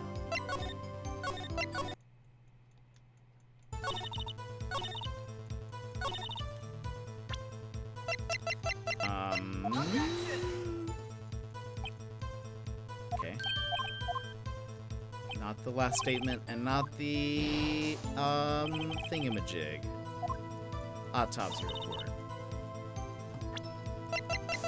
The camera? No. We'll figure it out. Don't you worry. Okay, that's...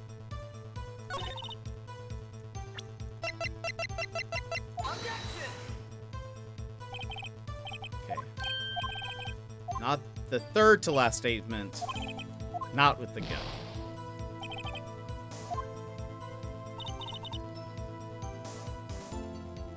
That's the statement, right? That we're doing. Yeah.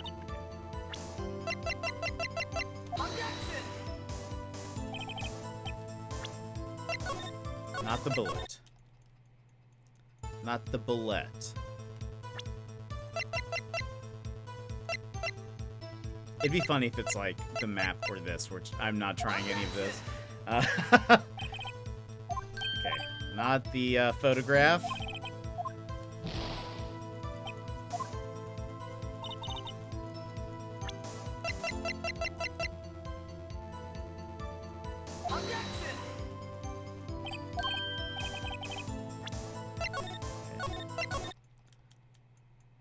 Not the autopsy. Whoops.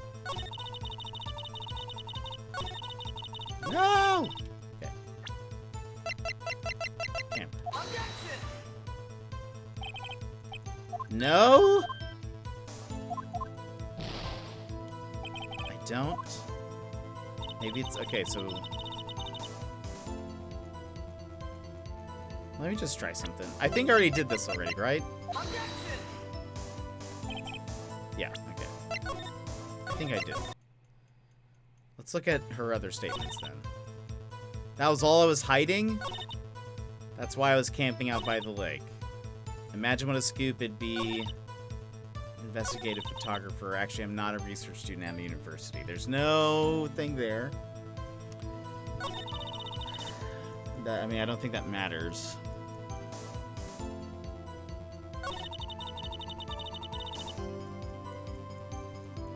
Imagine what a scoop it'd be if I got a picture of that monster. Don't think showing the newspaper here does anything. There's the... I mean, imagine what a scoop the murder would be.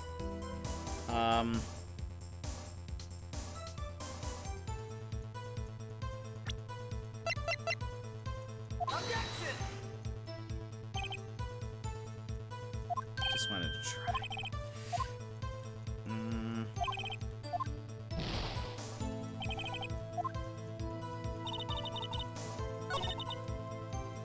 That's why I was camping out by the lake.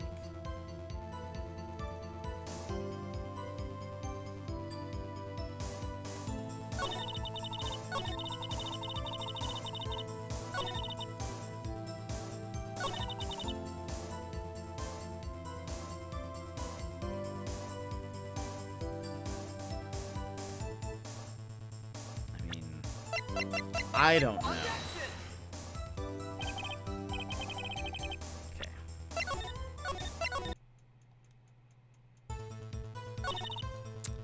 I feel like it has to be something with these last three statements, but I tried pretty much everything. The only things I didn't try were the newspaper and the map.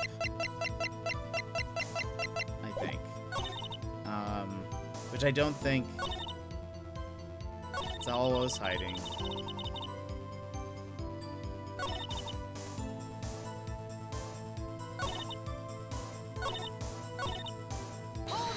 Whoops, that's not what I meant to do. Sounded like a gunshot. Sharper sound. We did this with the camera. Like, why didn't the camera...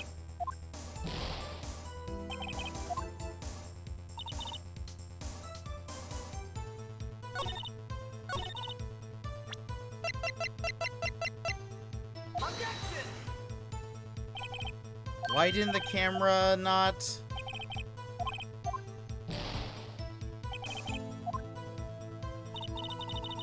Hold on. What happens if I fail? Is that what I'm supposed to... Can I fail? I'm just gonna fail. Let's see what happens.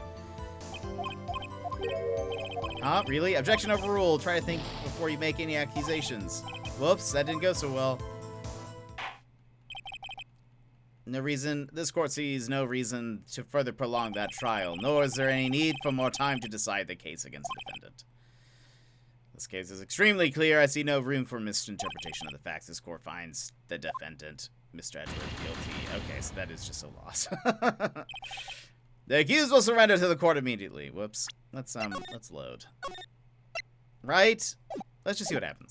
I'm curious. To be held pending trial at higher court within a month from today's date. That is all. This court is adjourned.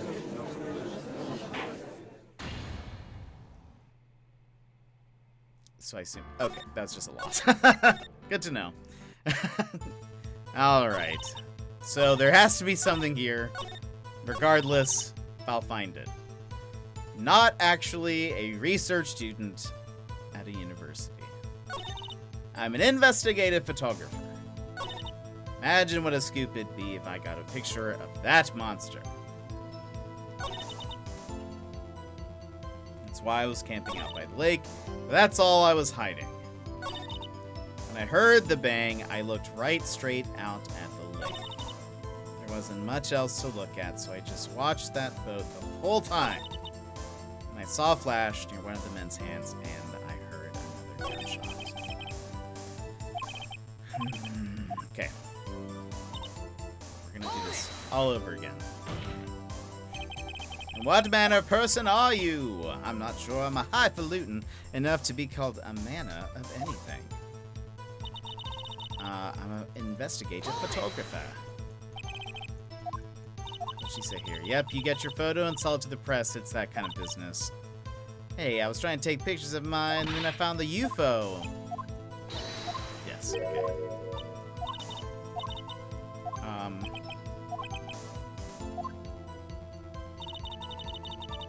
Imagine what a scoop it'd be if I got a picture of that monster. That's why I was camping out by the lake. That's why you put the automatic sensor on your camera. Yep, borrowed it from a professor. Analyzes every sound it picks up, and when it gets a bang, it snaps a shot. Yep, so how many pictures has it taken so far? The only time the camera was triggered that night. What if we do... Wait, is this? No.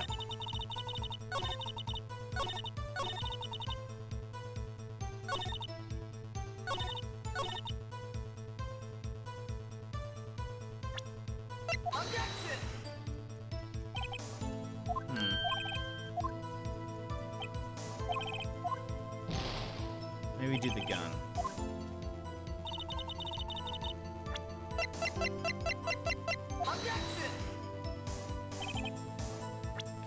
Whoops. Not that.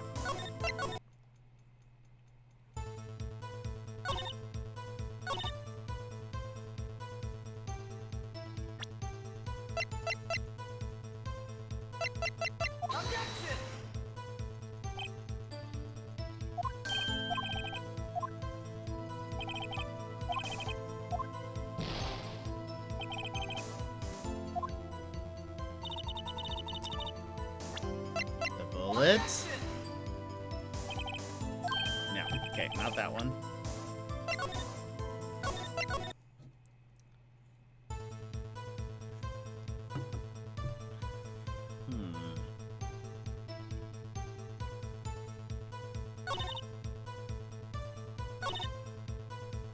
What did she say? Is this the... I think it's time you told us why you felt you had to hide your true purpose at the lake. Heck, if word got out what I was up to, the lake be swarming with competitors. Competitors? Yeah, second-rate shutterbugs. Trying to steal my scoop. Well, actually... Okay.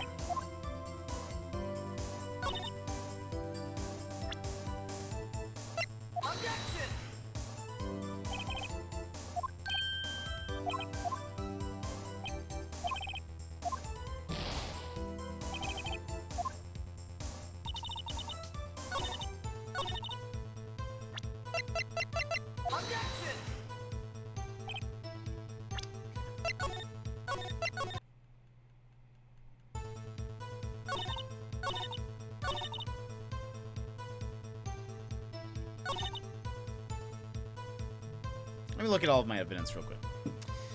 Attorney's badge. Lotta's camera.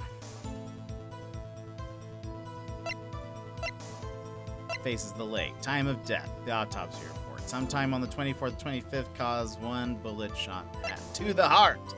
Taken automatically on 12/25 at 12:15. An old photograph. DL6 incident. Okay, that's not related. Article about a monster sighted at Gourd Lake. Overhead map of Gourd Lake found in the victim's body. The ballistic markings match the murder weapon's barrel. The murder weapon, 22 caliber, fired 3 times, bears prints from Edgeworth's right hand.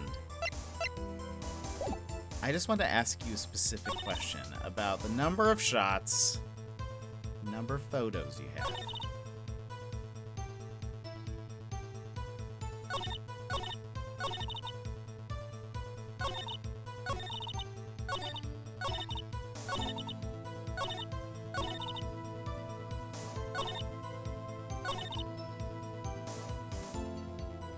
And I already did the gun here.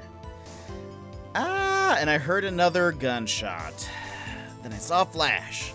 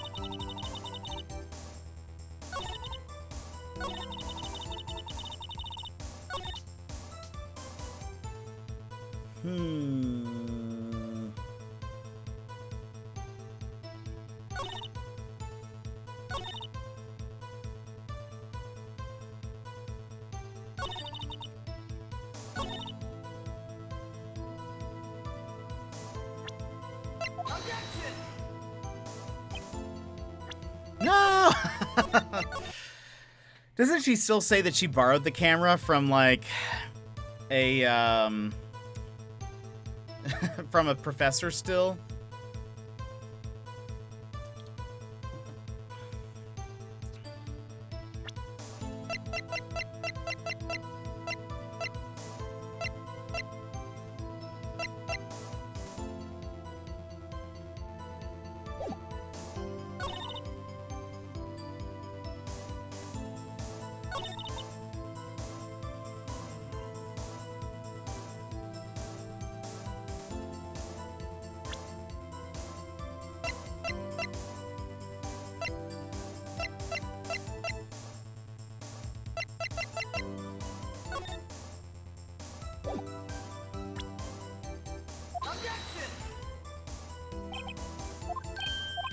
I don't know.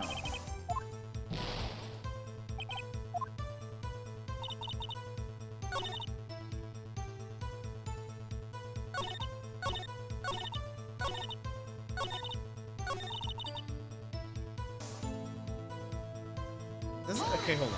What does she say here? What man or person?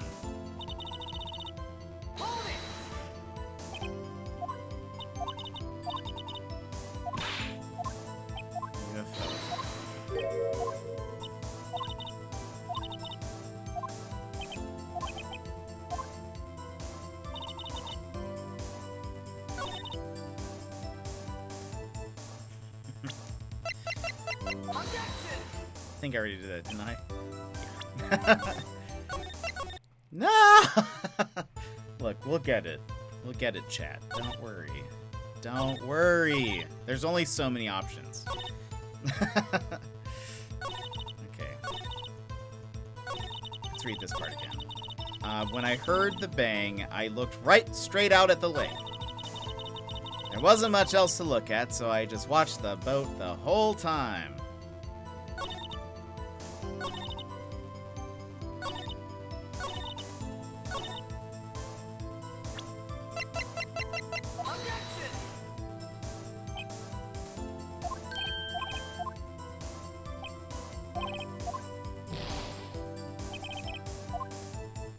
Did I do...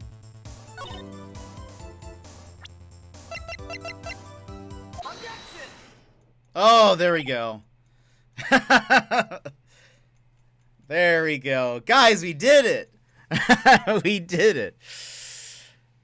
Oh, sorry, Sal. I didn't see that. And Mr. Soul Creek. I hope you guys all have a good one.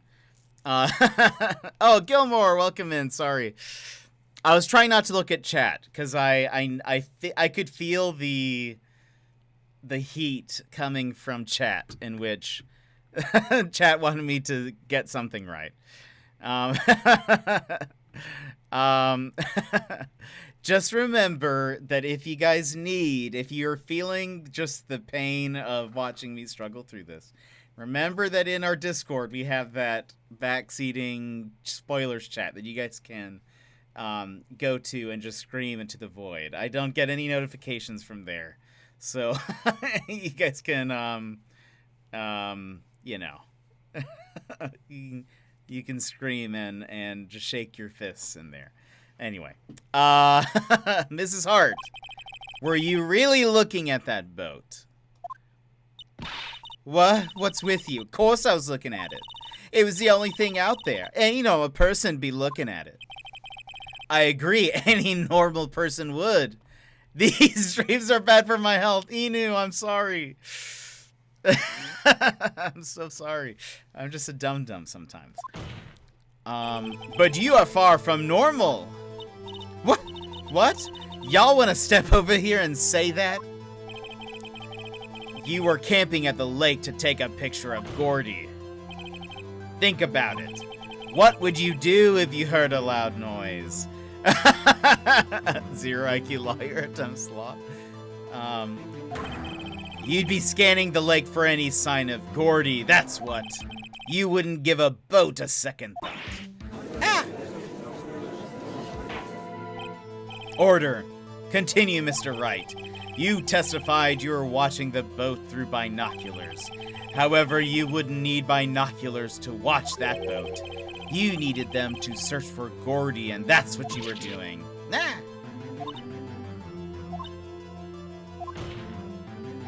Well? Well, now that y'all mention it, I did sort of take my binoculars and kind of scan the lake a bit. I mean, Gordy might be out there and all. Mrs. Hart, are you saying that you were not watching the boat then?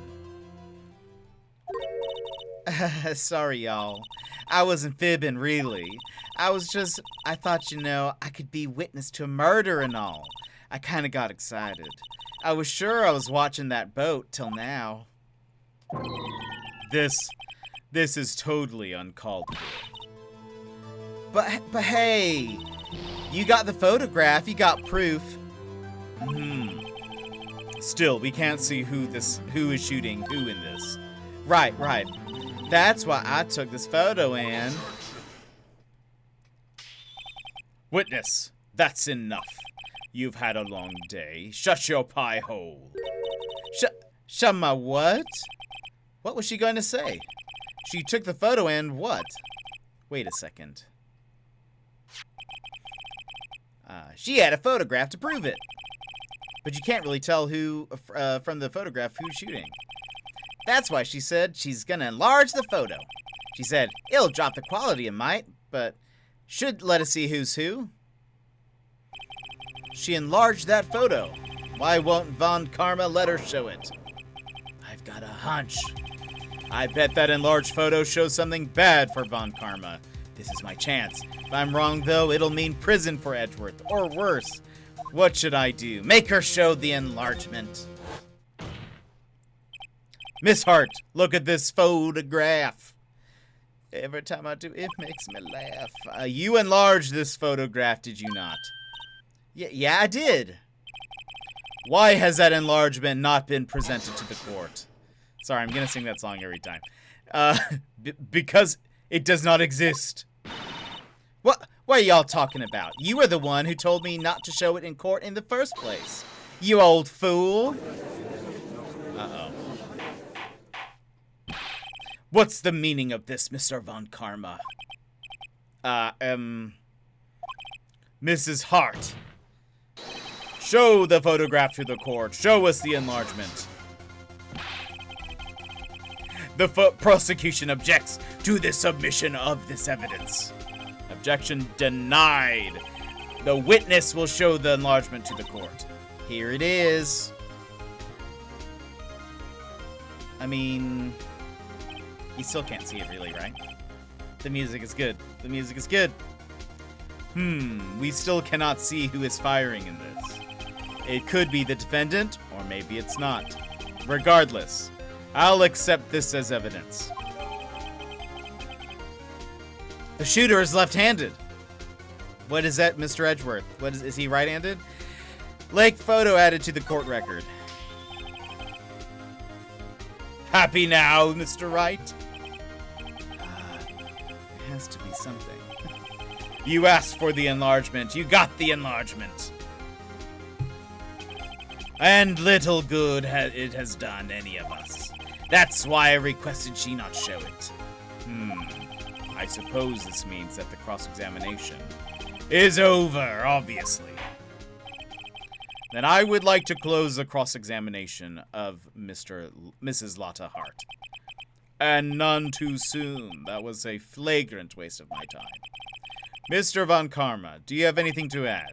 I stated everything I needed to when this trial began. Decisive evidence, a decisive witness, and what else could possibly be required?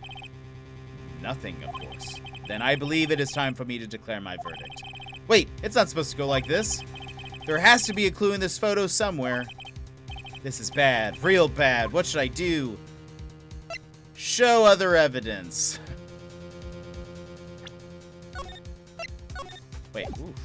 What's happening? Oh, okay.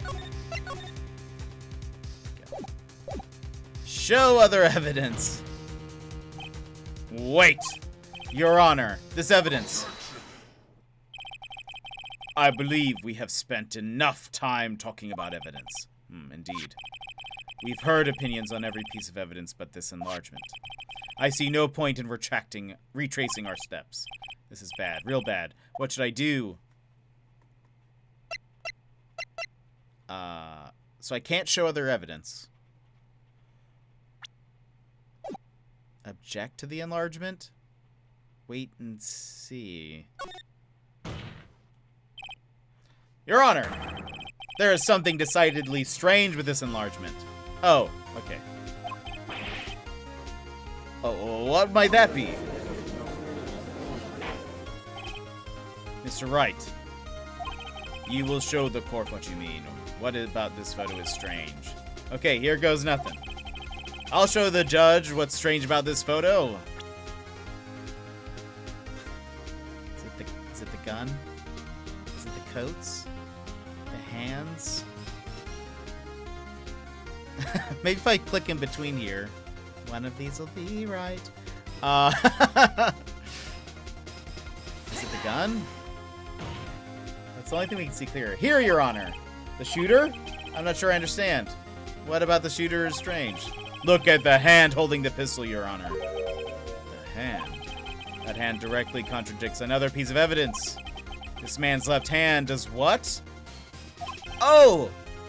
It said it was on his right hand, right? His right hand fingerprints. Let me show you. I'll show you the evidence. The evidence is clear. The man in this photograph is holding that pistol in his left hand. However, the prints on the murder weapon were from Edgeworth's right hand. Ergo, the man shooting the pistol in this photograph is not Mr. Edgeworth.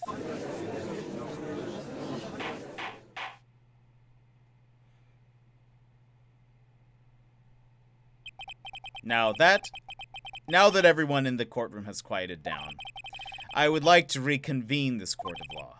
Mr. Wright. Yes, Your Honor. You have given us definitive proof today. We now know that it was not Mr. Edgeworth who fired that pistol that night. However, this leaves us with a rather large problem. If Mr. Edgeworth didn't do it, then who shot our victim? Precisely. As we have seen, there were no other people on the lake that night. Who but the defendant could have shot the victim? Oh no, was it Larry? Mrs. Hart? The victim himself.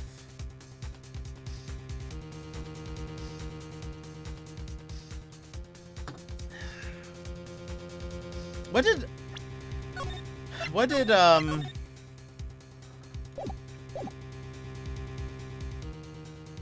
Edward say about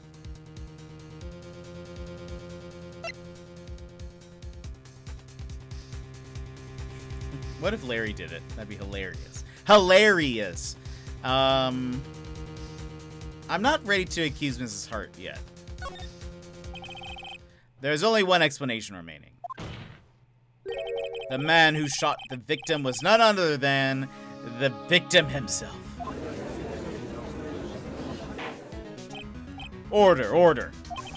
So you are saying that the victim committed suicide? Yes, Your Honor. I can think of no other explanation.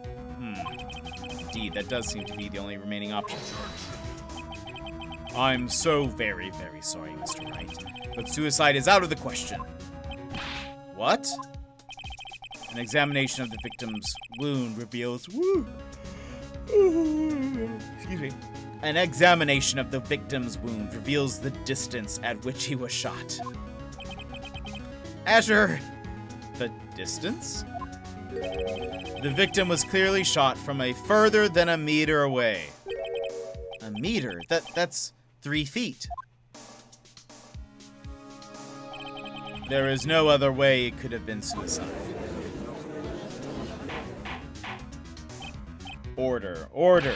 Mr. Von Karma, are you sure of the accuracy of your data? Of course, I already considered the possibility of suicide, you see. Autopsy report updated. Shot from approximately 1 meter away. I see. Very well, allow me to state my opinion. Considering the situation, the shooter had to be the defendant, Mr. Edgeworth. However, the prints on the gun revealed that the shooter was not Mr. Edgeworth. This is a conundrum. Therefore, I would like to suspend proceedings for this trial for the day. Court orders the defense and the prosecution to further investigate this matter. Understood. Yes, Your Honor. That is all. The court is adjourned. Oh, we made it. Woo! We passed it. Yeesh. Ooh, that was a close one. Hey, don't you have anything to say? No. I haven't yet to be declared innocent, right? Well, yeah, but what happened out there on the lake anyway? If he didn't commit suicide, then who... The shooter was about a meter away, too. What? Don't give me that look. I did not kill him. I was just kidding around. Look, I'm going to go check on Maya. Oh, right. What? Tell us something for me. What? Tell her to watch what she says in court. That's all. Would it kill you to just state how you really feel with a thanks, Edgeworth? Right? I requisitioned this transcript of Lotta's entire testimony. I thought it might give me some ammunition for the trial tomorrow. Of course she didn't see the shooter, so the only part of her testimony that stood was the bang she heard. I heard 2 sounds like gunshots just after midnight. Okay. To be continued. Woof, that was a hard trial for me. or not even, it's not even done, but the first day was difficult.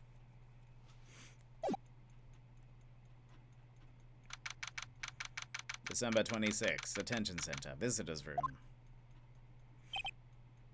Maya! Hi, Nick, it's you. I'm glad Miss Edgeworth made it through the day okay. It's a relief. Hey. Why'd you do that anyway? I don't know. I just knew I had to do something. I know I'm not the lawyer my sister was. I'm sorry. Well, you did save the trial. Just behave from now on, okay? Oh, okay. Gosh. Questioning. Have you been questioned yet? No, not yet. Detective Gumshoe was here just now. He said, seeing as this is your first offense, we'll let you go after questioning. Oh, and he wanted me to get bail money ready. You can pay for me, okay? Huh? How much? I don't know. I guess they'll send you a bill or something. Why do I picture giant bales of money every time I hear the word bail? Any luck with Mia? None. I can't get through to her at all. I tried, I really did. I don't know what to do. I think I probably shouldn't have stopped my training. She sounds like she really did do her best. I should check and see if there are any waterfalls in the local area. I wonder if I'll ever see my sister again. Let's show her any and all of her evidence. Burnsy! Welcome in, how are you? Sorry, I'm fresh out of ideas. Okay. Isn't that the enlarged photo Lota was talking about? Uh-huh. It's nice and big, but can't really see the faces any clearer, can you? It's true. My mother. Now that I've shown her the picture, I'm not so sure it was the right thing to do. No, I'm pretty sure it was the wrong thing to do. Have you tried your PS5 yet? Let's see. I want to see Gordy too. If he really exists. Well, I'd say a photograph is pretty good proof. Once this trial is over, let's get some fishing poles and go down to the lake. Ah, darn. Even if there is a monster in that lake, fishing poles sound like a bad idea. So the markings on this bullet and the barrel of the pistol match. Hey, I'm surprised that you remembered that. How could I forget after Von Karma rubbed it in so much? So which one of these are the ballistic markings? I'm not really sure. Edgeworth's prints are on this pistol, aren't they? Yes, the prints from his right hand, but they must have gotten on there at some time other than the shooting. What? Really? The shooter used his left hand after all. Sorry, I'm fresh out of ideas. Okay. So we've done enough talking here. Let's see if there's anything here. Sure is quiet around here with nobody around. Right. I have to get Maya out of that detention cell soon.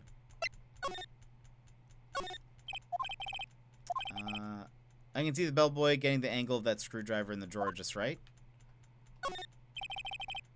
Wait, what? Mia's favorite plant is, its name is Charlie. Maya's gotten the knack of watering it lately. Charlie's been perking up these days. Maya brought in a poster of the Steel Samurai the other day. We had a big fight over whether to put it up or not. I know she's just waiting for a chance to sneak it up on the wall. Mia's desk. If we had more clients, I'd probably sit here more often. Lately, I've been spending more time on the couch watching TV. Difficult-looking legal books stand in a formidable row. They mocked me. I tried reading one, and it made my head hurt. When I closed it, it slipped out of my hand, then my foot hurt too. Okay. So, let's go to the lake. There we go. Was it not working? On the PC now. Nice. Welcome back. There are fewer than there were yesterday, but the cops are still around in the park. I wonder if Detective Gumshoe's here today.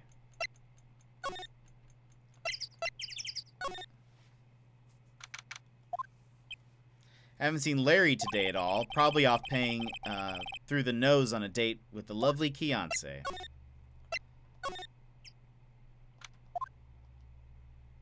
Ah, Detective Gumshoe. Hey, Detective Gumshoe. Hey, pal. The trial today, Yes? What about the trial?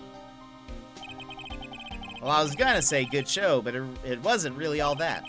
Though you did save Mr. Edgeworth, I guess. Just wasn't sure how to thank you, you know? Thanks. Detective Gumshoe, any idea what strategy Von Karma is planning for tomorrow? Sounds like he's bringing in another witness. Another witness? Oh, right, he said something. Oh, right, he said something about that in the trial today. There were 2 witnesses. Good flashback, good flashback. I wasn't wondering who that other witness was. Who was it? Sorry, pal. As much as I'd like to, I'm not at liberty to divulge that information. Right. Oh, right. I wanted to ask you something about Edgeworth. What's up? Is he afraid of earthquakes? I never heard anything about that before.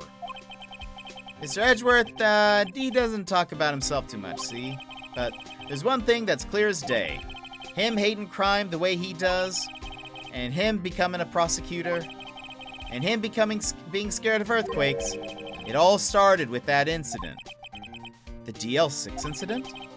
Yep, that's the one. 15 years ago, when he saw his father shot before his very eyes, he still feels the pain now. You can see it in his eyes. I wanted to talk to you about Maya Fey. Huh? She's not out on bail yet? That's strange. I told him to let her go as soon as they'd written up the report. Man, I don't know what could have happened in that courtroom today if it weren't for her. Seeing her getting dragged out by the bailiff, I'll be honest with you, pal, I shed a tear or two. Mr. Edgeworth, he was so moved, I saw his lip trembling. Really? Cold as ice Edgeworth? He was really grateful for what she did, you know? I'm going to head back to the station. I'll get the report on Maya and get her out of there as soon as I can. Thank you. Oh, wait. I was wondering, how much is bail going to be? Don't worry about that. Mr. Edgeworth is posting the whole amount. What? Edgeworth? Didn't I tell you? He's grateful to her for what she did. All right, pal. Well, don't forget to pick her up, okay? Maybe I can get Edgeworth to pay this month's rent, too. Ooh, Edgeworth, being nice. I don't think Lotta takes very good care of her SUV. It's covered with dents. I can't believe anyone would drive their car down here. I wonder why she brought a camping cooker with her. There's a convenience store right up the street. I guess she wanted to get into the outdoor spirit. There's food and some magazines on the sheet. It takes a pretty tough skin to camp in this cold. This line says no camping. Not sure what you want to start next week. What are your options? Lotta's camera is starting out at the lake as usual. Even a novice like me can tell that camera must cost a pretty penny. Hope she doesn't leave it out here to get stolen. Yeah. Oh. The trees grow quite thick here. Further back, the trees fade into the shadow where the sunlight can't reach them.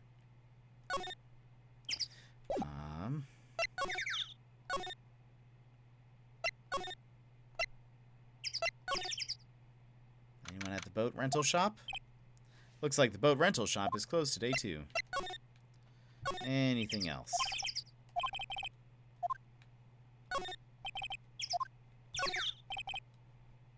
There were some boats floating at the dock. The murder took place in a boat from this dock. Apparently, the police took away the actual boat that was used that night. Indeed, there's space for one more boat at that dock.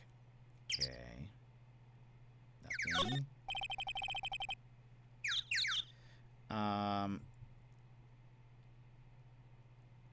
Yeah, that's about fair.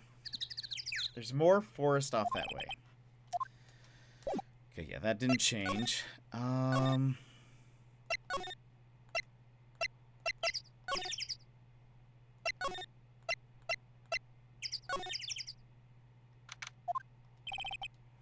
Detective Gumshoe's not here. Gumshoe's at the scene again today. Huh? Oh, really? He's a live wire, that one. Got into a fight with the chief for not following protocol. Not following protocol? I bet he wouldn't help them build the case against Edgeworth. Should we go back to the detention center and pick up... Hey, Nick, you finally came. They just finished the paperwork. I'm free to go. Free at last, eh? Those interrogators are really mean. They were like, okay, what did you do this time? Like I was some kind of criminal. Can you believe it? Well, they let you out in the end, didn't they? Oh, that reminds me. Thanks for the bail. Thank Edgeworth. Huh? He posted bail for you. Said he was grateful for what you did. Mr. Edgeworth did that? I have to make it up to him. We've got to win this case, Nick. It's true. Oh, let's see. What to do? What do you think we should do next? We're kind of lacking in the clues department. We go to the park and look for Gordy. I was kidding. Still, if there are any clues out there, the park's as good a bet as any. What do you say? Shall we head down there? Sure. That was a Mickey Mouse voice. Not really sure what my options are at the moment. Something on the PS5? Anything you want to try? With PS Plus, you get a bunch of free games. Let's see. Have you noticed anything lately? I did notice one thing while I was here in detention. It's really pretty comfortable here. It's warm and they keep it very clean. I meant, have you noticed anything about the case? Well, not much more than that, no.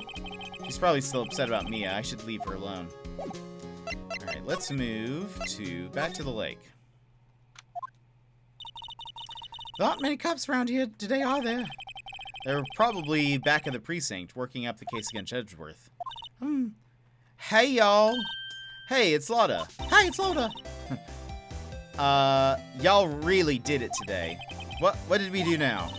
No, I'm not complaining. See, I did a little thinking, a little self-reflection, you might say. I realized that being a witness is a mighty big responsibility, but I just went up there and started blabbing any old thing that came to mind. Lotta. So you see, I wanted to make it up to y'all. Make it up? What does that mean? Okay. What games did you play that are short? Today's trial. What did you think of today's, of the trial? To be honest, I wasn't doing it half just to say I'd been a witness. Even though I didn't really see anything. I kind of convinced myself I had, though. Sorry, I know I caused y'all a lot of trouble. Well, memory is a tricky, vague little thing. Yeah, I sure know that now. I'll be fine the next time I witness a murder. Right. You mean the first time you witness a murder? Ooh, that would be fun. Takoyaki shop. What about Gordy? Right. Well, the way I figure, the trial's only stoking the flames of Gordy fever. I'll get my exclusive photos and rocket to stardom. All right, Lotta, you go, girl. I wish I could be an investigative photographer too. Finish your spirit medium training first. Lotta, what do you mean by making it up to us? Well, you see, actually, I got a bit of information for you. What? That Von Karma didn't want me to say nothing about it. What information? Now we're getting to the heart of it. See, I reckon we might be able to do ourselves a little exchange. Exchange? I thought this was to make it up to us? Right. I propose a little exchange to make it up to you. What? Information doesn't come cheap, my friend. Hey, I see you thinking, my, how unsophisticated these Southern folks are. It's written all over your face. Let me tell you, most Southerners are way more sophisticated than you. I'm just the exception, okay? Well, what'll it be? We gonna deal or not? What do we do, Nick? Deal.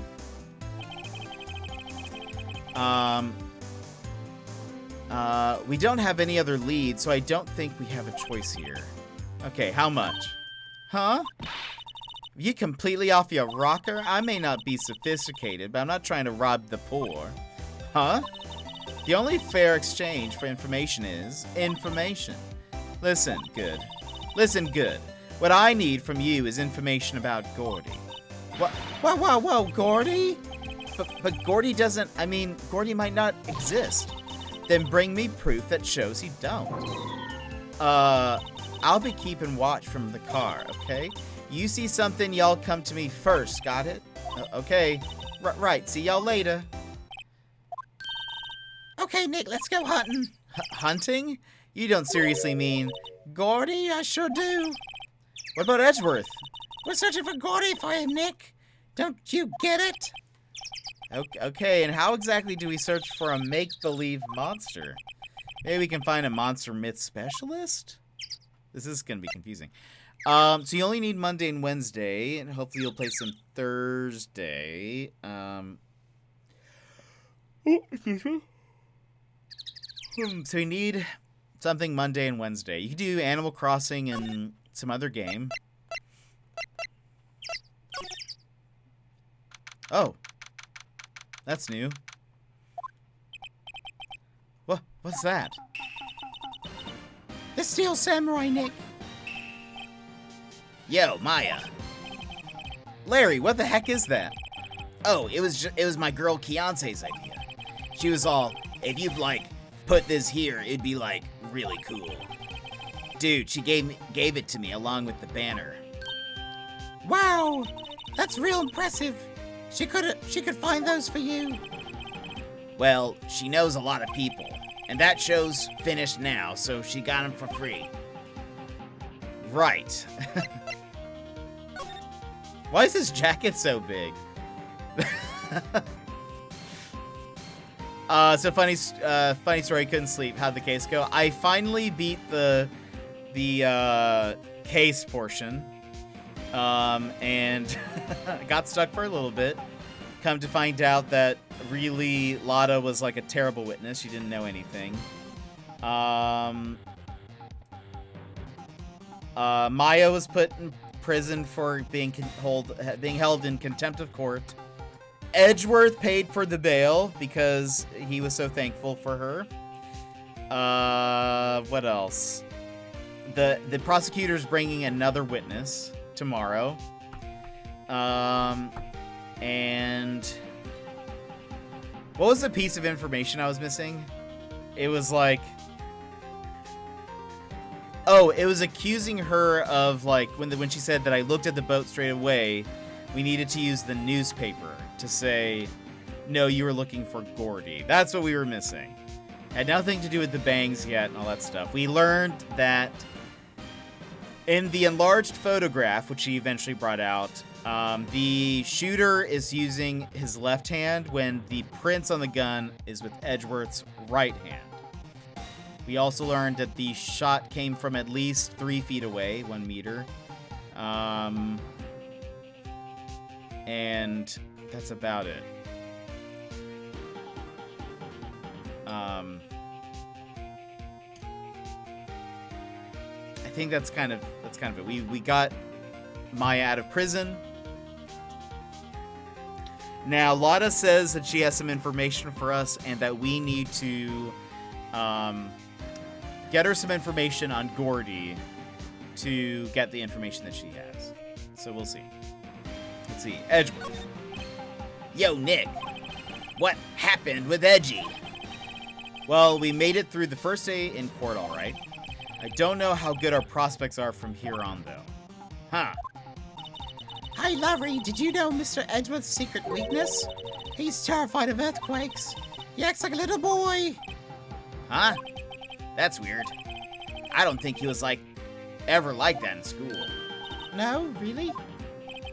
Well, we were only in the same class for a little bit. He transferred schools pretty quickly. Transferred? Right, when the DL6 incident happened. Doesn't look like Larry knows about it, though. Hey, Larry, when did you get that big thing? Huh? Oh, the big guy. I've had that for about a month, yeah. It's a big hit with the kids. Why wasn't that there yesterday? Huh? Oh, right. The compressor was busted. Compressor? Yeah, it's that little unit, but my hot dog stand. By my hot dog stand. Can't read. That's what I used to put the air in the Steel Samurai. It broke a little while ago, so I sent it in for repairs. Oh. And here I thought you'd inflated it by yourself.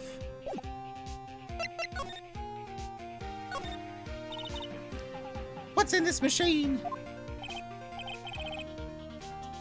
Sorry if I posted any gibberish last night. I think I fell asleep with my phone in my hand. No, I don't think I remember you doing anything like that. Let's see. That's a compressor. I use it to fill up the balloon there with air. Ah, neat. Just got it repaired yesterday. Man, what a drag that was. Can't get over the samurai dogs. The original samurai dogs, no less. Hey, man. Whoever calls the product the original first wins. Why don't you add world famous to the sign? Hey, good idea. What have I done? Okay, flags? Those flags look sadly out of place here. Flapping listlessly back and forth in a cold wind, under a cold sky. I don't know, I think it gives the place a kind of festival atmosphere. That reminds me of the War of the Eyeglasses. The War of the what? Huh? What? You mean, you don't know of the War of the Eyeglasses? What the heck is it? What the heck is it? Our local fair used to do it every summer. I guess we were the only ones. I ask again, what the heck is it? What is the War of the Glasses? I have a habit of doing stuff like that when I sleep on my phone. That's hilarious. Sometimes if I'm like falling asleep and I start scrolling on Reddit or something, I'll notice that like I've hit the share button and I'm like, one of these days I'm just gonna share a random Reddit post to somebody. Doesn't that Steel Samurai look a little out of place? I mean, it's huge. I guess it's good advertising. Something about this Steel Samurai just doesn't work for me. Huh? Really? It looks pretty well made to me. Still a novice, aren't you, Nick? Really? True connoisseurs like Cody and me don't fall for this kind of stuff. These Steel Samurai fans are obviously in a league of their own. I only remembered because I saw I had clipped something random. Really? I don't, on mine? I almost didn't see that signpost. Left boat docks, right exit. The trash can is empty. At least the place is well maintained. Oh, weird. I don't know if maybe I need to check my, maybe I need to check my,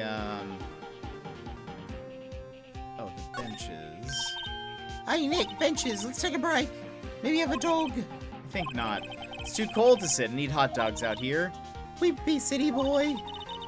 You should try standing under a freezing waterfall sometime. So should you. No, that would have been hilarious, though. I'd been like, Burnsy, are you okay?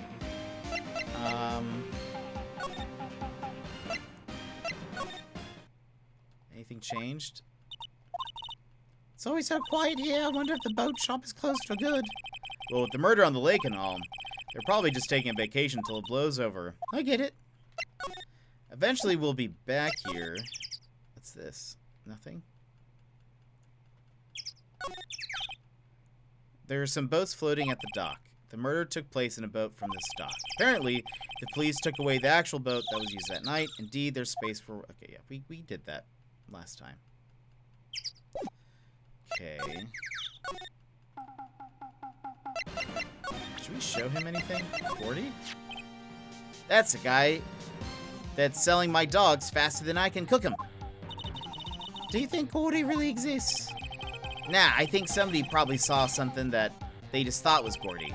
But I'll keep selling samurai dogs until the truth's out.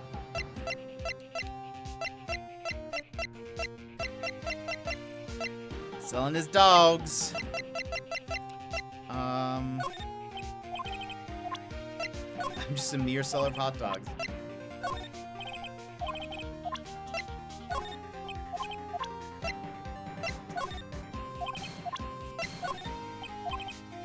What do you think of this bullet, Larry? Okay. I think we're done here then. As far as I know.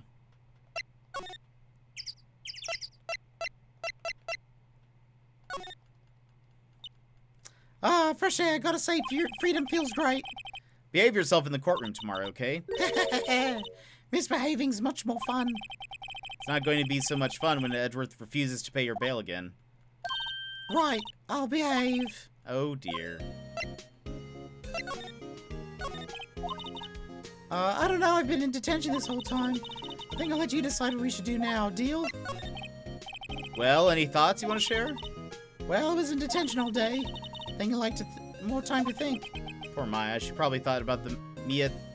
She probably thought about Mia the whole time she was in there. Okay.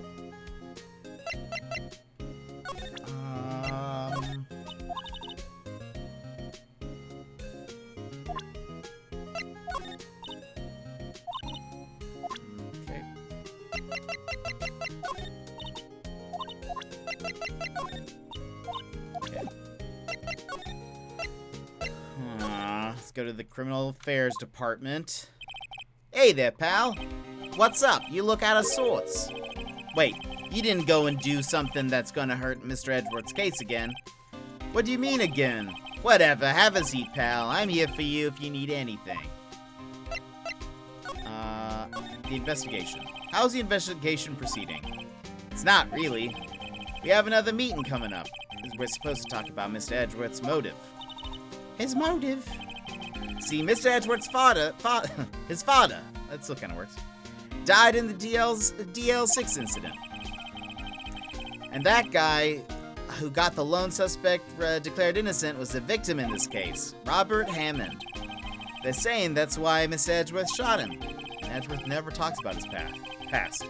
I bet they'll drag that out and hit him with it in court tomorrow, too. Poor Mr. Edgeworth. I gotta admit, doesn't look good, pal. Say, Detective Gumshoe, do you know Gordy? The monster down in Gourd Lake? No, not personally. Well, we're looking for it. Huh? Are you out of your minds? Eek! You got time to go wild monster hunting? How about doing a little questioning for me then? Oh, Detective Gumshoe is scaring me, Nick. Oh. I told Detective Gumshoe about the deal with Lotto. Nick, try telling him sooner next time. Sorry. I see, pal. Sorry for shouting at you. Okay. I, Detective Gumshoe, will aid your search for Gordy. Huh? I'll loan you one of our newest secret weapons for finding evidence. Really? You can take whichever one you like. Secret weapons. Okay, give us the goods. Hold on now, everything in due time. First, let me show them to you. These are our best and our brightest. Introducing secret weapon number 1, Missile. Missile? He's a K9 police dog, still in training. Missile, here boy. Oh my gosh, look at Missile. Missile's amazing. Can I replace Maya with Missile? That would be a look at that little doggo. Woof. Here he is. Hey, he's cute. Look, Nick, cute dog. Cute dog, and this will help us how? Woof. Next secret weapon number 2, a fishing pole. Here, this is my own personal pole. Detective Gumshoe, we're looking for a monster. Yeah. How are we supposed to catch a whole sea monster with a fishing pole? Never know until you try, pal. Okay, this next one is the last one. No, please, I'm already overwhelmed by our choices. Secret weapon number 3, a metal detector. Here. Detective Gumshoe, we're looking for something alive. Right. How are we supposed to find it with a metal detector? Hey, you never know, it might have been eating soda cans. Well, which will it be? Oh, I can't make up my mind, Nick. They all seem so perfect. Can't make up my mind either, for the totally opposite reason. Oh well, I suppose it can't hurt to borrow one of them. I guess let's borrow the fishing pole first. Oh. Can we borrow that flimsy-looking fishing pole? Sure thing, pal. Oh, if it breaks, be sure to dispose of it properly, okay? Right. sadly flimsy and of dubious utility. Okay. Let's see what happens if we go for a fish. Whoops. Yeah. Can we fish off the boat dock? Is this thing a court record thing?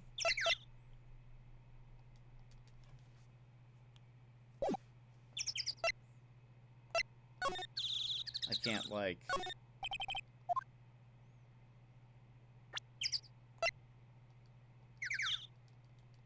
Okay.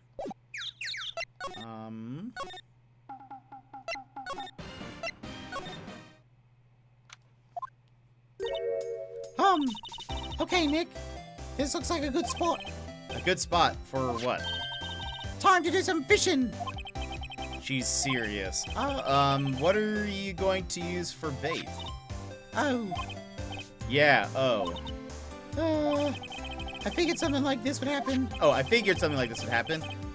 We should have brought Missile with us along, too. At least then we'd have bait. Nick! How could you? I'm kidding, I'm kidding. Ha! Some jokes are better left untold. Oof, she hit me. Okay, watch this, Nick. Just try not to reel in any empty cans or boots, okay? Here we go. Ah! A leg! Wump. Click, click, click, click, click, click, click. Hey, what are you doing? Sorry, Loda. Don't tell me y'all are on some film company's payroll. Nick. Pay her. My poor, poor wallet.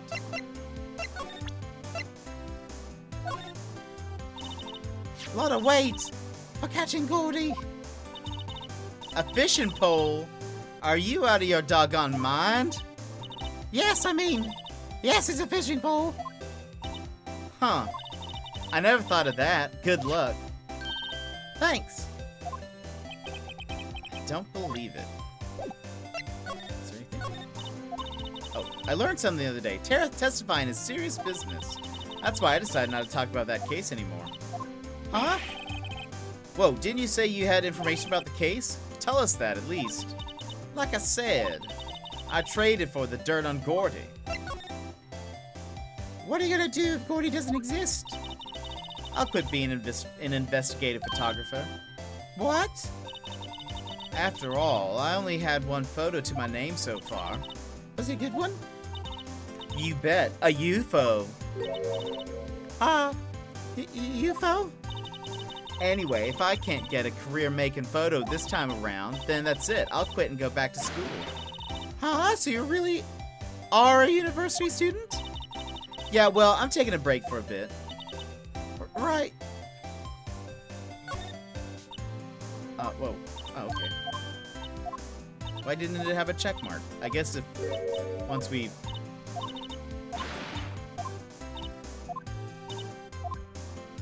I guess once we figure out...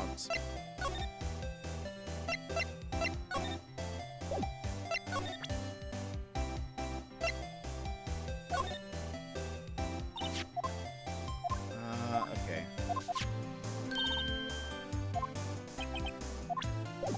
So maybe... Do we need to come back with another thing? What happens if we move back to the... Is Lotta still there? She is. So nothing popped out of the water then with their fishing rod. Okay. Nope.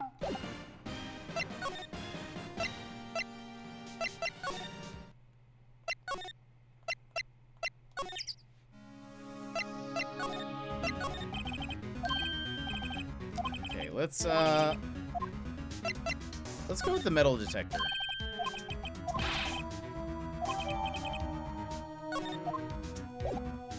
Curious.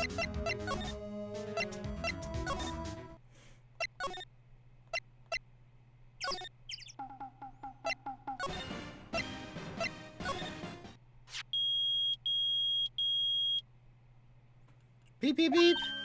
Nick! It's vaping! The metal detector's found something. Sure is loud enough about it. Whatever it is, it must be in those bushes. Go check it out, Maya. Why do I have to go check it out?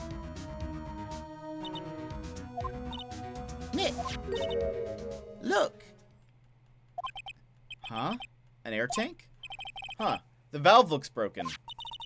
I thought it was Gordy. Maya, first of all, why would Gordy be in the bushes? And second of all, why would a metal detector react to a sea monster? Oh. Huh. There's something wrapped around this air tank. It looks like a string of flags.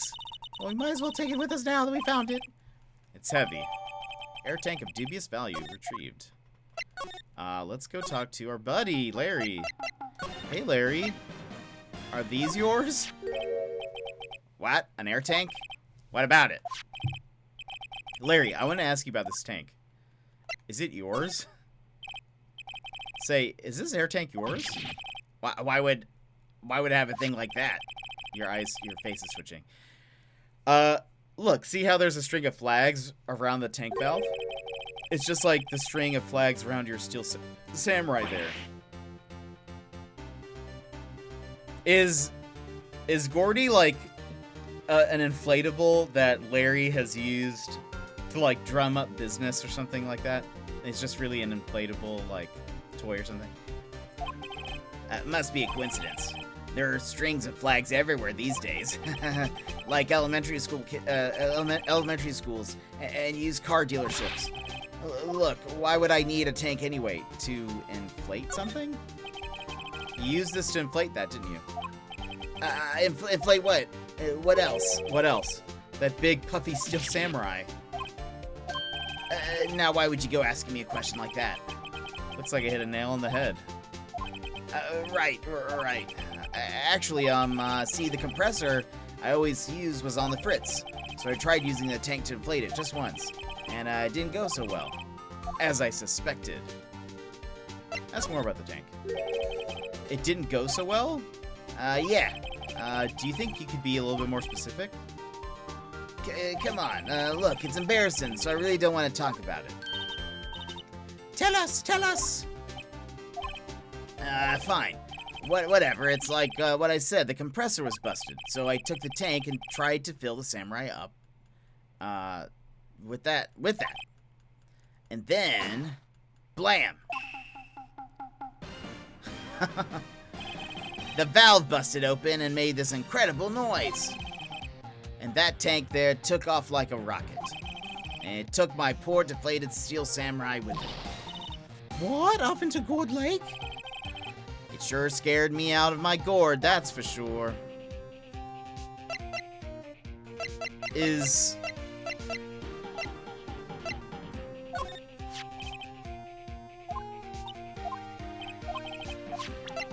Maybe talk to him? The flying air tank. So the tank and the steel samurai you were trying to fill flew away. What happened next? Well, all that happened on the 20th or so. The 20th, a week ago. Now, as far as I could see, the tank went flying out into the lake. So I went out every night in a boat looking for it. I mean, Kayance gave me that steel samurai after all. And when did you find it? Just the night before last. It flew way out there. It took me 4 whole days to find it. The night before last was the night of the murder. Sorry for not telling you, Nick. Actually, I was here on the night of the murder. But you see, I went home before midnight. So you didn't know about what happened? No. That's too bad. It's not all bad. We've solved one mystery at least. A mystery? Maybe we should go tell her.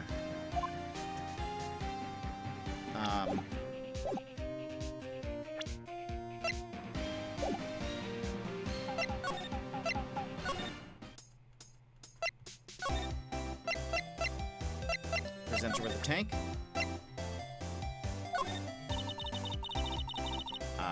Yep, I'd have to say I know exactly squat about that.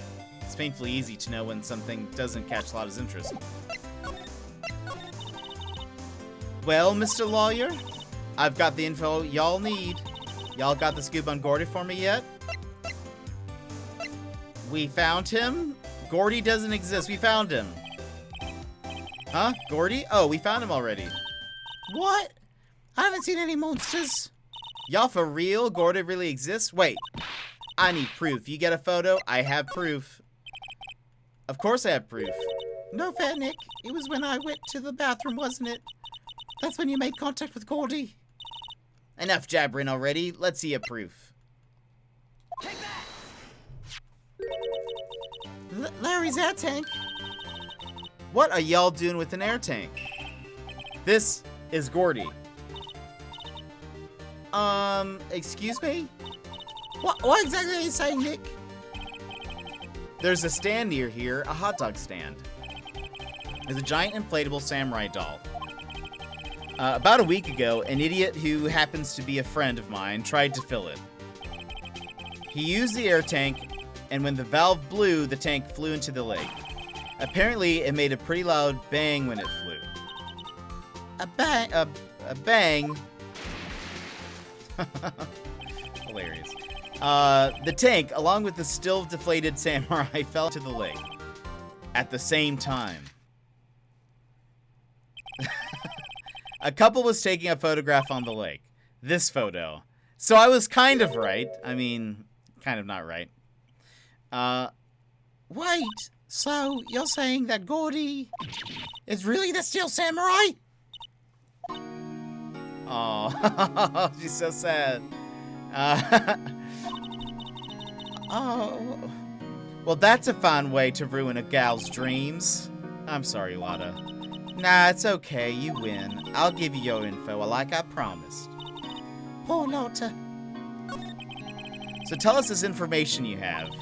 Gonna head to bed, but I hope you all have a great rest of the evening. Burnsy, you have a good one. We'll see you around. Tomorrow, you wanna play some Apex or something? I should be around. I guess I overheard the cops around here saying something about the witness tomorrow. They said he's the caretaker of the boat rental place up the path here. Probably try and get the PS5 to work tomorrow. Nice! Okay. Catch you later. Burnsy, we'll see you later. Have a good night. Boat rental? There's someone there? I mean, it looks so deserted. Just an old guy living by himself. Y'all should go check it out. Thanks, Lotta. We will. Let's get cracking, Nick. Hold on. Something else? Yeah, the night of the murder. My camera clicked twice, you know. Wait, so you have another photo? Well, yeah, but there's nothing in it at all, just the lake. I figured it wouldn't be much use of evidence, so I kept it to myself. Well, it might not be helpful at all, but here, take it. Shows an empty lake taken automatically on 12/24 at 11:50. Second lake photo added to the court record. Bye now, y'all. Take care. Time for me to pack up and leave. Poor Lotta. It's all Larry's fault. The legend still lives on, I guess. The legend? Yeah, the legend of Larry, familiar to all who know him for any length of time. When something smells, it's usually the butts. Someone should whip that butts into shape. So, hold on. What is this photo? I can't check it? It's just an... Wait a minute. That seems... fishy. That seems fishy to me. Can I don't know. Sorry, Nick. I don't know much about that. I'm a mere seller of hot dogs. Yeah. Let's go to the boat shop. Hey, Nick. This is the boat shop that Lotta was talking about. You're right. Doesn't seem to be anyone around at all. Well, let's check it out anyway. I mean, I did though. Is there anything else? Can I... Hello?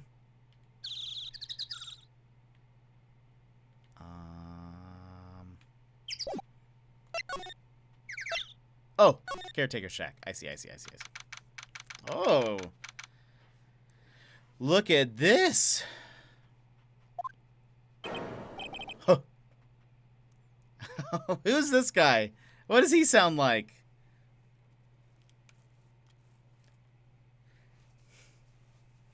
I feel like...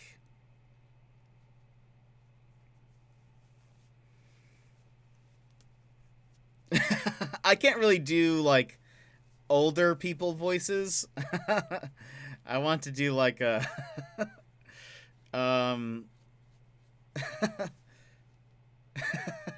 Anytime I do... I don't know. Could I try... What does an old person sound like? I think of... There's two voices I could try. There's like the old prospector, but I don't know if I can really do that voice for very long. And then there's the like kind of wheezy old person voice. You know what I'm talking about? Can I even do that? I can like kind of imagine it in my head.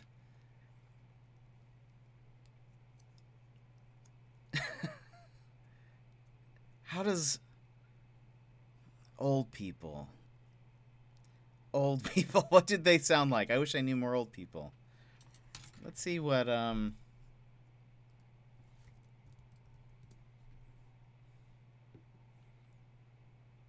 let's see something real quick.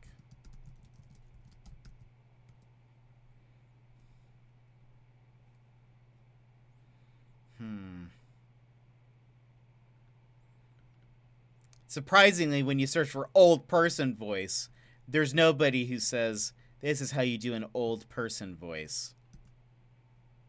Sag. What kind of internet is this? We could do like a... Hey! No, that's not right. How about,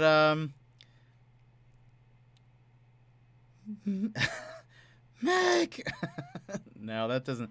Who are you? You got like lazy... You got lazy eyes. You're kind of rocking back and forth for some reason. Is he like... Is he drunk? Why is he just waving back and forth? I assume he's going to be on the stand, so it needs to be a voice I can do for a little bit. How about, oh no, what voice have I not done? I don't have like a fisherman's voice. I mean, he looks like a fisherman. He owns a boat shop. By the way, I believe he's wearing a Hanten, which would be dope.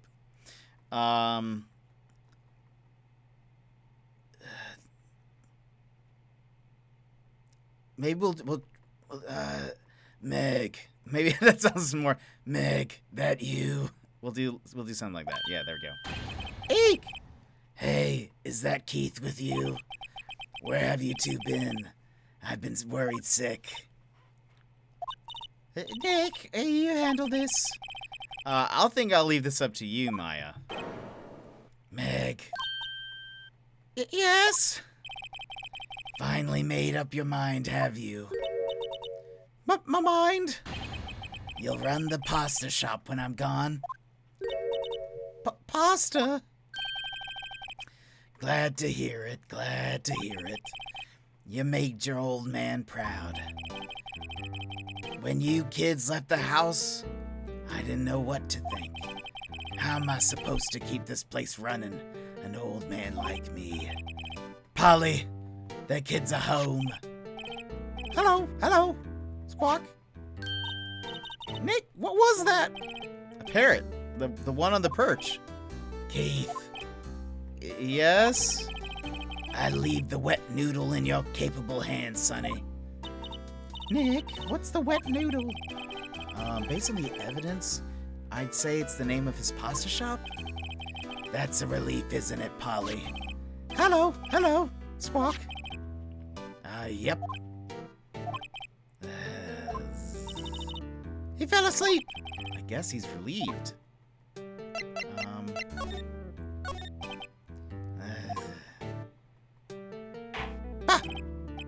A pasta shop? Yep. To think the wet noodle will live on when I'm gone.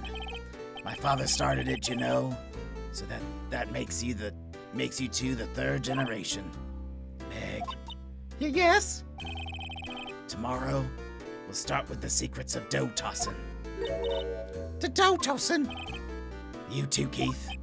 Yes? You'll be the best pasta wrangler the West has ever seen. Pasta wrangler? The West? Isn't pasta from Italy? Meg, Yes? you know the best pasta's always been made west of the Rockies, don't you? Right, of course. Everybody knows that. Nick, Huh? how long do we have to keep all this all in the family charade? This old man must know something about the murder. We're not leaving until we find out what that is.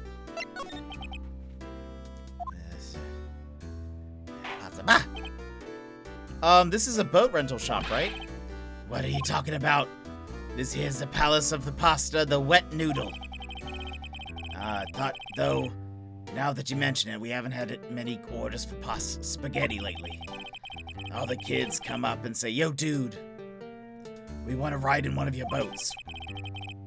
That's why I keep them boats out there. Youngsters these days, darned if I understand them. I'm pretty confused myself. Nick, this isn't going anywhere. But this old man is the witness tomorrow, right? We've got to find some way to get information out of him. Okay.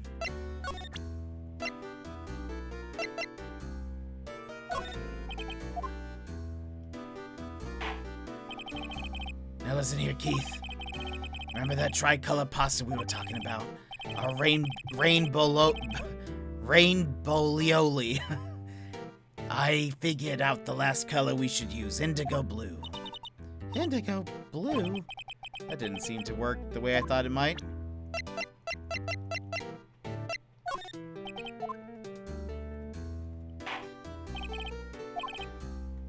Okay.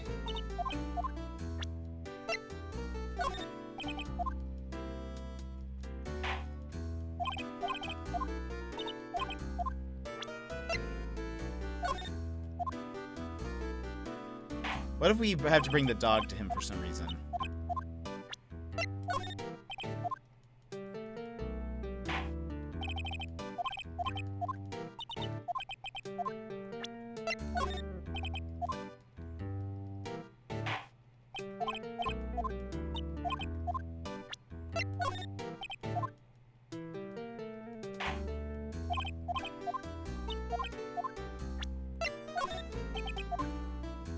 Let's see.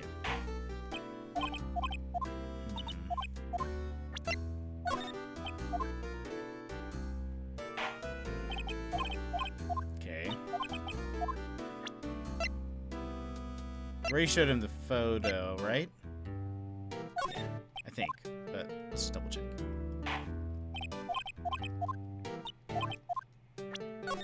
Oops.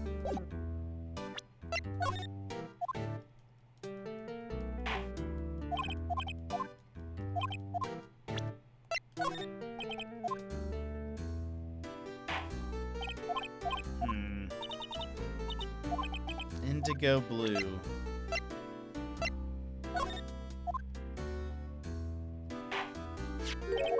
Wait, that's a lawyer's badge. Yes, it is. I don't believe it. This old guy is the first person to recognize my badge. I get it. Huh? Yep, I got you figured out now. You're not Keith. Nick, now's our chance to clear things up. Sir. No, I'm not Keith. And I'm not Meg either. We're here investigating a murder that took place on this lake the other night. Please help us. A liar, huh? Please, mister. All right, I'll help. But on one condition. What's that? When this case is over and done, you'll run the wet noodle. Well, sure, why not? Okay, we promise. Nick, are you sure about this? Hey, anything to get this case solved. Also, who wouldn't want to eat Phoenix noodles? I guess. That's my boy. Good for you, Keith. Wait, didn't I just say... You too, Meg. Yes? You bring a tear to your old man's eye, you know. Now, what was that you wanted to know? Speak up, Polly. Hello. Hello. Squawk. Now he's talking to the bird again. How do we get him to talk to us? This? Yep, I seen this. You know something about this? Keith, Yes? it's okay. You can call me Dad. Dad, you know something about this? Yep, the other night out on the lake. Yes, yes. I know all about it. I seen it. What? Tell us what you saw. Well, I suppose, since you're taking over the shop and all. What you saw? There you go. I forget the time, but it was pretty dark outside. Probably night. Yep. It was after midnight, but okay. Then I heard a bang, so I looked outside. Then I heard another one, bang.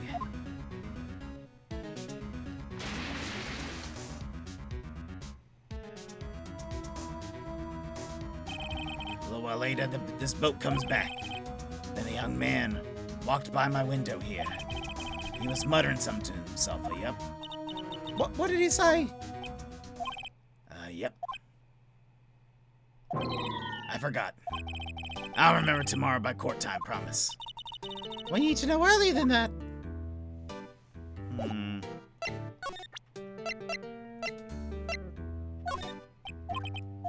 He fell asleep.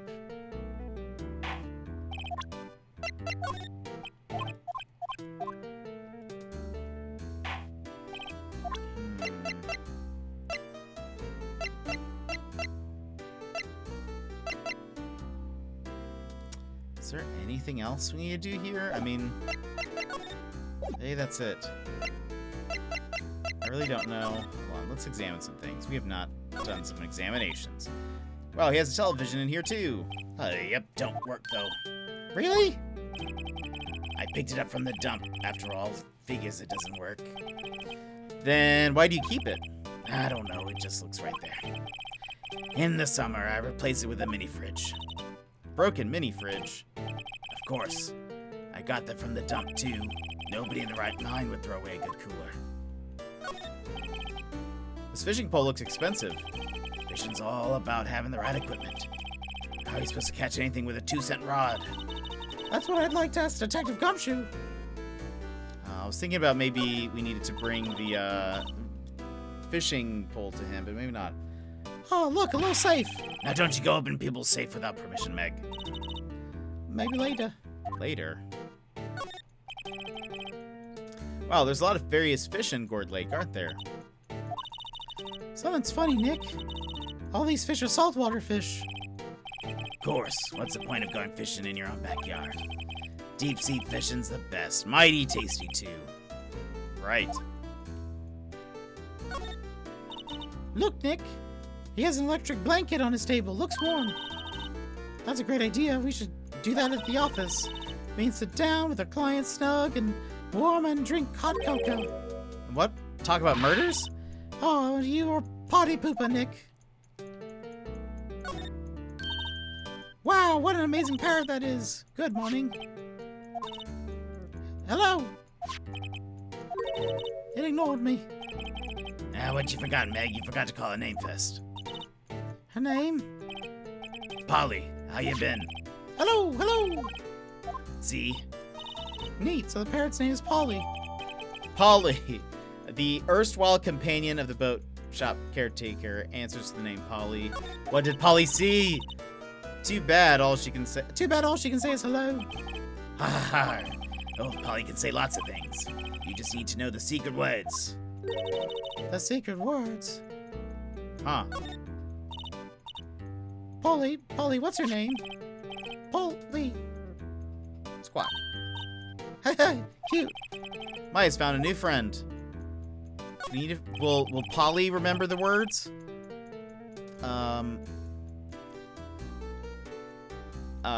Looks like a kitchen unit. It's pretty clean.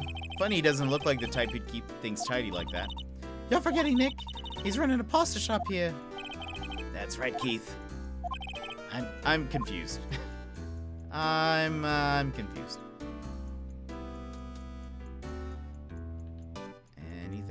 Anything? Okay.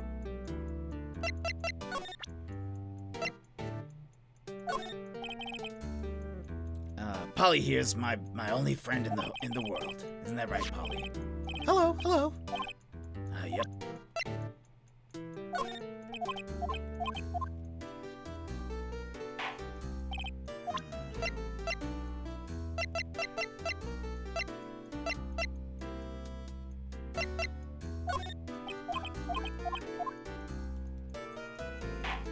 Let's see if there's anything else I need to show. Did we do the camera yet?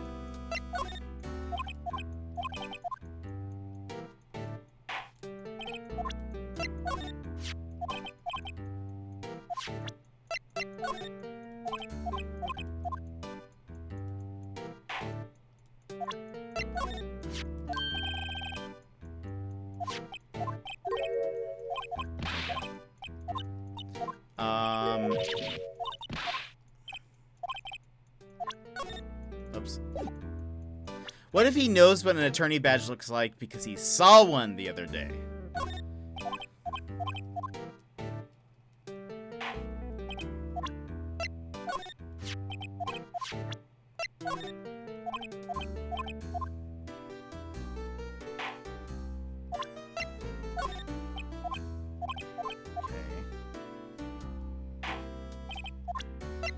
We do need to bring the fishing rod to him.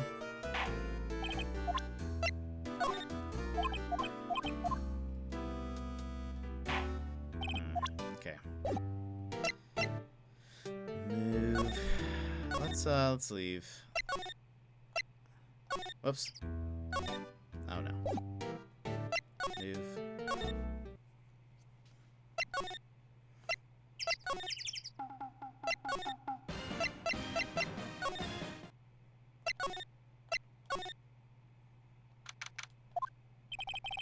Looks like Edgeworth isn't questioning.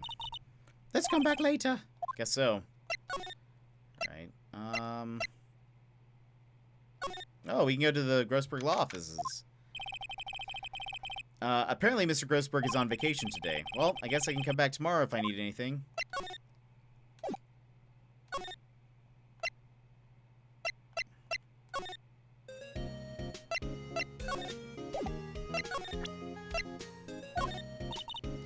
Don't waste time showing me things. Okay.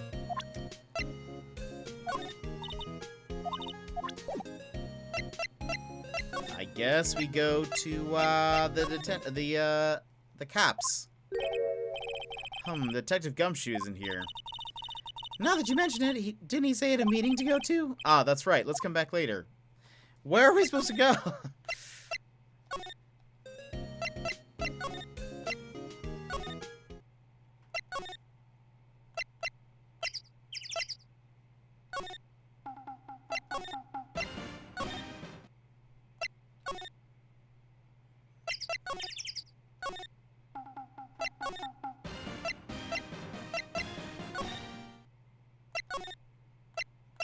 Is there any place...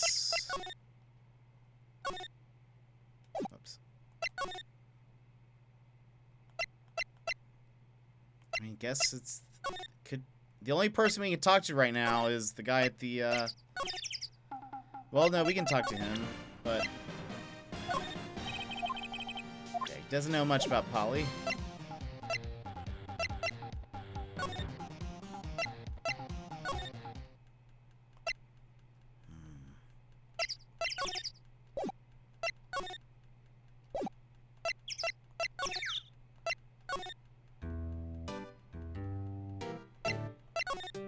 Oh, didn't see this.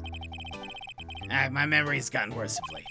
That's why I just tell everything important to old Polly here. Everything? Important? I wonder. Polly, what's the number to the safe? 1228, squawk. All right. Hey, Polly, watch it, will ya? See, Nick? All it takes is a little clever thinking. And a criminal mind. Quick, Nick, write that number down. Hey, don't get me involved in your little heist schemes. You know what, eh? Little Terry was just here. Terry? Yep, that kid next door. You always used to make him cry, remember? He wasn't wearing that tattered old coat. He was wearing that tattered old coat. Got himself some whiskers growing out his face. Must be talking about Detective Gumshoe. Comes up and tells me to come down to court tomorrow. Really? Somehow I don't think we're gonna get much useful information out of this guy. Maya, maybe we should be leaving. I think you're right. Oh, wait, I had one more question. Huh? Polly, have we forgotten something? Squawk. Don't forget DL6. Squawk, huh? What did she just say, Nick? One more time, Polly. Don't forget DL6, Squawk. What? The DL6 incident? Hey, Dad? Huh? This is getting weird. Who is this old guy? Why would that bird Polly know about DL6? We have to figure out who that old man is. Oh, What? he locked the door from the other side. Who could that old man be? I think I need to do a little more research on this DL6 incident. Maybe I should ask Detective Gumshoe. I feel like is that what the guy was maybe saying who was walking past the window? That was my first thought.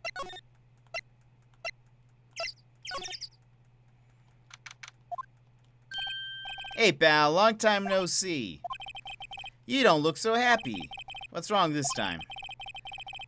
Actually, we wanted to ask you something. Yeah? You know the boat rental shop down at the Gourd Lake? Oh, yeah. The old man who runs it is appearing as witness in court tomorrow, right?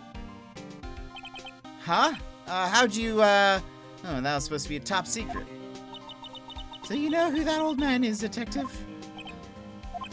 Actually, I don't. He's a bit of an odd bird. I haven't been able to get a straight answer out of him. I decided first that he wasn't persuasive enough to stand and testify as a witness. That's why we called Mrs. Lotta Hart yesterday. As for who he is, we have absolutely no idea. Ah, sounds suspicious. Ah. Detective Gumshoe, please help us. Huh? We need to know about the DL6 incident. That was when Edgeworth's father died. I can't help but think that it has something to do with this current case. To tell you the truth, I don't know much about DL6 either. Mr. Edgeworth forbade us from reading the file. So I'm afraid I can't show them to you either, pal. What? However, if you can convince me somehow that the DL6 incident is related to this case, well, I guess I'd consider opening the file up. How about this Boyd? What's that? A parrot? The old man at the boat rental shop's parrot. The parrot knew about that incident. That incident? DL6. What? Polly, have we forgotten something? Squawk. Don't forget DL6. Huh?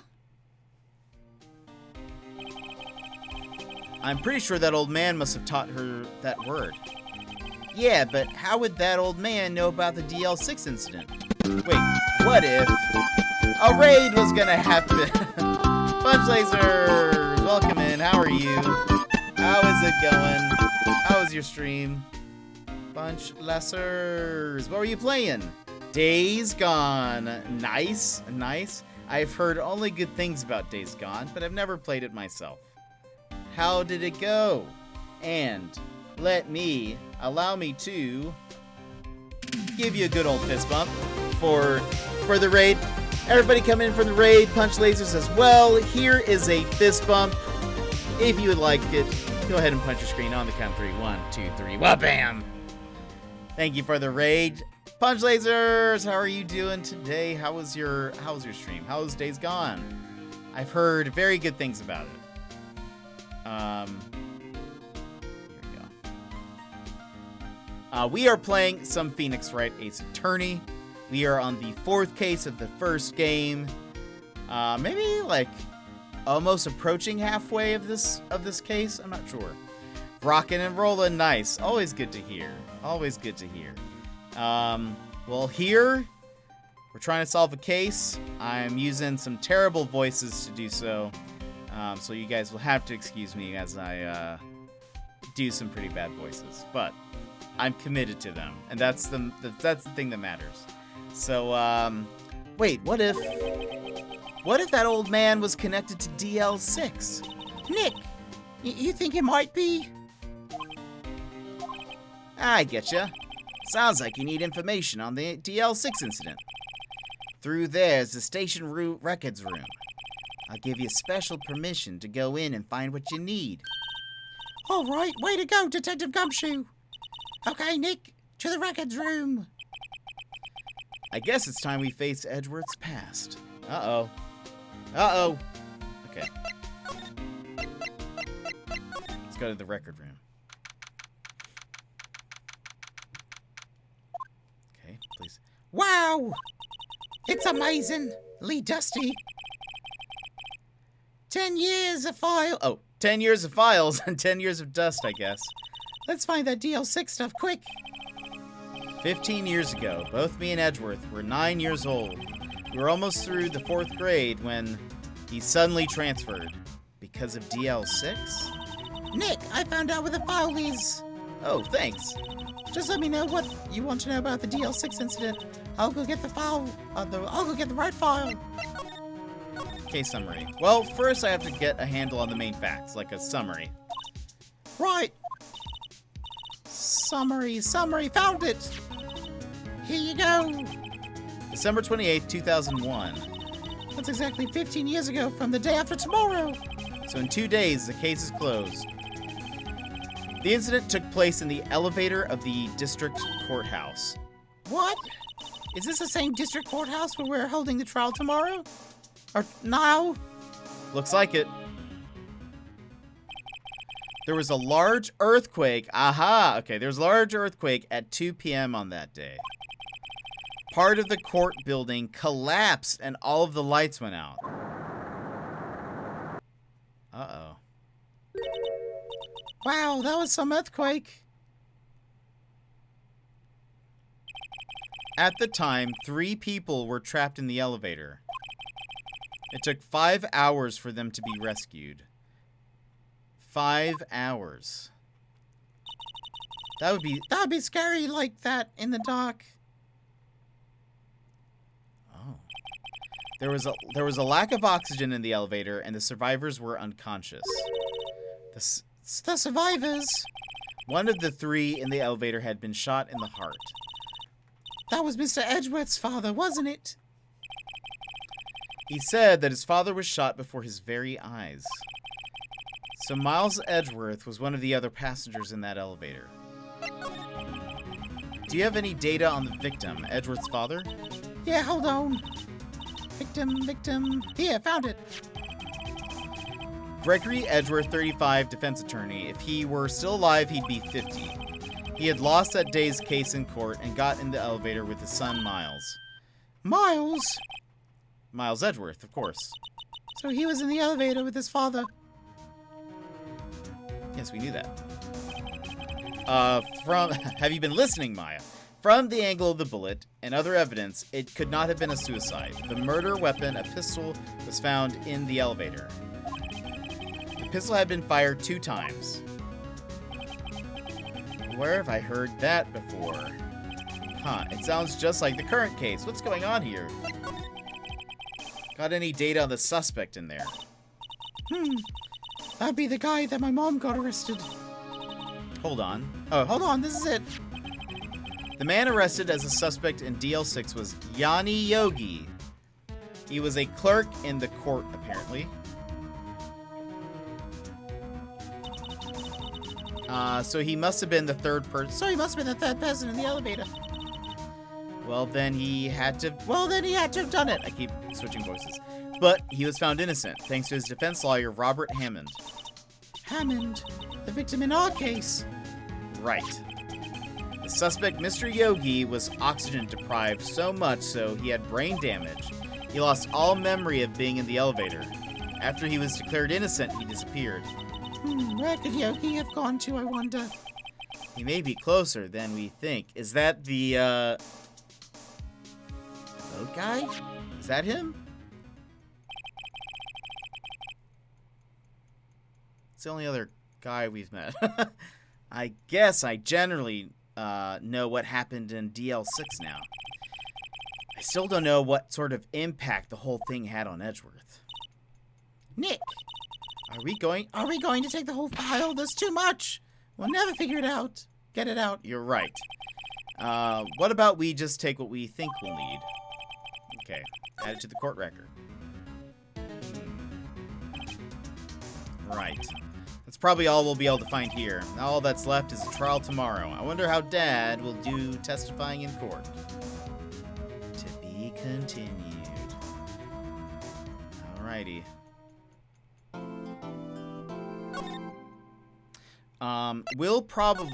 We're gonna do the trial part, and then we're probably gonna end for today. There may be more after that, I assume. But we'll probably end after this trial. December 27th, 10 a.m., District Courtroom number 3. Court is now in session for the trial of Miles, Mr. Miles Edgeworth. The defense is ready, Your Honor. Very well, apparently the prosecution is also ready. Who is the judge here anyway? Mr. Von Karma, your opening statement. Very well, no opening statement, so... Not so fast, Judge. I was taking a meaningful pause before speaking. Right, of course. A prediction. Today's trial will end 3 minutes from now. Order, order. Mr. Von Karma, what is the meaning of your statement just now? Bah, you must question everything. It will be over in 3 minutes. We have no time to waste. I'll call my witness now. Right. I call my witness, my decisive witness to the stand. It's that mysterious boat shop owner.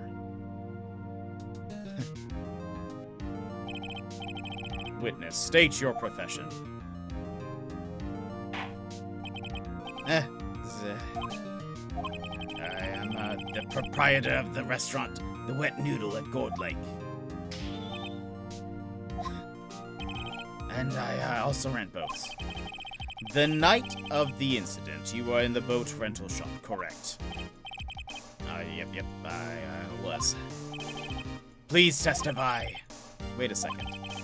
You still haven't heard who this old guy is. Raise an objection. Wait a minute. The witness hasn't stated his name yet. Because I did not ask him, Mr. Wright. Bah! I have predicted this trial will end in 3 minutes. Stop asking trivial questions and cooperate. Yeah, right. The witness will state his name.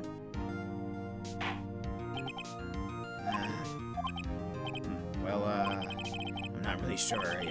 What do you mean? My memory. Your Honor, the witness does not remember anything beyond the last several years. Ergo, he cannot recall his own name. He can't recall, you say? Yes, but the incident in question took place 3 days ago. He can testify. Very well. Let's hear his testimony. Excuse me. Let's hear his testimony then, shall we, witness? His name is Yanni Yogi, we know. We can figure that out, because deduction. It was the night of the 24th. Just after midnight, I was in the restaurant while I rent boats as usual. Then heard a bang.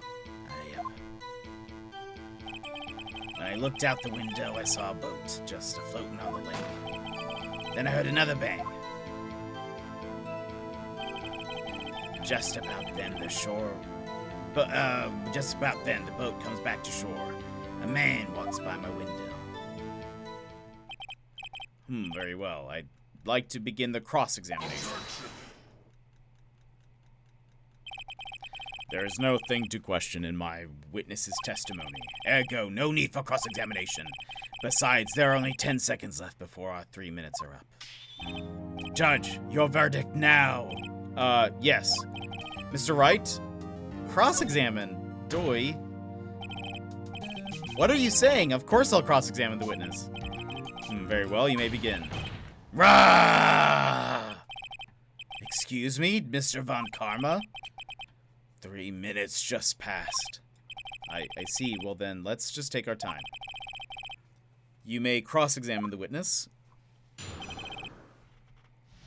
I do not like Von Karma. It was the night of the 24th, just after midnight, yep. I was in the restaurant where I rent boats, as usual. Then I heard a bang. When I looked out the window, I saw a boat just floating on the lake. Then I heard another bang. Just about then, the boat comes back to shore. Okay. Let's start from the beginning. Let's start pressing.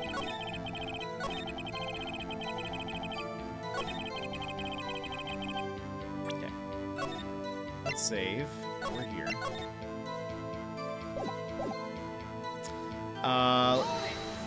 Let's see.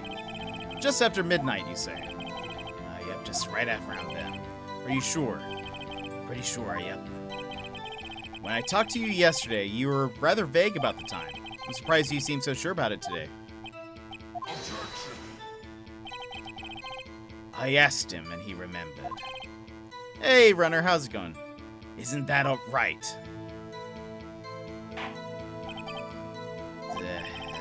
Don't glare at me like that. I can't remembered it clearly, I did, yep. You did, see? Or you see. Continue. I was in the restaurant where I rent boats, as usual. Is there anyone who can verify that? Well, I guess Polly could. That's not good enough for a court of law. Mr. Wright, exactly what's not good enough?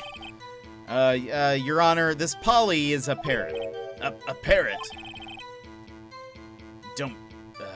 Don't be so hard on the girl, Keithy boy. Oh, nice. Oh, well, welcome. The prosecution concedes that we cannot prove the witness was in the shop. Witness, please continue. Then I heard a bang. Yep. Where did the bang seem to come from? From the lake, I figure. Are you certain? Yep. Good, continue. I looked out the window. I saw a boat just floating on the lake. Was there someone in the boat? It's pretty far out there. I couldn't see clearly, but I figured there was 2 men out there, yep. But you couldn't see them clearly? Yep, at the time, that is.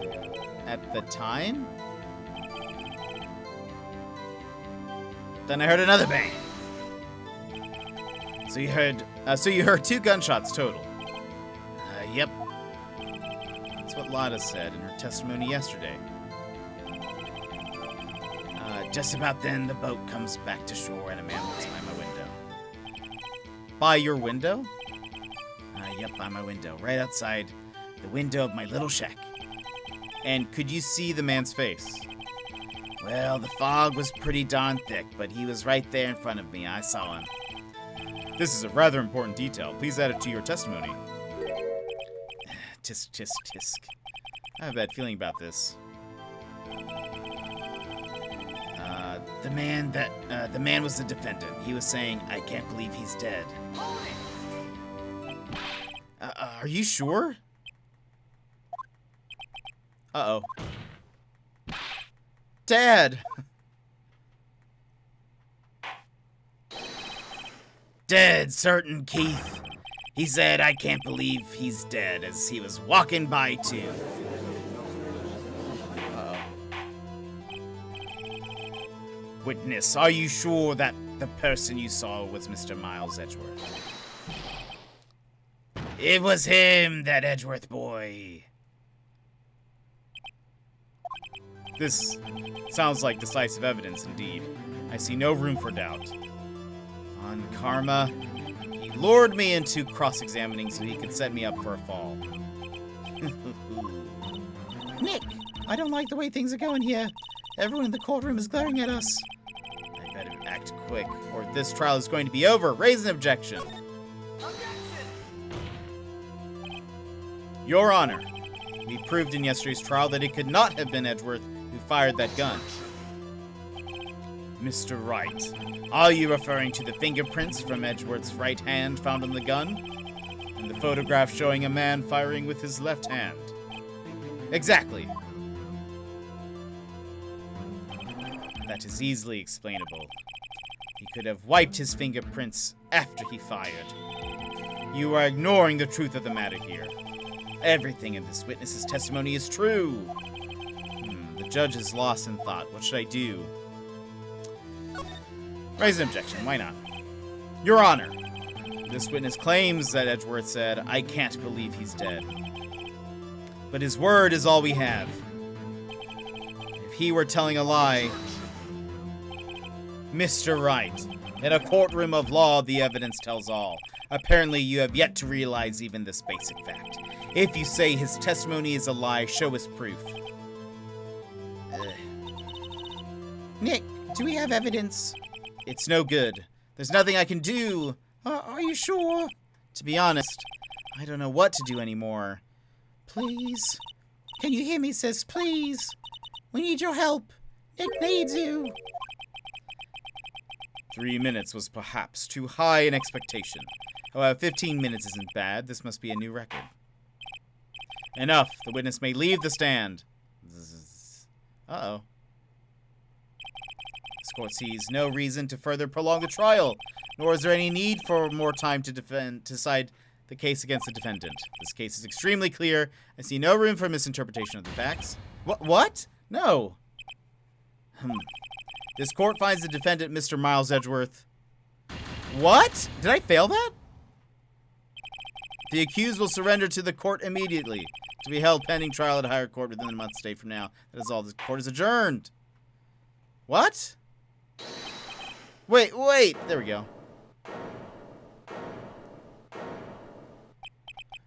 Who was that? Me. Huh? What? Larry? What?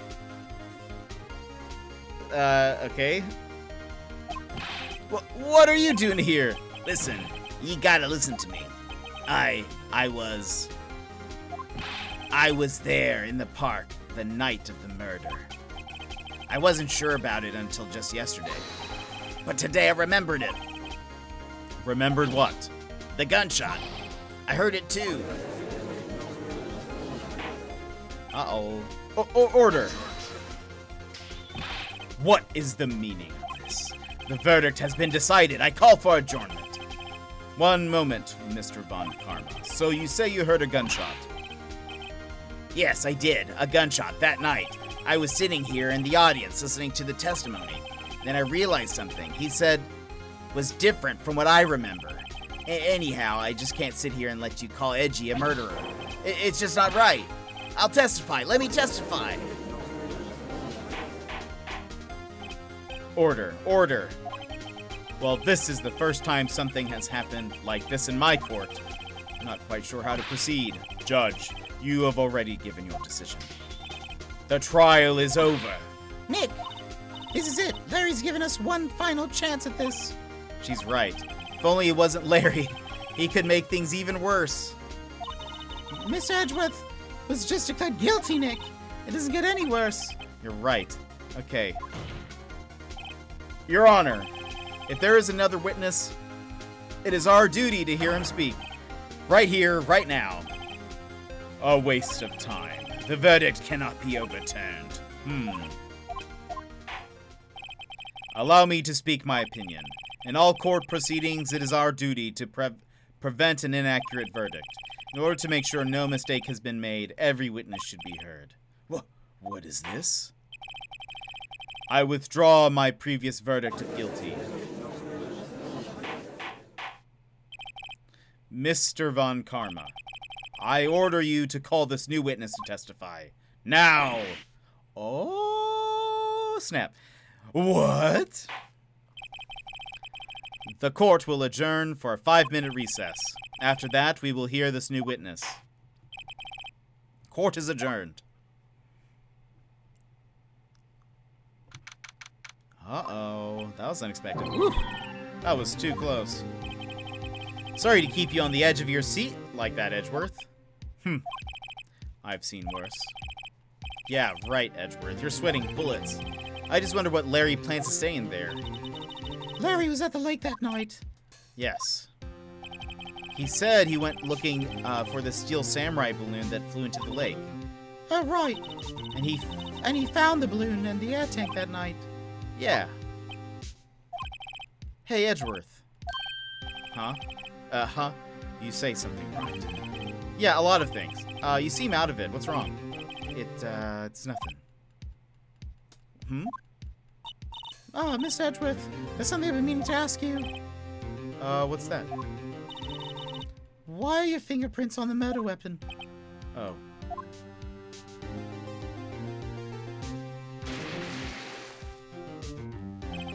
When he fell into the lake, I went into a daze. I couldn't understand what had happened. I couldn't think straight. Then I saw the pistol lying on the floor of the boat in front of me. I picked it up without thinking.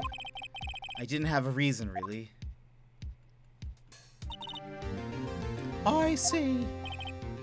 Right. Yeah? This might be our chance. Our chance? Von Karma has only ever run perfect trials. Perfect trials? Perfectly prepared witnesses, perfectly complete evidence. That's the secret to his success. This is the first time he's ever had to deal with something unexpected. He has to let someone he hasn't even talked to testify before the court. And that someone is Larry. What are you getting at? It's likely his testimony will be full of holes, right? That's right, Nick. No 10-minute trial this time. We'll milk this one for all it's worth. Hey, it was 15 minutes. 15! Everything's on Larry now. Uh-oh. Uh-ohs.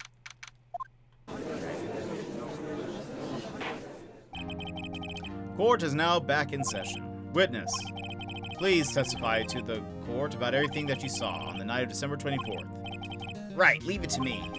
Please, Larry, don't mess this one up. I hate to admit it, but you're our last chance. Karma didn't even have time to prep his witness. I just hope Edgeworth is right about this being our big break.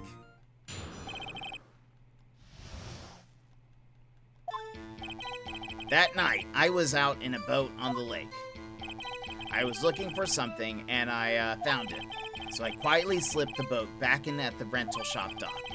Then, just as I was thinking about going home, I heard this bang. I looked out over the lake, but I didn't see a boat. So after I heard that single gunshot, I went home.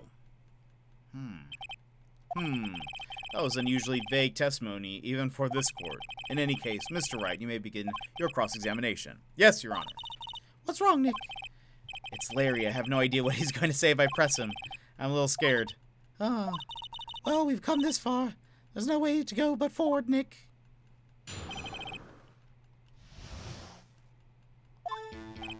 Okay, let's save.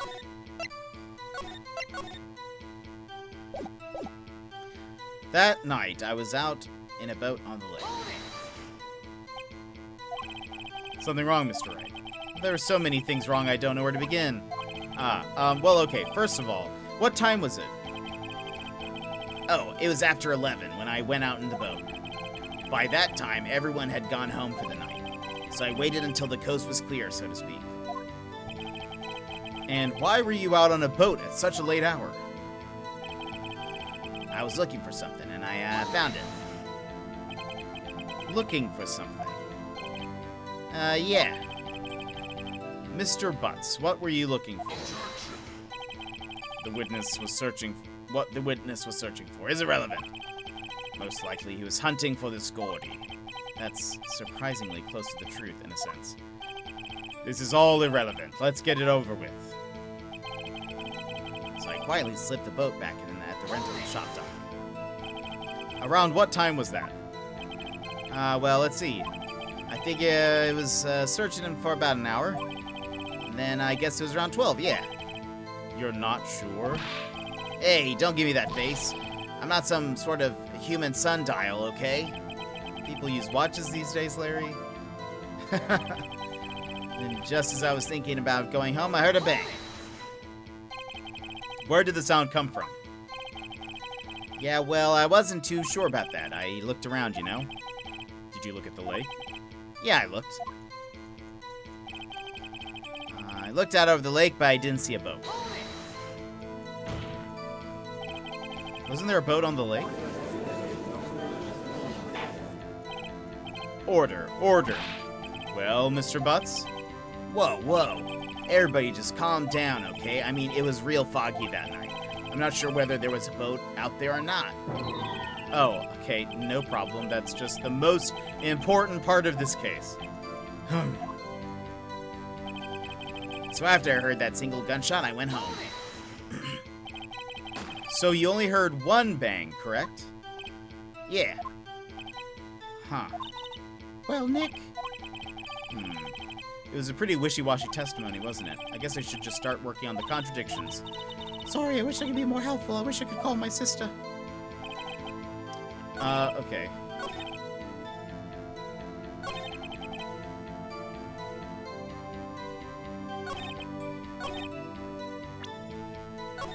So let's save here. Okay.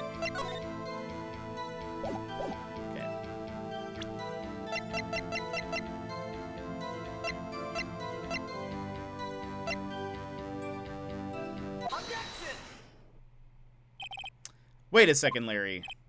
What? You only heard one bang? You're sure? That's what I said. But Mrs. Lotta Hart testified yesterday that she heard two bangs. And the old man just now said the same thing. They both heard two gunshots that night. Huh? Were you even listening? Were you paying attention at all to what they said? Yo, Nick, please. Huh? You know, something's been bothering me. I'm a witness, see? I'm like a customer here. So you gotta treat me nice and stuff, okay? Mr. Butts. What? You only heard one gunshot? Are you sure? Well, to tell you the truth, I'm not sure. Huh? Not sure? How could you not be sure? Yeah, well, yeah, I might have missed the other gunshot. I was, listening to something else. Something else? My radio, dude, with my headphones. What? Order, and stop that booing.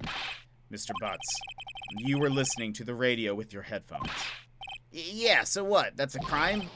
I listen to my radio. Everyone listens to the radio. What's the big deal? Mr. Von Karma, your opinion? Waste of time. I do not accept this witness, nor his shoddy testimony. Well, Mr. Wright, should he continue the testimony? Oh, wait, no! Oh, no. What? What are you thinking, Nick? If you stop now, Mr. Hedgeworth will be guilty. You have to turn his trial around now, Your Honor. Please allow the witness to continue his testimony. Why did they put continue as on the bottom one? Bah! Nothing is more pitiful than a lawyer who doesn't know when he's lost. Very well, Mr. Butts. Please give your testimony and be sure to include details like your radio. Right, leave it to me. Wouldn't if there were any other way out of this, believe me. Okay. It's lonely being alone on Christmas Eve. That's why I was listening to an all-request show on the radio, see? I was listening to it real booming loud like. But I'm sure I heard that gunshot. I remember exactly what the DJ was saying when I heard it too. You were listening to your radio at a high volume? Yes, what's the big problem? Can't a man listen to his radio in peace? Isn't this a free country? I truly believe Larry has no idea what the problem here is. Judge, can you believe a word this witness says? What he heard was probably nothing more than a drum beat from the radio. True enough, it is difficult to believe this testimony. Wait, Your Honor. The witness said he remembers exactly what the DJ said when he heard the gunshot. Excuse me, DJ? An announcer, the radio who says things on the guy who says things on the radio. Anyway, what this means is when he heard the sound, no music was playing. The DJ only talks between songs, so he could have heard the gunshot from the lake. I'd like to cross-examine the witness, Your Honor. Very well, Mr. Wright. Can't believe I'm continuing this charade.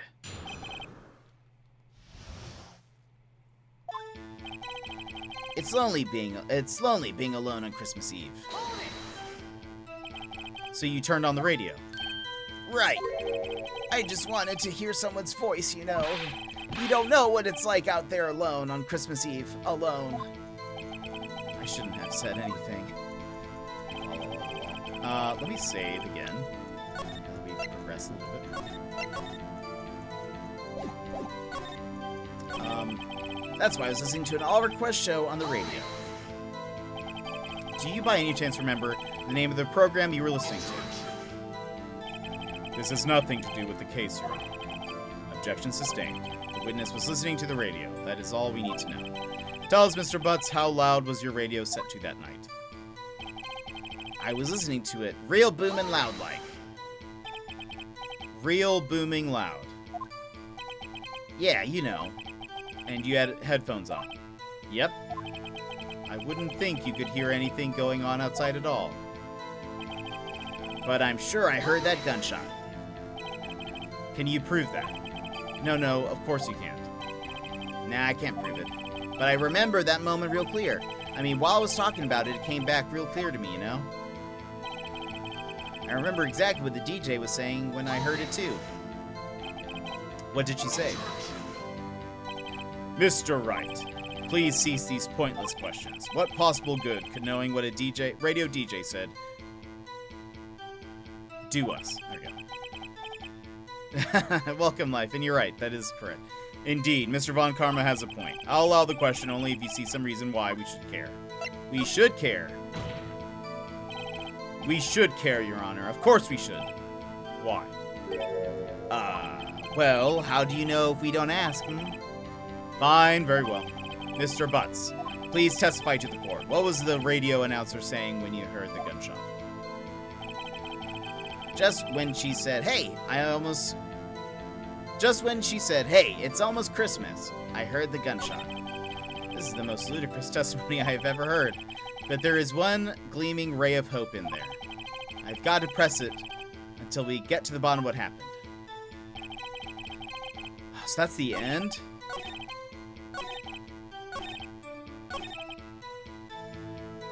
Huh. What are...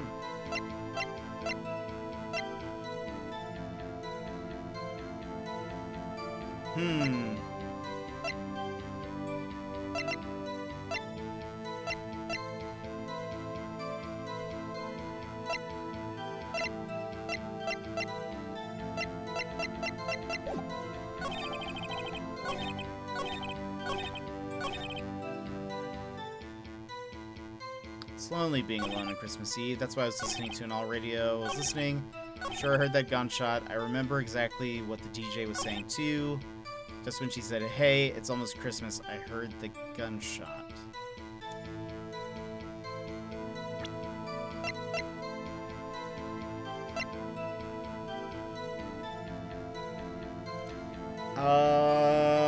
Let's see. Larry, are you absolutely sure what you're saying is correct? Huh? What's with the face? You look scary, dude. Hey, if you're trying to scare me, you better know I don't scare that easy. Is something the matter, Mr. Wright? Your Honor. Did you hear what the witness just said? The DJ said, hey, it's almost Christmas when... Oh, the DJ said... I was reading in his voice. The DJ said, hey, it's almost Christmas when he heard the gunshot. Indeed, and... Almost Christmas means it wasn't Christmas. Do you realize what this means? When he heard the gunshot, it was still Christmas Eve. That would seem to be the case, yes. But he should have heard the gunshot after midnight. This photograph is irrefutable proof of that. Let's see what the time was on the photo taken when the gun triggered Miss Hart's camera. 12:05:15, midnight, 15 minutes after midnight, on Christmas Day. This is a clear contradiction, Your Honor. Order! Order! What does this mean? The 2 prior witnesses heard gunshots after midnight. However, this witness says he heard a gunshot before midnight.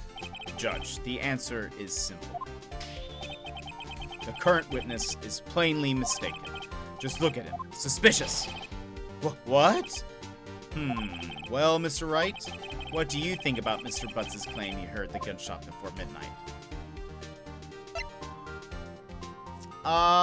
What do I think? I think we should save. Let's say he's right. Larry is not mistaken, Your Honor. He heard that gunshot before midnight. Intriguing. I'm assuming you have evidence for this wild claim? Show me evidence there was a gunshot before midnight.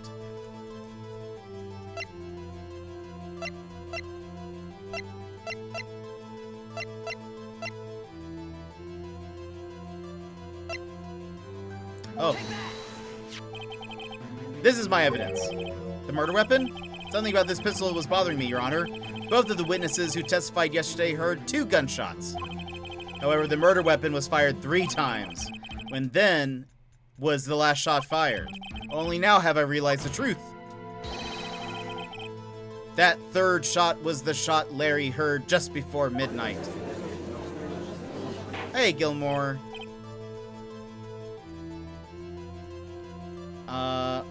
Order. I guess that would make sense out of yesterday's testimonies. Bah, you waste our time again with your empty statements. Yes, the pistol was fired 3 times. But do you have any proof that it was fired before midnight? Do you have proof that the witness just didn't think he heard something? Indeed. Well, Mr. Wright, there's no turning back now. Do you have evidence that proves there was a gunshot before midnight? Do you have evidence that proves Mr. Butts wasn't just hearing things? The camera? Oh. Yes. Yeah, it happened at 11:50. Look at this photograph. This was taken by our witness yesterday. Mrs. Lotta Hart, with her automatic camera. The timestamp on the photo reads December 24th, 11:50 p.m. Oh yeah? But there's nothing on the lake in this picture. Your Honor, the real issue here is not why nothing is shown in this photograph. It is why this photograph exists at all. What do you mean? Your Honor, this photograph was taken by an automatic camera. That camera was set to go off in response to loud noises. Aha! Correct. There was a loud noise on the lake at 11:50 p.m. That is why this photograph was taken. In other words, there was a gunshot at the time that Larry claims. Order. That would make sense of the evidence we've seen so far. However, this leaves me wondering exactly what did happen that night on the lake. Exactly. If this is true, there were 2 sets of gunshots, separated by 25 minutes. One at 11:50, another at 15 minutes after midnight. Why, I ask you, why? Uh-oh, I'd better think of something quick. Wait a second. Gunshots separated by 25 minutes? What's wrong, Nick? I have it! Huh?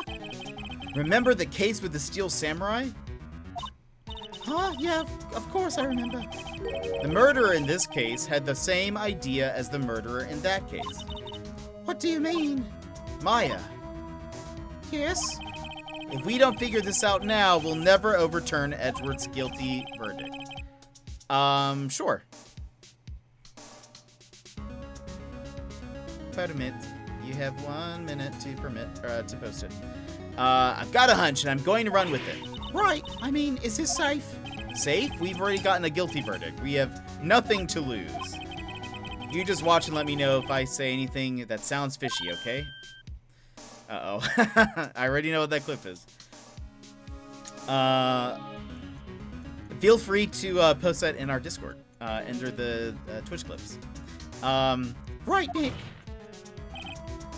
Your Honor. Yes, Mr. Wright. The testimony just now has cleared up this entire case. What do you mean, Mr. Wright? Tisk, tisk, tisk. So you finally realized the truth. There can be no other murderer here than Miles Edgeworth himself. Wrong, Von Karma. Let me save. I feel like we're about to make a claim. I'm scared. Wrong, Von Karma. A man was shot that night, but it wasn't Edgeworth who did the shooting. Listen, rookie. Take a deep breath and consider the facts. At the time of the murder, one boat was on that lake. This was shown by the witness's photograph. The defendant Edgeworth and the victim Robert Hammond were on that boat.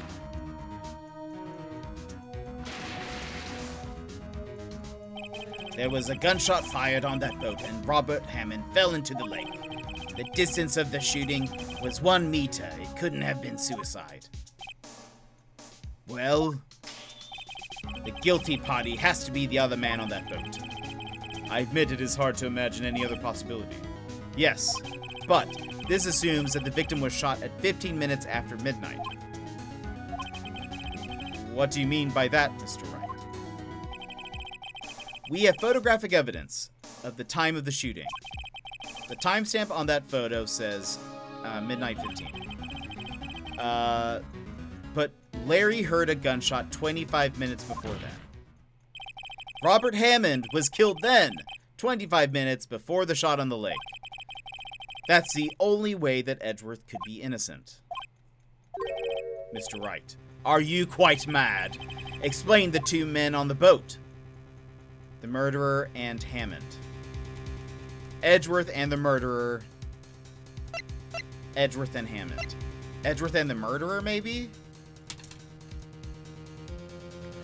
We know Edgeworth was on the boat. He said he was on the boat. Hammond, if we're saying he's already dead, because that happened 15 minutes before, so it can't be. Let's say it's Edgeworth. Save. Edgeworth and the murderer. Of course, it was Edgeworth and the murderer. After the murderer killed Robert Hammond at 11:50. He assumed the guise of Mr. Hammond and met Edgeworth. What? Are you serious? Yes. Edgeworth won't tell us why he went to the lake that night. However, I have a hunch. That night, Robert Hammond called Edgeworth to the lake. Now, Edgeworth didn't know Robert Hammond's face that well. That's why he didn't suspect anything when the murderer took Robert Hammond's place. I'm not sure what to make of all this. Ludicrous. Mr. Wright. Tell us the name of the murderer, then. The murderer's name? Right. It's Miles Edgeworth. Lot of heart. I don't know. Wait.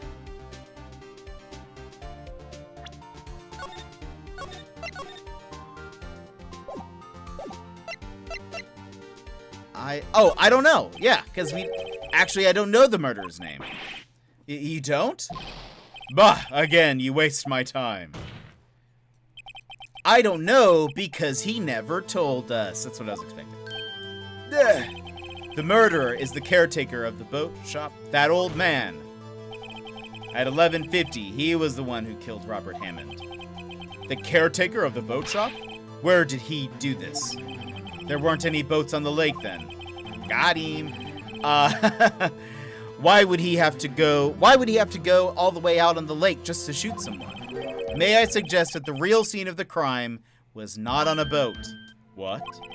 Well then, where did this murder take place? Show the judge where the murder took place.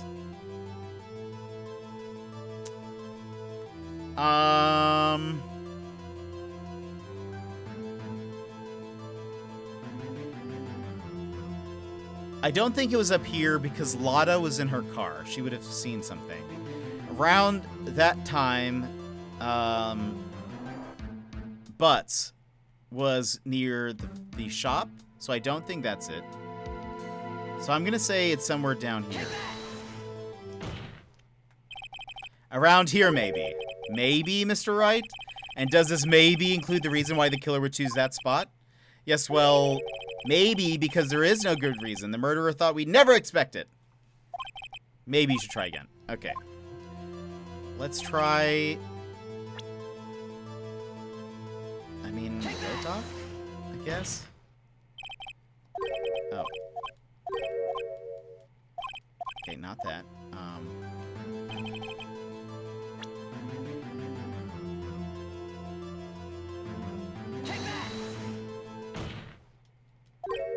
Okay, not that.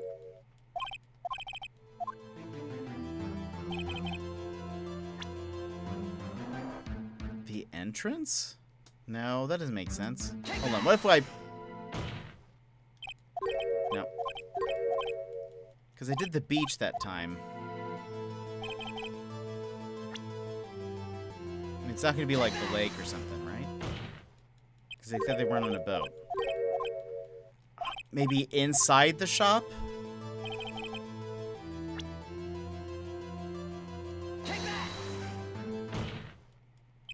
Here, of course. There we go. The boat shop, where he lives. That way he can meet with the victim without anyone seeing. Do you have proof that the boat shop was the scene of the crime? Recall Larry's testimony, if you will.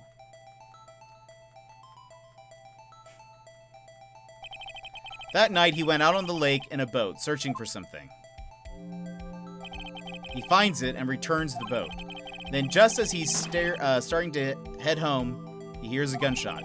He hears a gunshot, Your Honor, even though he was wearing headphones at the time. In other words, the gunshot was very, very close by. And where would that be if he had just returned from a boat? Or returned to boat? The boat shop. Mr. Wright, what happened that night on Gourd Lake? Please tell the court from the beginning. Yes, Your Honor. Nick, are you sure about this? Not really. But I think if I start at the very beginning and I take it slow, I might just be able to figure this out. That night,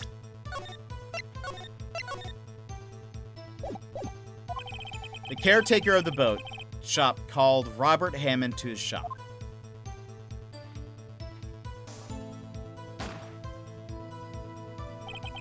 This was around 11:50. That was when the gunshot that Larry heard was fired. After that, the caretaker put on Robert Hammond's coat. He became Robert Hammond. Then he got in the boat with Edgeworth and went out into the middle of the lake. Then who fired the pistol on the boat, Mr. Wright?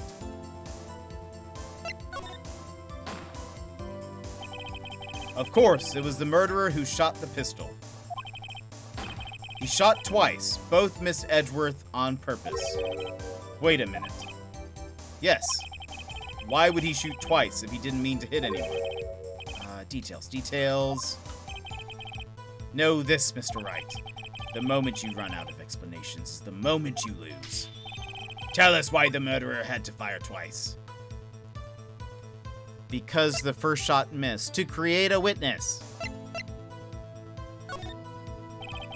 I believe he shot twice to create a witness, Your Honor. Create a witness. The murderer lifts his pistol and fires one shot. That ensures that anyone who heard the shot would look at the lake. Indeed, Miss Hart did exactly that after hearing the first gunshot. Next, the murderer waits a bit and he fires again. Then,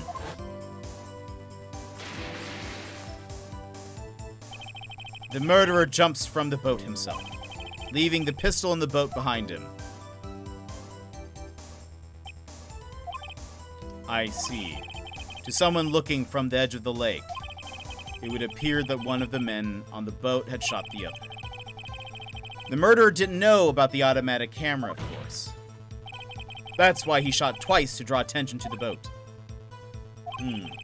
Once you realize that, everything else falls into place. The boat shop caretaker swam back to his shop. Then he put Mr. Hammond's wet coat back on the body and threw the body into the lake. This is what happened, Your Honor. These are the events that transpired that night on Gourd Lake.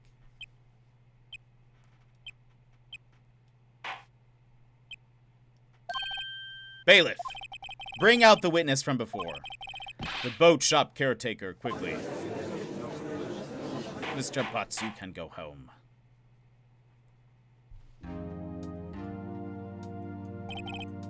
Very well.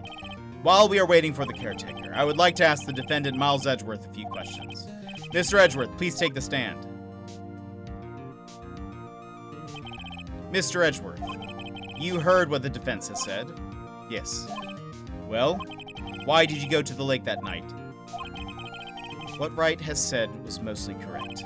Astonishingly so, actually. Yes. Several days ago, I received a letter. The letter was signed Robert Hammond. He asked me to come to the boat shop by the lake at midnight on Christmas Eve. He said he had something very important to discuss with me. Something important? I'm sorry, I can't say what it was. Your Honor, sir. Bailiff, we are conducting a trial here. I ask that you remain quiet. The witness has disappeared. He isn't at the boat shop either. What? What should I do? Find him quickly. We cannot allow him to get away. Uh-oh. Maybe we did not got him. Mr. Von Karma, your witness has disappeared. A search warrant has already been issued. It goes without saying that I cannot declare a verdict under these circumstances. I will extend the trial until tomorrow, the final day allowed. I request that the police department utilize all its forces to find that witness. Am I understood? One more thing. Just who is that boat shop caretaker? I think his identity has become very important to this trial. I want him, and I want to know who he is. Very well. Court is adjourned. Ayo.